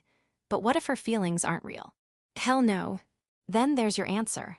Fujita gave me a light pat on the shoulder. And hey, even if it started off fake, if you make her fall head over heels for you, then it becomes real, doesn't it? Yeah. You worked hard at studying, didn't you? Then go for it. Work on sports, style, heck, even business stuff if that's your thing. Become the kind of guy who makes Kuryu melt. Fujita grinned broadly as he said that. I was about to roll my eyes and say, melt. What is this, the Showa era? Hiroyuki. Tomomi burst into the classroom, out of breath and flustered. Her labored breathing and frantic expression made it clear just how fast she'd run. Here, Yuki. They posted the rankings in the hallway. I got it. And the thing is, from the pain on Tomomi's face alone, I could already guess what she saw. I'll go tell Akemi myself too. With tears welling up in her eyes, she blurted that out. I gently placed a hand on her shoulder, then silently made my way to the corridor to see the rankings for myself. Here, Yuki-chan. Higashikuju-kun. Standing before the posted list were Kuryu and Ryoko, both looking pale and defeated. Their shared expression of frustration made them look almost like sisters. I couldn't help but let out a faint chuckle. I quietly stepped forward and looked at the list. Next to the number 1 was Kuryu's name. Next to 4 was Ryoko's. Of course Kuryu's first. She's been top of the class since day 1. Ryoko too, well, she's always around here. Can't expect any less from a literary girl like her. It makes sense. Eventually, I spotted my own name. Slightly below the center of the list, a result better than anything I've ever achieved. And yet, my heart didn't stir. 18th place, huh? Next to the number 18 was my name. Higashikuju Hiroyuki. Section, Audiobook by Masquerade at Masquerade Audiobooks. Chapter 6, This Love Forever to You. I don't even remember which way I took home. Before I knew it, I was sitting on the floor, leaning my back against my bed, staring blankly up at the ceiling. Higashikuju-kun? It's already 7, you know. Knock, knock, knock. 3 knocks echoed through the room. I slowly turned my gaze toward the door at the sound of Ayana's voice from the other side. Can I come in? Sure. With a click, Ayana opened the door and stepped into my room. She glanced around a little, then bit her lip when she saw me slouched against the bed. Can I sit next to you? Yeah. Maybe reassured by my response, Ayana sat down gently beside me. She looked like she wanted to say something, but instead, just like me, she fixed her gaze on the ceiling in silence. Sorry, Ayana. I talked big about making the top 10, and then I ended up with a pathetic 18th place. I'm sorry. I broke my promise. Ayana. She didn't respond. I turned to look at her. Gasp. Ayana's eyes, now locked on mine, were cold, icy cold. You broke the promise you made to me. You said you'd make it into the top 10. Yeah, I'm sorry. I'm not looking for an apology. You were ranked around 150 before, and now you suddenly shot up into the top 20. Yes, that's impressive. I acknowledge your effort. But that effort means nothing. You're right. I don't have anything to say to that. So, you broke our promise. How do you plan to make it up to me? I turned my eyes back to Ayana. Her expression hadn't changed, still that same icy stare. Well, is this okay with you? You failed to keep your promise, and now you're just going to leave it at that. You're not going to do anything more. Are you just going to act like I don't matter to you anymore? Like hell I am. Then don't say you're sorry for breaking the promise. Yes, you didn't make it into the top 10. You broke that promise. But, like a child on the verge of tears. You said you'd always stay by my side. As tears streamed down her face, was that a lie? It wasn't a lie. I want to be with you too. I want to be with you forever. Hearing that, Ayana wiped her tears and smiled. I'm happy. With the most beautiful smile I'd ever seen. I want to be with you forever too, from now on and from here on out. Even decades later, when we're old and wrinkly, I still want to be with you. With those words, she leaned her head on my shoulder. I gently stroked her hair, and with a contented sigh, Ayana snuggled closer to me. And more. Like this. Yeah, I love that, your fingers. You're such a kid. Like she was saying more. Without words, Kuryu rubbed her head against me. The gesture was so silly, so adorable, that I found myself gently patting her on the head. Hee. Oh, what is it? I was just thinking, this feels really nice, like, I'm just really happy. I see. Yeah, as you know. It makes my head feel all fuzzy, and I just feel like I want to give myself over completely to you. Higashikyu-kun, I love you. I'm glad to hear that. Yes, I mean it, you know. I know. You always get like this when someone pats your head. That's not what I meant. Kuryu chuckled softly, shaking her head side to side. I mean, I love you, Higashikyu-kun. I love you so much. Wake Kuryu. Hee, I said it. Then she rested her head against my shoulder and started rubbing it against me like a cat marking its scent. Wait, hey, hold on. W8K Kuryu. You said it once, didn't you? That maybe my feelings weren't real. Yeah, I said that, but when I'm with you, my heart races. I feel jealous, happy, sad. Are those feelings fake too? If those feelings are fake, then maybe there's no such thing as anything real in this world. That's why these feelings must be real too, right? With that, Kuryu slowly closed her eyes and leaned in close. H.A. Kuryu, K. Kuryu. No, it's not that I don't want to. It's not that. I know this scene. It's that kind of moment, right? The one where things are getting romantic, our faces get close, and then the phone rings or someone interrupts and... Achoo. Oh, we did it. KKKA Kuryu-san. I jumped back in a panic, holding my lips. You can't just say we did it. Kuryu, take better care of your lips. It was my first kiss, you know. Blushing, Kuryu glanced shyly in my direction. What the heck, that's so freaking cute. No, wait, that's not the point. If it was your first kiss, maybe you should have made it a bit more special. Why'd you just go for it like that? Really? I thought it was actually a pretty nice moment. Was it no good? It's not that it was bad, but I mean, you never know what's going to happen from here, right? What? Are you saying you're giving up? And no, I'm not. I'm going to fight for it, I will, but honestly, I wasn't all that confident. What is it? Did you lose confidence just because you didn't make it into the top 10? Well, yeah, that's part of it. If things stay the way they are, I doubt Akemi would approve of our engagement continuing. A promise is a promise, after all, and I didn't keep mine. I see. In that case, Higashikyu-kun, will you listen to what I'm thinking? Your thoughts, yeah, sure. What is she planning? First, Akemi-sama will most likely announce the annulment of our engagement. After that, she'll recommend someone else from the Higashikyu branch family as my new fiancé. That much is fine, right? Yeah. I'm going to turn that proposal down. I'll tell my father clearly. Until I graduate from university, I won't be accepting any engagements or arranged marriages. Will he accept that? I mean, Gana-san basically forced the whole engagement thing the first time. Isn't he just going to try and push the next one right away? Surprisingly, my father has a soft spot. The first time might have been one thing, but if I say, I was hurt by this and don't want to think about it until I graduate, he'll probably listen. I mean, I really was hurt. Sorry. I know what I said earlier, but considering your past performance, 18th place is amazing. I was honestly moved. Don't baby me. I'm not trying to, but fine. So we both go to university, and after we graduate, Kuryu smiled brightly. Let's elope.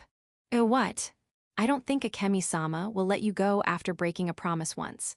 And status-wise, we're at a disadvantage. My family can't protest the Higashikuju main house either. So that means we can't get married. But if we still want to be together, then this is the only way. I actually looked into it. I considered running away right now, tried to find universities I could attend with scholarships. But as long as we're minors, we need parental consent for everything. I figured it's safer to quietly date until we graduate, then run away together the moment we're out. Wait, Kuryu. I'm sorry to my father, but if I had to choose between the Kuryu family and Higashikuju-kun, I'd choose Higashikuju-kun. That's how important you are to me. Looking into Kuryu's serious eyes. Hey ha. I couldn't help but burst into laughter. What? Why are you laughing? I'm being serious. Sorry. I just thought girls are incredible. I mean, seriously, while I was lying there stunned, staring at the ceiling, Kuryu was already thinking all this through. I guess women really do stay calm in a crisis. Thanks. I'm honestly happy you thought about us that deeply. You're welcome, so then. But we're not eloping. I mean, think about it. Logically, it's just not feasible. Would you really be okay cutting ties with your family? I would. That's a lie.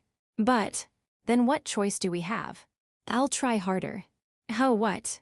No matter what Akemi says, no matter what the Higashikuju family says, I'll push through. I'll work hard. This whole mess is because of stuff like fiancé and family. It all gets complicated because of that. Fujita said something today that made me think. What did he say? It's about what I want. If I really want to be with you, then I can't run away. Run away. From the name of my family. From the label of fiancé. Not as Higashikuju Hiroyuki of the branch family. Not as Kuryu Ayana's fiancé. But simply, just as Higashikuju Hiroyuki, I want to be by your side. Kuryu covered her mouth, her eyes wide in surprise. I placed a hand gently on her head and slowly patted it. Yeah, maybe Akemi's right. Maybe they do want Higashikuju blood. But if they're after a capable successor, then maybe that's good enough. It's just speculation. But I get the feeling Gana-san would prefer a capable successor over some useless pure-blooded heir. The main family won't like it, but then again, my old man never had their approval either, so nothing new there. As for what exactly I'll do from here, I'll figure it out, but I'll do everything I can. I'll study, train, polish my manners. I mean, it's your company you'll inherit, not me. But I'll start learning how to support you. Will you help me? Yes. Yes, of course. Thanks. Tears welled up in Kuryu's wide eyes as she nodded. One droplet fell and left a small stain on the carpet. But what if, even then, my father doesn't accept it? What if he says he wants noble blood and rejects you outright? Kuryu looked anxious. Of course that possibility exists, but yeah, if it comes to that, let's elope, Kuryu. If she's ready to throw everything away for me. Besides, I have no intention of letting you go anymore. Well, that's the gist of it. If it comes to that, we might not be able to live a life of luxury, but we'll get by somehow. Maybe I'm being naive, but even with the power of both the Kuryu and Higashikuju families, it'd be impossible to track us down across the whole country. We've got the advantage here. Yeah, I'm happy. Kuryu says with a teary smile, her eyes gentle as she looks at me. I let out a wry smile as I wipe away her tears with the back of my index finger. Still, you never listen to what I say, do you? Listen. To what? Did I break some rule or something? I told you before, didn't I? That this kind of thing should come from the guy. This kind of thing. Kuryu suddenly remembers what I said and turns bright red. She keeps sneaking glances at me with eyes full of anticipation. The order's all over the place, but Kuryu. Why yes. You're way too tense. Seeing her straighten up and switch into formal seiza sitting posture, my wry smile only deepens. Even so, I sit up properly too, wanting to meet those hopeful eyes of hers with sincerity. I, Higashikuju Yuki, feel that Kuryu Ayana is, more than anyone else in this world. Ding dong. Zai. Okay. This is awkward. So, Higashikuju-kun, what is it about me, more than anyone else in the world? You're really gonna keep going like this. I waited this long. I'm not letting it go now. Isn't that someone at the door? Anyone who shows up unannounced at this hour can wait. Hey. No, seriously, I don't think that's a good idea, huh? My phone Akemi. The name Akemi flashes on my phone screen. I raise a hand to signal Kuryu, who's clearly fuming with a come on expression, and hit the call button. Hello. Where are you right now? Where? I'm home. In that case, please stop pretending you're not. Pretending. Playing dumb are we? Just then, the same deflated ding-dong rings out again. Wait, Akemi. The voice on the phone responds, yes, it's me. Now, would you kindly open the door? It was Akemi's voice, calm and elegant as always. Section. I sit down across from Akemi in the living room. Kuryu, who brewed coffee for us, places cups in front of both Akemi and me, then sets her own beside mine before sitting down. After shooting a slightly exasperated look at the two of us sitting side by side, Akemi lets out a sigh. What was that sigh about? Oh, just, the two of you seem very close, that's all. Well, not that it's a bad thing. Yeah, I also received a call from Tomomi-san. From Tomomi. Seems the results of this little test didn't go over well. She called to complain. Taking a sip of her coffee, she dabs her mouth with a handkerchief. So it's already out, huh? Wait. Complain. Something like, why can't you just accept Hiroyuki and Ayana being together? Why are you trying to break them up just because of your own selfishness, Akemi? Does that about sum it up? Still, it doesn't look like you've given up either. Honestly, that woman. Akemi sighed as she placed a hand on her cheek. Kuryu, watching her, gently spoke up. Is that why you came all the way here, even though it's a weekday? Yes, according to what I heard from Tomomi-san, Hiroyuki-san seemed rather absent-minded. I thought it would be quite troublesome if the two of you decided to elope or something. At Akemi's words, Kuryu quickly averted her gaze. Akemi sighed again, exasperated. I knew it. That's not true. Well, it doesn't matter. So, am I correct in assuming that you failed to keep our agreement? Yeah. Right. In the end, I didn't make it into the top 10. I couldn't fulfill my promise to Akemi. Well then, as agreed, the engagement is hereby nullified. Kuryu bit her lip at Akemi's declaration.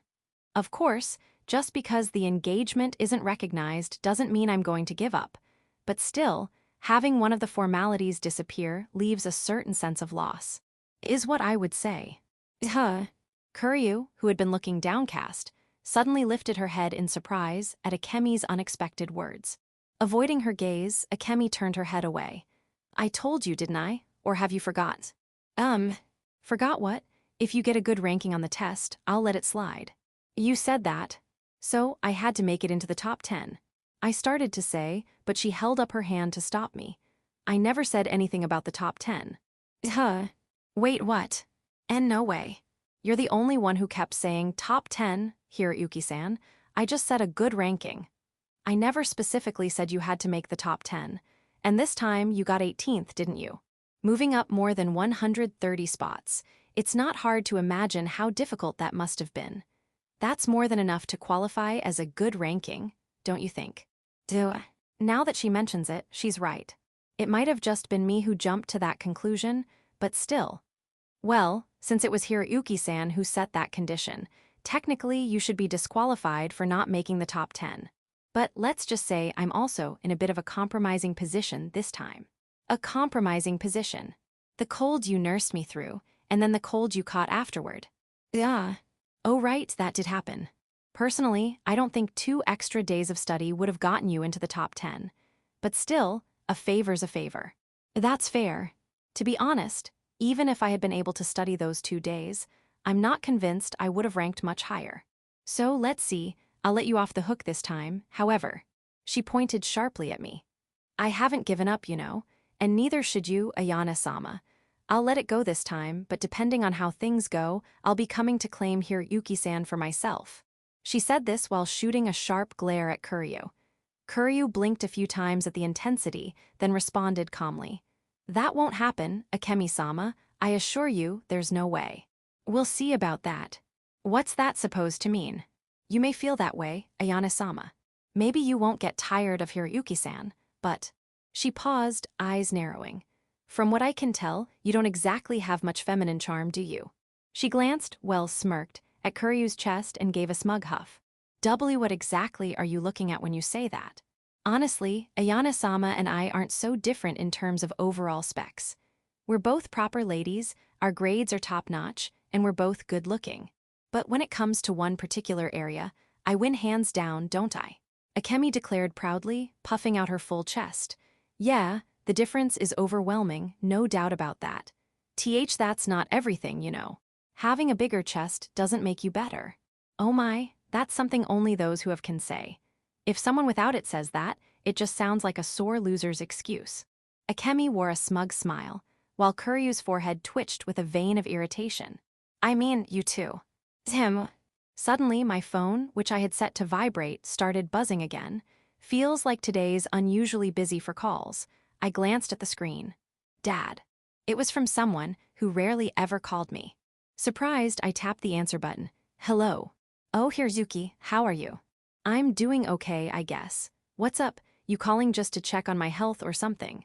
Well, you did say you caught a cold recently. But no, that's not why I'm calling. Then what is it? I'm kinda in the middle of something right now. Specifically, dealing with the tense standoff happening right in front of me between Kuryu and Akemi, likely caused by this very phone call. Right, I'll keep it short then. Oh, and don't worry, this is good news for you. Don't tell me you're upping my allowance or something. Even better than that. He laughed playfully on the other end of the line. Congratulations, Hiroyuki. I worked hard after that talk, and guess what? I officially broke off your engagement with Kuryu Ayana-chan. Chapter 7, What You Truly Want is Something You Have to Win. The engagement was called off. I could feel both Kuryu and Akemi, who had been quietly glaring at each other, snap their eyes toward me in shock. Ignoring them, I kept speaking. What are you talking about? I'm saying they accepted the engagement cancellation. You didn't want it, right? Even Teruhisa from the main family yelled at me like, what the hell do you think you're doing? Getting scolded now, it's a little late for that, don't you think? True. But then Teruhisa said, have you ever even considered how Hiroyuki feels? You were clearly against it, kept saying to refuse, right? So, well, I did my best, you know. Did your best, huh? Kuryu-san was a little upset about it, but don't worry. She promised it won't cause any trouble in your daily life. Promised or not, Dad. What the hell were you thinking, doing something like this without telling me? Now you're sounding just like Teruhisa. Come on, just come home for now. We'll talk it out properly later, okay? Don't give me that. Talk it out later, wait, come home. Well, I mean, that house you're staying in was bought by Kuryu-san's father, right? Now that you're not her fiancé anymore, doesn't it seem kinda wrong for you to keep living there? I mean, yeah, that's true, but I doubt Kuryu-san would be thrilled about it either. So, hurry back, okay? Oh, and Akemi-chan's with you, right? Bring her along too. Wait, Dad, don't you? Beep. The call cut off to the sound of the disconnect tone. That damn old man. He says whatever he wants and just hangs up. Higashikyu-jukan. So, that thing about the engagement being called off. I heard it just now. That was a lie, right? Higashikyu-jukan. Sounds like it's legit. In no way. Kuryu's expression was tinged with even deeper sorrow. I gently patted her head and shifted my gaze to Akemi. Startled by my stare, Akemi flinched. It wasn't me, okay? I mean, sure, I was against it, but I know, I'm not blaming you. Anyway, Dad said you should come home with me too. He wants to talk. Uncle said that. Yeah. I let out a small sigh and looked up at the ceiling. Then Kuryu, who was sitting beside me, tugged gently on my sleeve. What is it? Hey, are you really going back? Honestly, I don't want to go back, but this is all too much at once. I feel like my brain's going to explode. I think I should. Just once. No. There's nothing we can do about the engagement on our own. That's why I think I need to go back home and have a proper talk with Dad. And besides, Ganasuke-san probably doesn't have the best impression of me right now either. According to Dad, it was us who called off the engagement on our own. Of course that wouldn't sit well. And like he said, this house belongs to the Kuryu family. Now that I'm no longer the fiancé, I'm just some unrelated guy living alone with their daughter. Anyone would be pissed about that. Yeah. So yeah, I'll head home just once. Rather than forcing the issue and staying here, thinking about the future, it's probably best if I go home and have it out with that stubborn old man. Okay, I understand. Then please. I'll get in touch with father myself. Got it, Akemi, you too. Why yes. We gave Kuryu a brief farewell, got dressed, and left the house. Akemi followed behind me as we bought tickets to head back home. Soon after, we boarded the train and began the trip back. Oh, Hiroyuki, that was quick. Welcome back. Akemi-chan, it's been a while, hasn't it? How have you been? Don't welcome back me, you damn old man. There he was, polishing his shoes at the entryway, greeting us without a care in the world. It pissed me off more than I expected. I stared silently with narrowed eyes until he gave a sheepish smile and raised his eyebrows in apology. Come on, don't look at me like that, Hiroyuki. I really am sorry, okay? Anyway, this isn't something we should talk about here in the hallway. Let's head to the living room. Mako, tea please. Coming, Mom's voice called from deeper in the house. Satisfied, Dad got up. Well, shall we? Akemi-chan, tea sound good. Why yes, thank you, that would be fine. Like I said, no need to have this kind of conversation at the entrance. Come on, let's go. Following behind Dad, Akemi and I stepped into the house. After greeting Mom in the kitchen with a quick I'm home, I sat down across from Dad at the low table in the living room. So, what the hell's going on? Explain. Explain? I already told you on the phone, didn't I? You said you didn't want the engagement, right? So your dear old dad did his best. What, you're not happy? Not happy? Wait, hold up. Didn't you say you had debts? Teruhisa covered them. Well, to be precise, I borrowed the money from him and paid off the Kuryu family. So, no more debt owed to them. He made a pathetic face as he said it, though clearly he now owed Teruhisa instead. At that point, Akemi spoke up. So, my father provided the funding, is that correct? Yeah, you could call it that. Oh, don't worry, I'll repay it with interest. That's fine, but didn't you arrange the engagement with the Kuryu family because of the debt? Pretty much, yeah. Then, now that you're indebted to my father, does that mean that I'm Hiroyuki-san's new fiancé? Hey. Akemi looked at Dad with hopeful, sparkling eyes. What the hell are you saying? Please don't interrupt, Hiroyuki-san. Of course I'm going to interrupt. What the hell are you thinking? I feel bad for Ayana-sama and Hiroyuki-san. I know this is a terrible situation. But I'm not so soft that I just sit around and wait for a golden opportunity like this to pass me by. I know it's an opportunity, but still. I knew this. I knew she was secretly a predator in disguise. You've really liked Hiroyuki since you were a little girl, huh, Akemi-chan? What do you even see in him? I mean, you could have your pick of anyone, right? It's not about logic. If I could choose anyone, I'd still choose Hiroyuki. And if I had no other options, I'd gladly choose Hiroyuki anyway. You're really loved, ha Hiroyuki. Even my dad looked a little taken aback by Akemi's sparkling eyes as she declared that so confidently. Yeah, same. I was just as creeped out. Well, anyway, there's no engagement with Akemi either, okay? Teruhisa made that clear. He said, what do you think this is, human trafficking? I'm not about to use money to control Hiroyuki. So I'm not even worth paying for. He meant you're important. For the record, Teruhisa also said, if Hiroyuki chooses Akemi out of love, I'd be totally on board. Yeah, father. I knew I could believe in you. Uncle, then let's set the wedding date. Oh, Akemi-chan, you're all fired up. Well then. Hold it, what the hell are you two morons getting so carried away for? I gave them a deadpan look, and they both let out awkward laughs as they quickly straightened up. Letting out a sigh, I kept going. So basically, my engagement with Kuryu is off, and I'm not getting assigned a new fiancé or anything, right? More or less, you're free to love whoever you want. Also, I dragged you around a lot this time, so if there's anything I can do, well, within reason, I'd like to make it up to you. Want a little bump in your allowance. Trying to buy off your own son with money, huh? Money's important, you know. I've learned a lot through all this. Yeah, no doubt. I'm the one who suffered through it, though. But if my allowance goes up, maybe I'll let it slide. Besides, even with everything that happened, I got closer to Kuryu thanks to the whole engagement thing. Duh. Thinking about it, maybe this wasn't such a bad outcome after all. I mean, from now on, Kuryu and I can be in a real relationship. But living together like that, I might not survive it. Mainly, my self-control. "Oh right, Hiroyuki," my dad suddenly said, snapping me out of my thoughts on what a healthy relationship with Kuryu would even look like. "You're free to love whoever you want, but Ayana-chan's off-limits, okay. Her dad told me to keep you away from his daughter. But hey, that's fine, right? You didn't like Ayana-chan to begin with. You called her a villainess, didn't you?" For a second, I couldn't even process what he said. It took about a second for my brain to start working, a few more to fully grasp the meaning. K. Kuryu's off-limits? WHY. Why, isn't it obvious? From her dad's perspective, this was a one-sided cancellation. Of course he's pissed. It's only natural she wouldn't want to see your face. Not want to see me. I mean, that might be true, but still, this is because you. But didn't you say it first? What gives you the right to decide this for me? Didn't you literally say to cancel the engagement?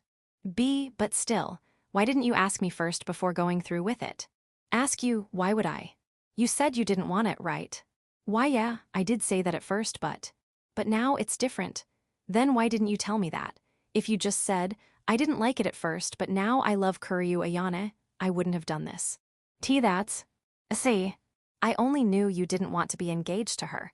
If your feelings changed, you should have told me. I'm not a mind reader, you know. He's not wrong, it's a fair point. I've been living with Kuryu this whole time, and I never updated my dad on how I felt. No wonder he misunderstood and went through with canceling the engagement. Phone. My smartphone buzzed suddenly. I checked the screen. Kuryu was calling. "Hello, Kuryu." Kuryu. A sniffle. "Hi H Higashikujukan."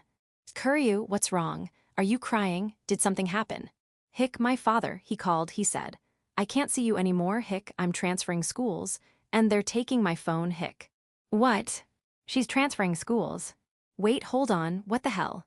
I don't want this. I don't want to be apart from you, Higashikujukan, I don't." I could hear Kuryu sobbing through the phone, hearing her like that. "Stay where you are, I'm coming. Right now." I made up my mind, Higashi Kyujukan. "Stop crying for now, don't worry about anything, I'm coming to you." "Okay, I'll be waiting." I hung up and stood up.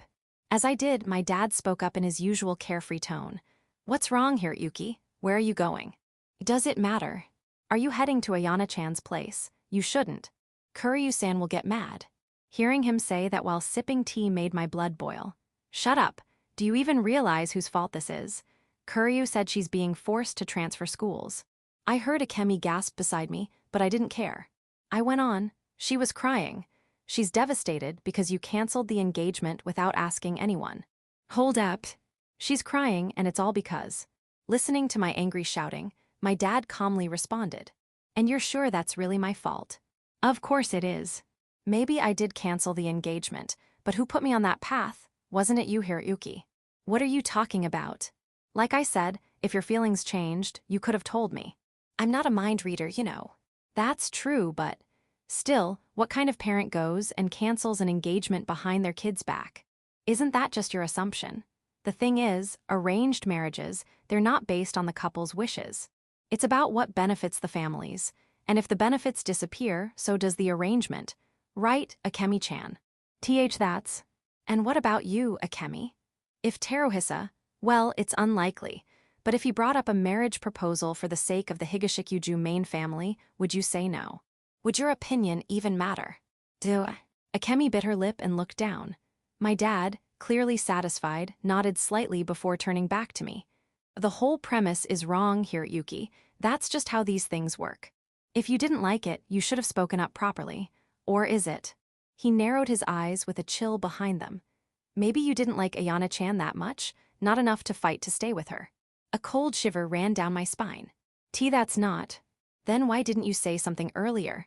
Or were you just stringing people along, trying to look good to everyone? I heard from Akane, you joined that basketball match recently, right? For Mizuho-chan. Why, yeah, I did, but I mean, you've always treated her like a little sister, so I get wanting to encourage her. But still, isn't that a bit much? That's none of your business. True, but don't you think it's a bit suspicious? You had a fiancé, and yet you're out there doing your best for another girl. Oh, right. Mako said she heard from Rin-san. Apparently Tomomi-chan and Ryoko-chan got into a fight. Because of you. Duh. So, did you clear things up with them? I did, sort of. Then what, you cut ties? No, right. Duh. And just now, Akemi-chan was all excited talking about your wedding together. Seriously. Since when did you become the type who chases after everyone, trying to keep all your options open? That's not true. I yelled, but he just gave a dry snort. It is true, you've always been like this, Hiroyuki. You run from decisions. He stared at me with a cold, almost disgusted look. It's easier that way, isn't it? You always take the easy route. I bet even this thing with Ayana-chan, staying engaged, was just convenient. You didn't have to choose, didn't have to act, because you're spineless, Hiroyuki. You let your dad choose your fiancé, and as long as someone else makes the decision, life is easy. That's not true. Uncle, please take that back. Really? Yes. Hiroyuki-san worked so hard to maintain his engagement with Ayana-sama. He studied like crazy. He raised his ranking by an incredible amount. Is that all Hiroyuki's doing? That's. Ryoko-chan's a top student, right? She didn't help you. She helped me. Don't you think that's a little cruel, Hiroyuki? He gave a helpless shrug, exasperated. Well, whatever, after hearing all that. Most people would think, yeah, Ayana-chan just isn't the one. That's why I went out of my way to cancel the engagement for you. And now what? You're blaming me when it's your own fault. I'll admit, deciding on the engagement without your consent, that was wrong. I'll apologize for that, even if it's a stretch. But still, I returned things to a neutral state, didn't I? And now you're complaining? That doesn't really sit right with me. He finished the last of his tea with a deliberate sip. So, Hiroyuki, what are you going to do? I'm going to see Kuryu. What for? To see her, to apologize to Ganasuke-san, and to ask if we can start over again from the beginning. Kuryu-san, her father, right?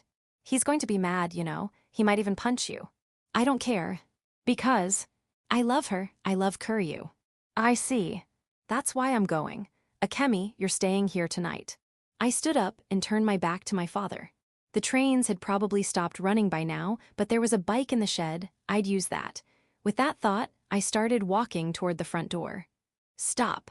What now? Just so you know, nothing you say is going to stop me. Sure, I'll admit I wasn't perfect in all this, but I'm still pissed about what you did. So harsh. It really stings to hear your own son hates you that much. But well, maybe I was a little out of line. With a sly grin, my dad pulled a set of car keys from his pocket and gave them a jingle. I'll give you a ride to her apartment, and I'll come with you to apologize to Kuryu-san too. Section, my dad's car was a standard domestic sedan, nothing fancy. He sat in the driver's seat, and I was in the back along with Akemi, who, for some reason, had insisted on tagging along. Didn't I tell you to stay behind? I'm worried too. Besides, my room is right across the hall, so let's call it convenient, shall we? You're just being nosy, aren't you? How rude. I'm genuinely concerned. She snapped just for a second, and it surprised me enough to lower my head in apology. Sorry, that was out of line. No, I should apologize for raising my voice. I know you've got a lot on your mind, too. Yeah, I do. Honestly, I still wasn't sure what to do once I actually stood in front of Ganasuke-san. Guess I'll have to wing it. What is it? Can I ask you something? Just one more time. What? Are you really going to choose Ayana-sama? Yeah, I love Kuryu. I see. She sniffed quietly, then turned her gaze forward. Understood, then I'll support you. Do your best and persuade Ayana-sama's father. She gave me a soft smile, and I bowed to her once again. The first time was in apology. This time in gratitude. We're here. At my dad's voice, I looked out the window, and there, sitting on the stone steps in front of the apartment building, was a girl. Kuryu. Higashikyuju-kun. I practically threw myself out of the car. Kuryu, who'd been anxiously sitting at the entrance, did the same, rushing toward me like she was about to tumble. Higashikyuju-kun. Without stopping, she jumped right into my chest. I caught her firmly and looked down at her tear-streaked face. I wanted to see you so badly. Me too. I embraced Kuryu tightly. Her elegant, delicate frame felt so fragile, as if it might break if I held her too hard. I wrapped my arms around her carefully, gently, as if shielding her from the world. Anyway, Kuryu, let's go inside. It's dangerous to be out here. It's late.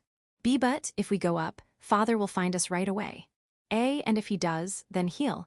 So let's run away somewhere. Her eyes, full of fear, looked up at me. I reached out and gently stroked her head. It's okay. Of course, I had no proof of that. But even so, I smiled, hoping to offer her even the smallest bit of reassurance. Hey there, nice to meet you. My dad, who'd been watching us, called out to Kuryu with a relaxed tone. Kuryu's eyes wavered nervously, but he smiled warmly and waved. You're Higashikujukun's father. That's me. Yeah, this has all been a bit of a mess, hasn't it? I figured I should at least greet Kuryu-san, your father, I mean. My father. Yup. I imagine Ganasuke-san has a few things he wants to say to me, too. Still smiling, he said it like it was no big deal. Kuryu clenched her fists and looked up at him. You, Higashikujukun's F-father. What is it? Please allow me, Kuryu Ayana and Higashikujuhiro Uki-kun, to be engaged again. I don't want to be apart from him. I love him so much. She bowed deeply. My dad looked a little stunned for a moment, then grinned. Whoa, that's pretty bold, Ayana-chan. Way different from Hiroyuki, who's been flip-flopping all over the place. Shut up. Even your sass has lost its edge lately. But hey, personally, I'd love to have a cute girl like Ayana-chan as my daughter-in-law. Then, with a flick of his thumb. But in the end, it all depends on that guy. He nodded toward a sleek black luxury car. Section. I believe I told you not to let your son near my daughter. You're so stiff, Kuryu-san. But come on, these two young lovebirds can't bear to be apart. What am I supposed to do about that? So shameless, that's your car, isn't it? You drove them here yourself. And now you're pretending you're just an innocent bystander. You caught me. Ganasuke-san let out a sigh as he stepped out of the car. Then, his sharp gaze turned to Akemi. You must be Higashikuju Akemi. Why yes, thank you for always looking after me. I should be saying the same, but... He glanced at me. How long do you plan to keep clinging to my daughter, Higashikuju Hiruuki? I don't care if you're from the Branch family. If you continue to stay by her side, I won't forgive you. That piercing glare made my body tense.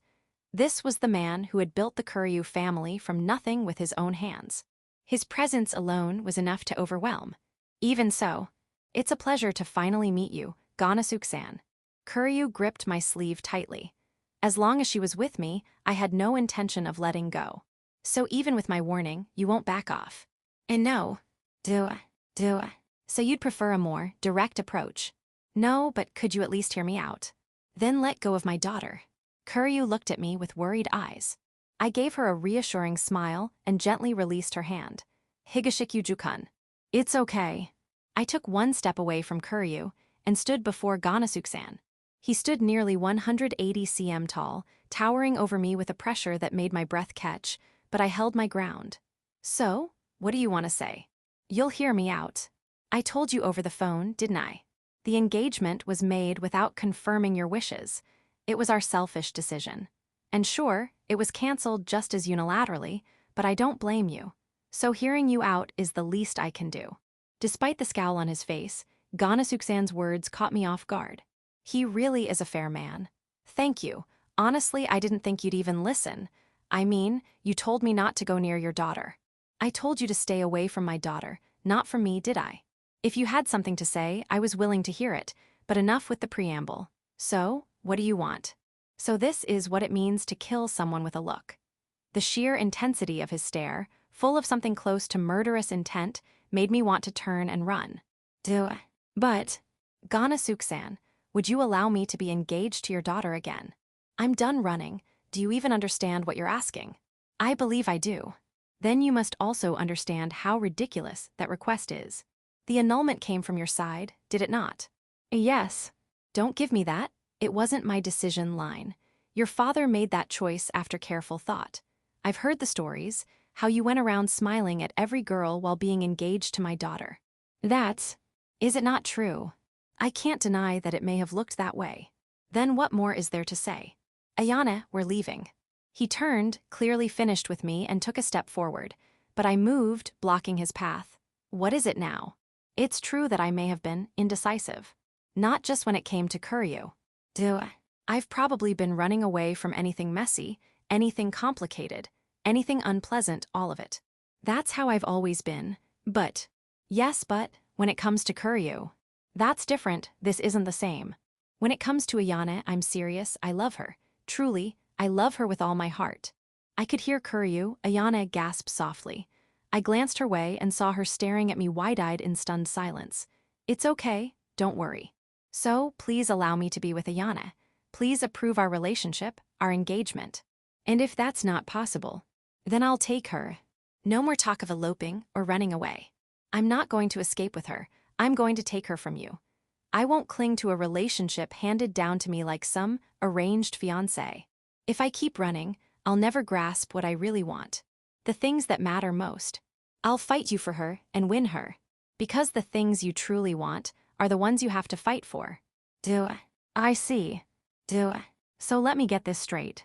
You're saying you truly love Ayana, you won't stray again, and on top of that, you're going to take her from me. Is that it? Yes. HMPH, you've got some nerve to say that so shamelessly, don't you? Father, I love Hiroyuki too. I love him so much. That's why I don't want to be apart from him. Never, never, ever. Crying, Ayana threw herself into my arms. Ganasuk-san's gaze sharpened for just a second, but I held her tightly. Please, won't you give us your blessing? HMPH, there's only one possible answer to that. With that, Ganasuk-san straightened his posture. She may be a bit spoiled, but please take good care of my daughter for a long and happy life together. And then he bowed, politely and deeply. My brain couldn't keep up with what I was seeing. Wait, what? Why is Ganasuk-san bowing? Man, that was pretty cool, Hiroyuki. Not bad at all. From the corner of my eye, I saw my dad give me a big thumbs up. What? Oh right, isn't this what people say at times like this? With a mischievous grin like a kid who just pulled off the perfect prank. Surprise, you've been pranked. What? Final chapter, my adorable villainous fiancé. With stunned expressions like a couple of complete idiots, I know, Kuryu and I froze in place. Since standing outside like that wasn't really appropriate, we moved the conversation into the apartment. Kuryu brewed some coffee and placed cups in front of each of us. Thanks, Kuryu. You're welcome, Hiro H. Higashikujukan. Didn't you just say Ayana and Hiroyuki earlier? Shut up. I did say all that just now, but come on, it's still super embarrassing.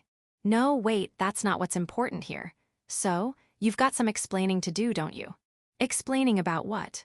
About everything, obviously. What the hell was that prank? Where did it even start and end? Kuryu-san, where should we begin? Most likely from the very beginning. I'll explain. But first. With that, Ganasuk-san straightened his posture and bowed his head to me. I'm sorry, Hiroyuki-kun, truly. I regret involving you in this ridiculous charade. I'm sorry, too, Ayana-chan. It must have been painful thanks to our idiot son. Please raise your heads. Why yes. I mean, I'd be lying if I said it didn't affect me at all, but I'm okay now. Right now, more than anything, Kuryu and I were just confused. Seriously, what the hell happened? And also, what's with calling me idiot son? It means a lot that you'd say that. Then, allow me to explain. Lifting his head, Ganasuk-san continued calmly. Ayana was always isolated in elementary and middle school. She didn't have a single friend. Yes, I heard about that. Something about being a social climber. Exactly. That was my fault, forcing her into a prestigious girls' school. I'm a social climber myself. I've experienced plenty of hardship on my way up. Ayana is the only daughter of the Kuryu family. Naturally, she'd be expected to make appearances and maintain connections. I thought having long-standing friends would make that easier, so I enrolled her in that school, but it completely backfired. Ayana ended up standing out too much. Of course, some of it was her own personality. She's prideful, and while she's kind, she also has a strict side. You know that, don't you? Yes. Very well, in fact. I struggled with it. Having a lot of friends isn't everything, but seeing my daughter push herself, gritting her teeth, all alone, it hurt. So I transferred her to Teneikan High School, hoping a change in environment would help. But that didn't work either. Ayana always acted like nothing was wrong, but every now and then, she'd look like she was suffering. Maybe it's just a parent's selfishness, but I didn't want to see that expression on her face. That's not selfish. I get it. I really do, and Ganasuk-san met my gaze as he went on. So I turned to someone I could trust, Higashikyu-san. Sorry, what? Okay, no, that part I don't get at all. Wait. Ganasuke-san, you asked my dad. You realize he's like the last person anyone should ever consult, right? Ganasuke-san blinked in surprise, as if to say really. You do know we're talking about this dad, right? I've thought this for a while, but don't you underestimate your father just a little too much. No, no, no, look, didn't he borrow money from you because his business tanked? I mean, I'm not saying business skills are everything, but come on, he's kind of a flake. So you really didn't tell him, did you, Higashikyu-san? Didn't feel like it was necessary. May I? Sure. It's not like I was hiding it, I just didn't want to explain it myself. He said that while sipping his coffee. Ganasuke-san sighed, clearly exasperated. Your father didn't borrow money from me because his business was struggling. I'll keep it brief, but back when he and I were both just starting out in business, there was a certain man who helped us both immensely. Later, that man's son fell into debt, and your father stepped in to cover it. At the time, I happened to be in America. When I returned, I learned what had happened, how your father stepped in to help the son of someone we both owed so much to. Of course, I couldn't just stand by. Our company was doing better financially, so I offered to take on some of the burden. I said I'd pay at least half, but your father flat out refused. The debt involved some unsavory sources, so I insisted on covering those parts. Even so, your father still paid me back every yen, with interest. Didn't he tell me it was because he saw future business potential, or something? You actually remembered that, huh? Well, yeah, it was a shock. I seriously wondered what Ganasuke-san saw in that dad to think he had potential. Honestly, I even thought he must be blind or something. Leadership changes everything. A business becomes something different depending on who's in charge. And if that leader is someone who never forgets a debt of gratitude, the company has a strong future. You can tell just by looking at the employees at your father's company. They all seem to be working with purpose, don't they? I mean, yeah, his company does feel kind of homey, I guess. But honestly, doesn't that mean he's too soft to be an effective leader? Sure, being too lenient can be a problem. But your father has good balance. That's why his employees follow him. At the very least, I trust him. I turned to look at Dad in disbelief. He scratched his head under my gaze. So it's not just a money thing between you two. Sorry, I lied. Why would you lie about that? I gave him a dead-eyed stare. He just looked away.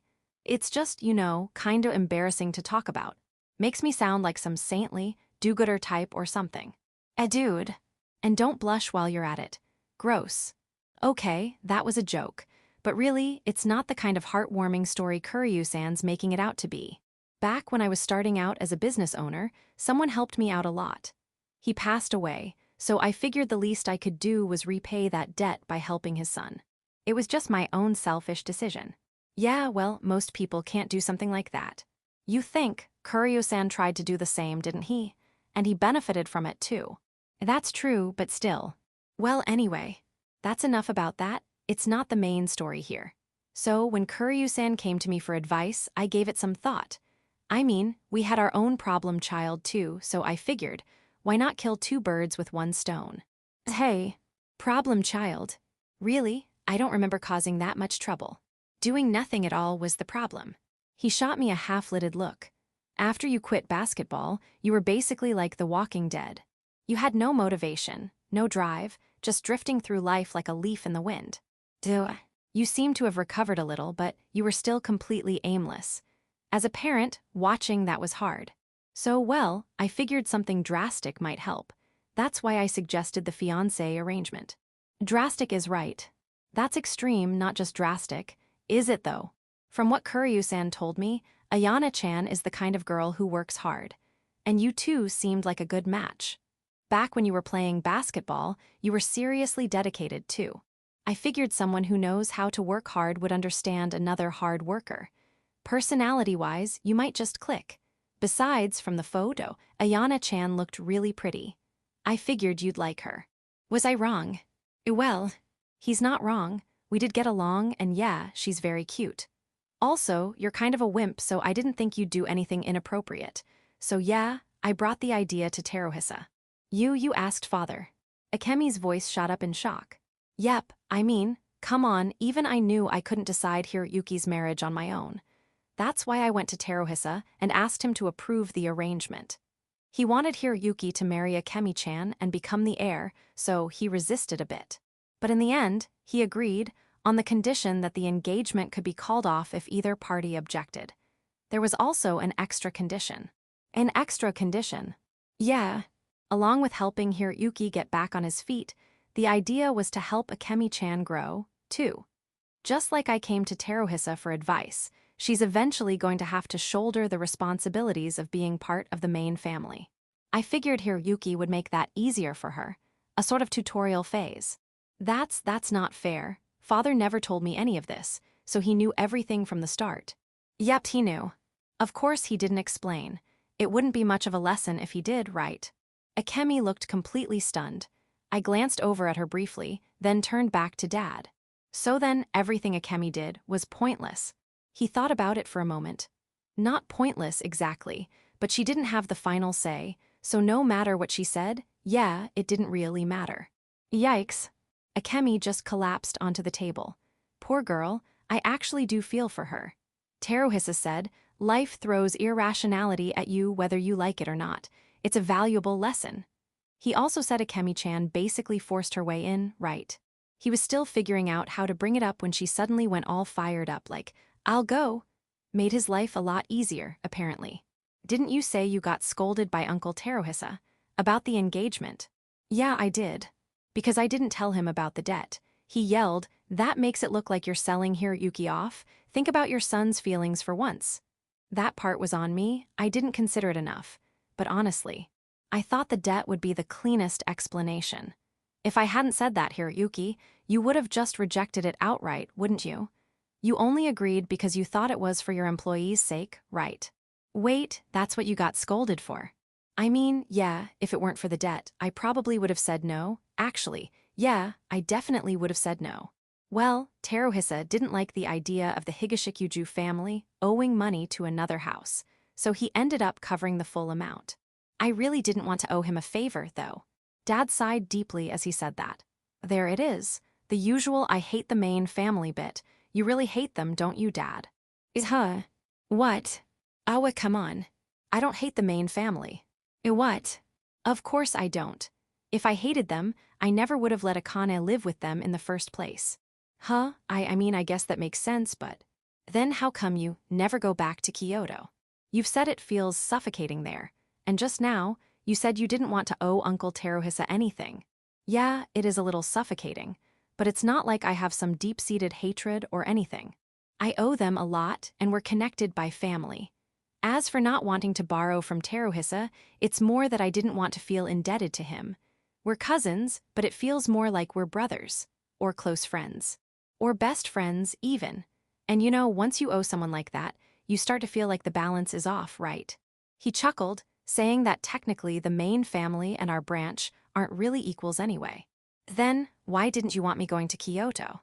Mostly because I didn't want you getting too close to that house. It's kind of like a drug. I mean, think about it. Just handle a bit of asset management, show your face once in a while, and you get to eat 3 meals a day. I'm not saying there's anything wrong with that, but I just didn't want my son going down that path. I want you to challenge yourself, try different things. Call it a selfish hope from a parent. I left that place behind because I wanted to, and now I'm living a pretty decent life. Duh. You're the type who doesn't put effort into anything unless you really like it, right? Zahi. Yeah, I can't exactly deny that. Teruhisa really liked you, too. If he showed you the easy way, you'd probably have taken it without thinking. That's why I didn't talk much about the Higashikuju family. If you were going to make a decision, I wanted you to think about it first. Otherwise, I was sure you'd just take the easy route without even realizing it. You know me too well. I'm your dad. Of course I do. This is like those rich parents who pretend to be poor so their kids grow up with a normal sense of money. Huh. So you told Akane about it because she's not like that.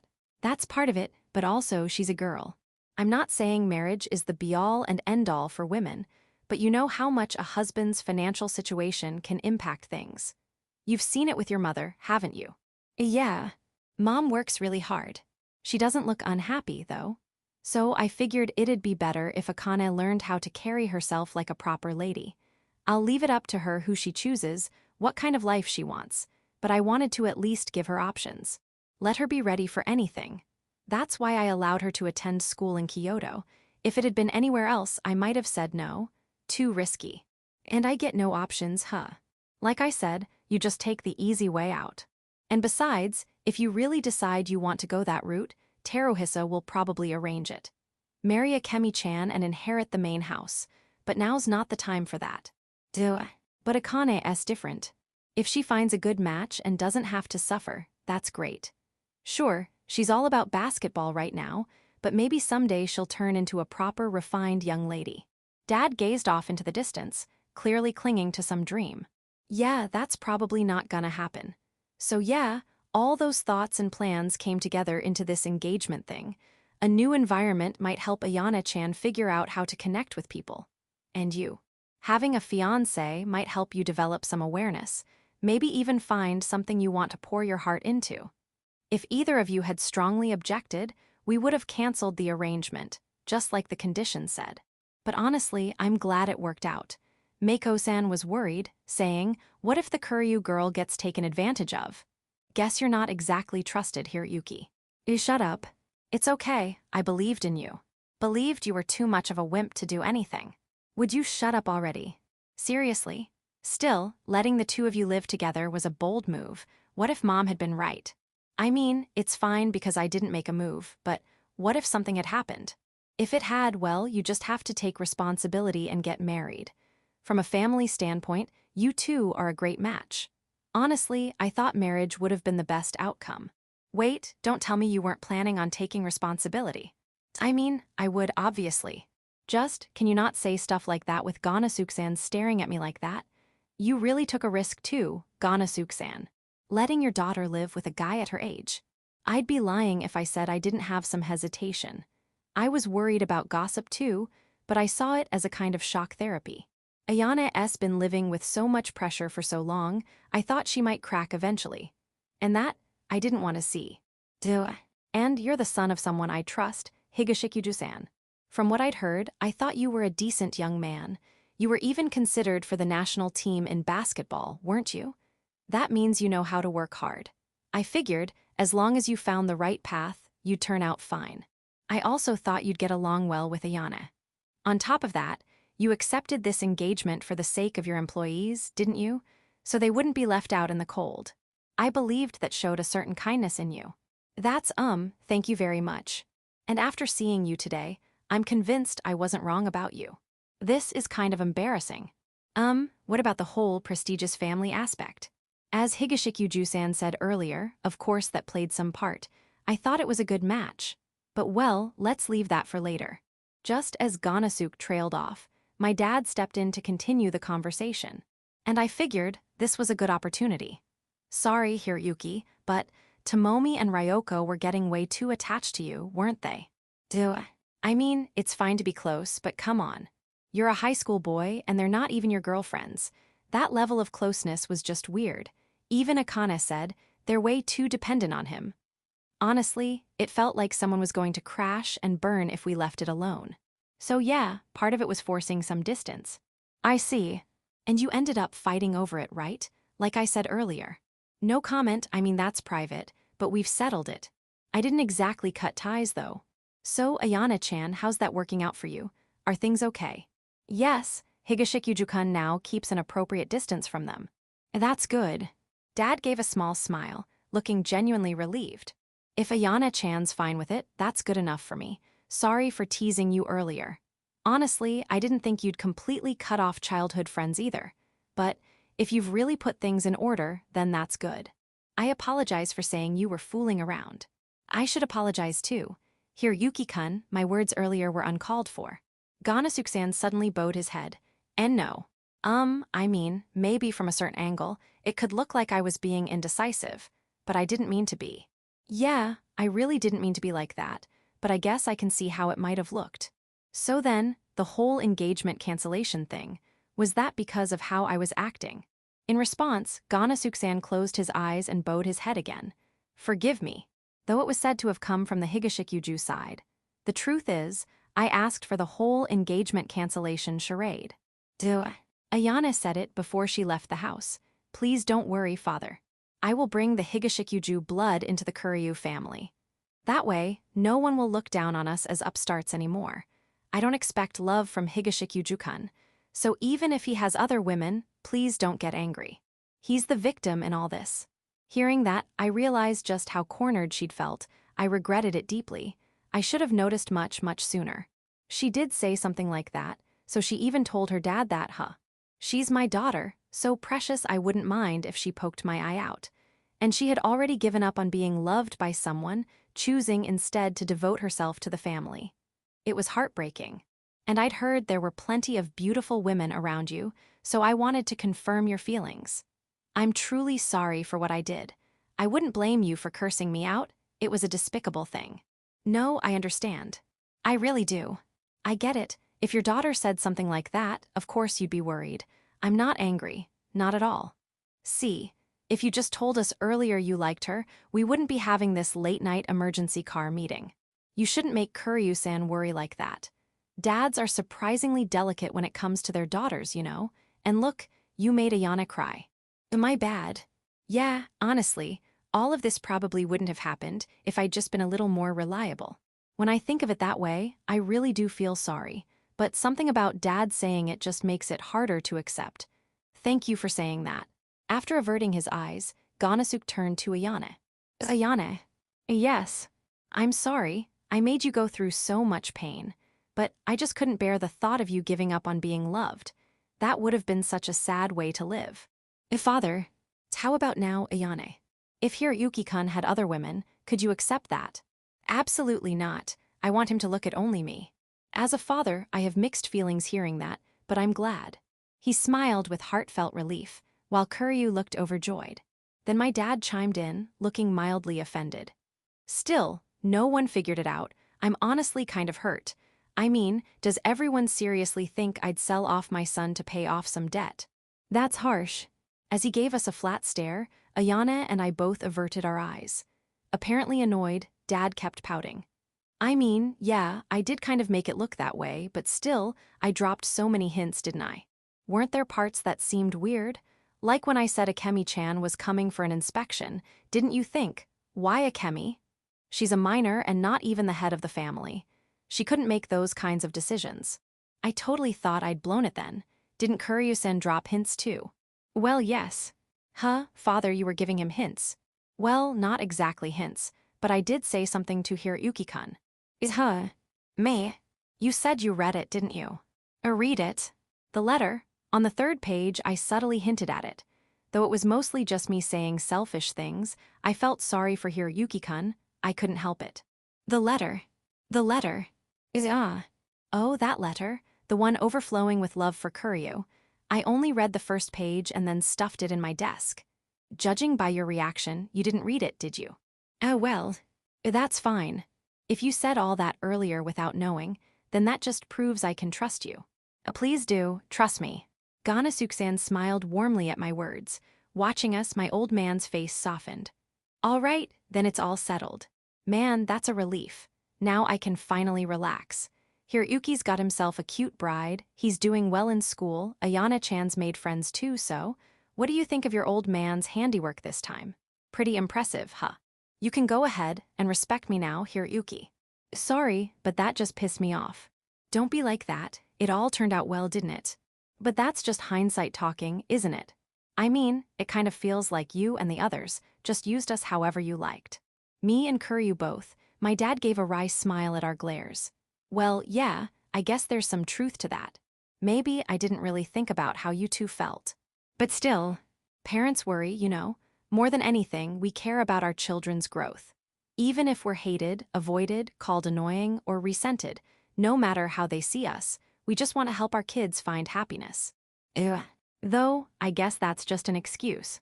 You could say it was selfish, or even that we were playing games with your lives. Hate me if you want. And not really. I mean, I'm pissed, but I guess Dad was trying to act with my best interests in mind. And well, it all ended up going in a good direction anyway. Still feels like walking a tightrope, doesn't it? I was confident I wouldn't fall. I trusted you, Hiroyuki. You may be indecisive, but I didn't think you'd ever do anything to hurt a girl. Is that so? Still, in the end, I've been dancing in the palm of my dad's hand this whole time, haven't I? Didn't I tell you? Ganasuke-san placed a hand on my shoulder as I struggled to fully accept it all. Your father may come off easygoing, but he's sharp. Some of it was just luck. Things happen to work out. Then maybe he's got the talent to make luck work in his favor too. At the very least, I'm happy right now. Yeah, you probably planned all this with my personality in mind, too, didn't you? Damn it, I admit it, you win, old man. Wait just a minute. Suddenly, Akemi lifted her head from where she'd been slumped over the desk. Hey, you've got a mark on your forehead. What's with the happy ending faces? That's not fair. This makes me look like a complete clown. Well, yeah, you were kind of the clown this time, Akemi-chan. How can you say that like it's someone else's problem? This is your fault, yours and Kuryu-sama's. I was just dragged around by your selfish schemes. Is it really our fault? Teruhisa joined in too, you know? Actually, isn't this more on Teruhisa's head? And as for you, didn't you stick your nose in all on your own? But still. This is too much. Tears welling up, Akemi glared at my dad. Well, yeah, I get where she's coming from. Getting tossed around like that, only to hear it was all planned. Be mad too, even if she did bring it on herself. Sorry, Akemi. Don't apologize. Then, what am I supposed to do? Seriously, what am I supposed to do? A redemption match. Come again. Loser's redemption match. I demand a second chance. Excuse me. What is Akemi saying? Did she break or something? Don't look at me like I'm some pitiful, tragic case. Fine, I'll admit it. Hiroyuki-san likes Ayana-sama. I accept that. I'll take this loss with grace. But that doesn't mean his feelings will last forever. Is it really okay to just decide on a fiancé so lightly? What the hell are you saying? And didn't you say you were going to support us? In the car. I did. But this is just too much. Think about it, will you? Here, Uki-san, do you really believe you'll stay with a girlfriend you got in high school forever? Do you know how low the odds are for that? Well, I mean, maybe that's true in general. But I'm not letting go of Kuryu, you know. And seriously, you bring this up now, in the middle of all this. I don't have the luxury of timing anymore. If I don't speak up now, everyone's going to end up miserable. Tomomi-san, Ryoko-san, Mizuho-san, all of them will be unhappy. Yeah, but even so. I understand. Just as I was about to say something, Kuryu spoke up, cutting me off. Uncle Higashikuju, father. Yes. What is it? I understand what the two of you did for our sake, and I truly appreciate it, but I also think too many people got dragged into this. Well, I don't think that's something you need to feel responsible for, Ayana-chan. If anything, that's on us. No, I think it's important to draw a line. A line, huh? I think it's fine to lean on your parents while you're still a kid, but okay. So, what do you want to do, Ayana-chan? Earlier you mentioned that if both parties agree, the engagement can be annulled. Correct. That's right, but...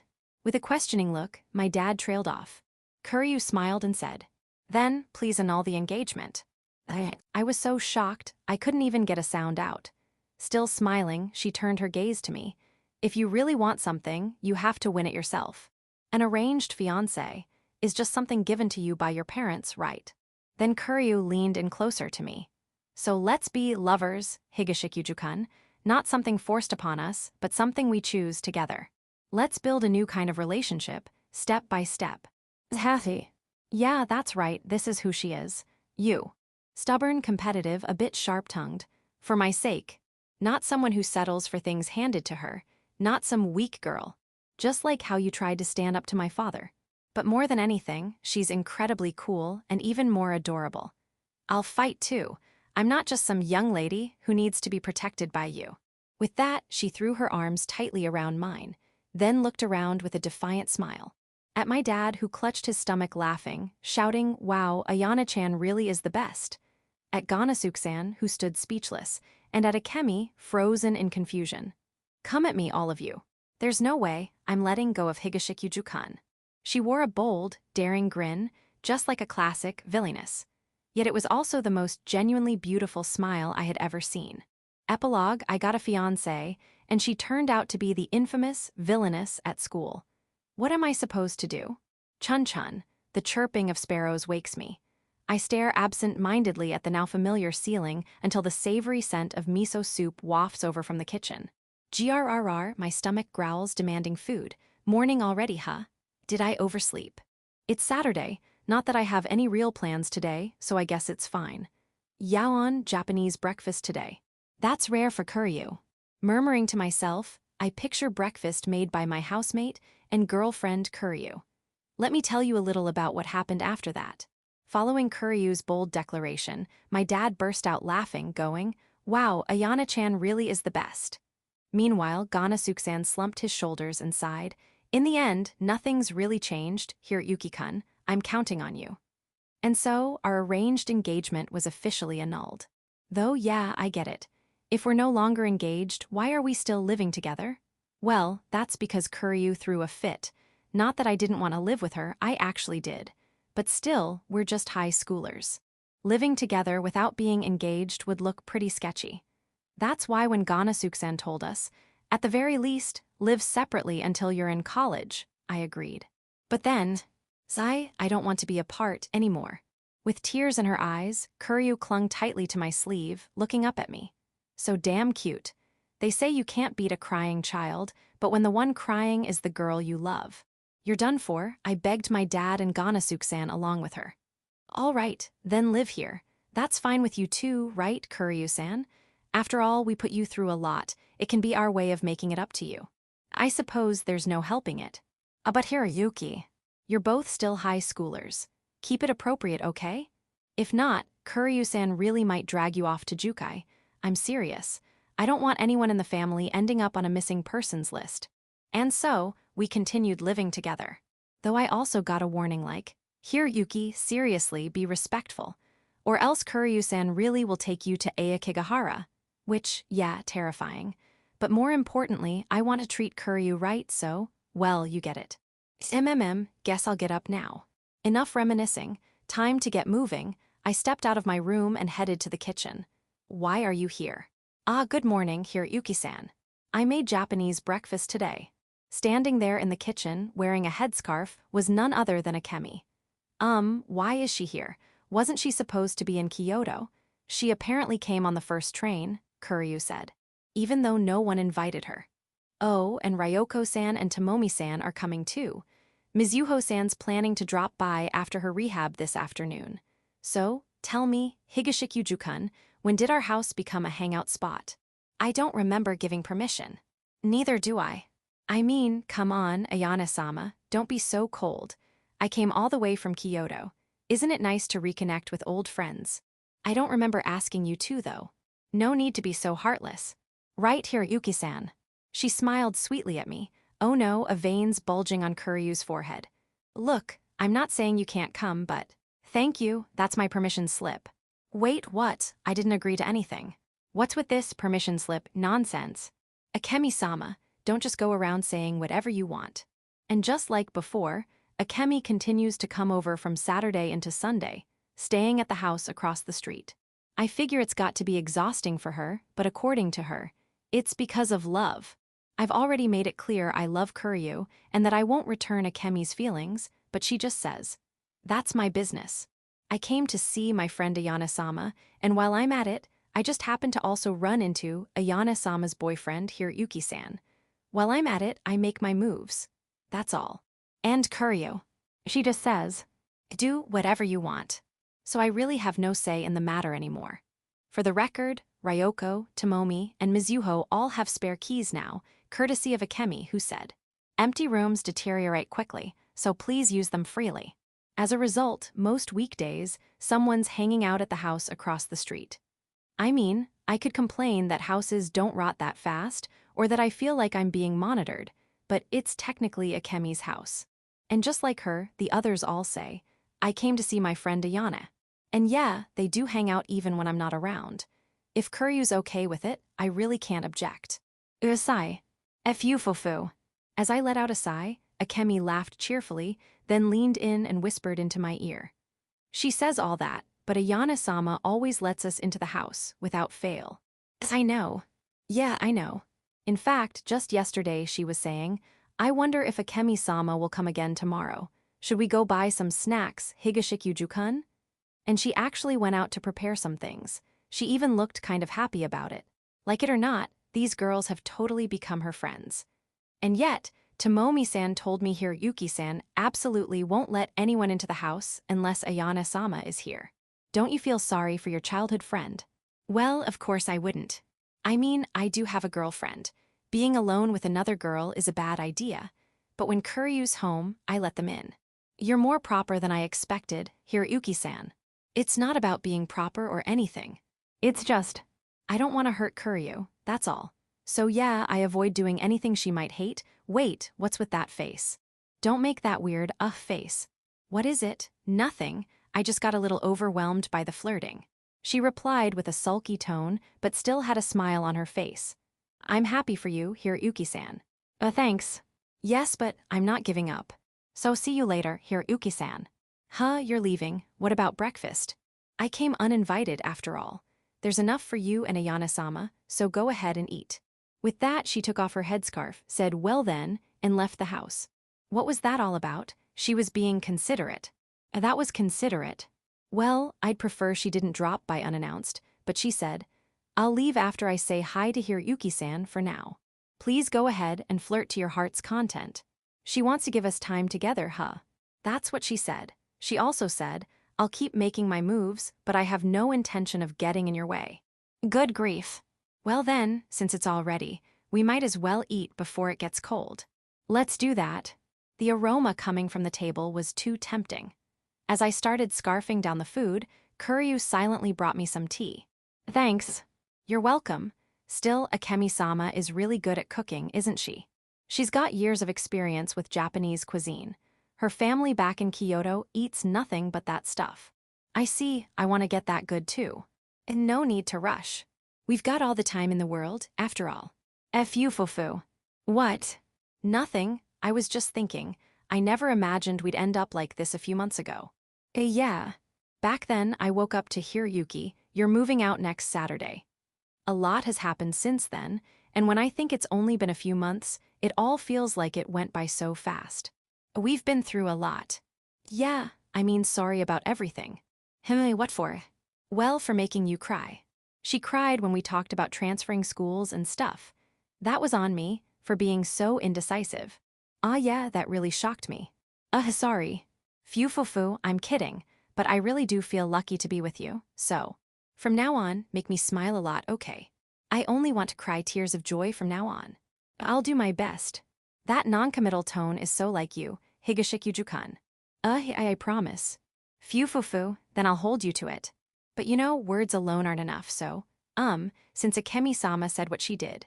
Hiroyuki, she said, that was the rule we had agreed on. What is it, Ayana? It's too embarrassing to call you by name all of a sudden, so, see, could we start by only doing it when we're doing something, couple-like?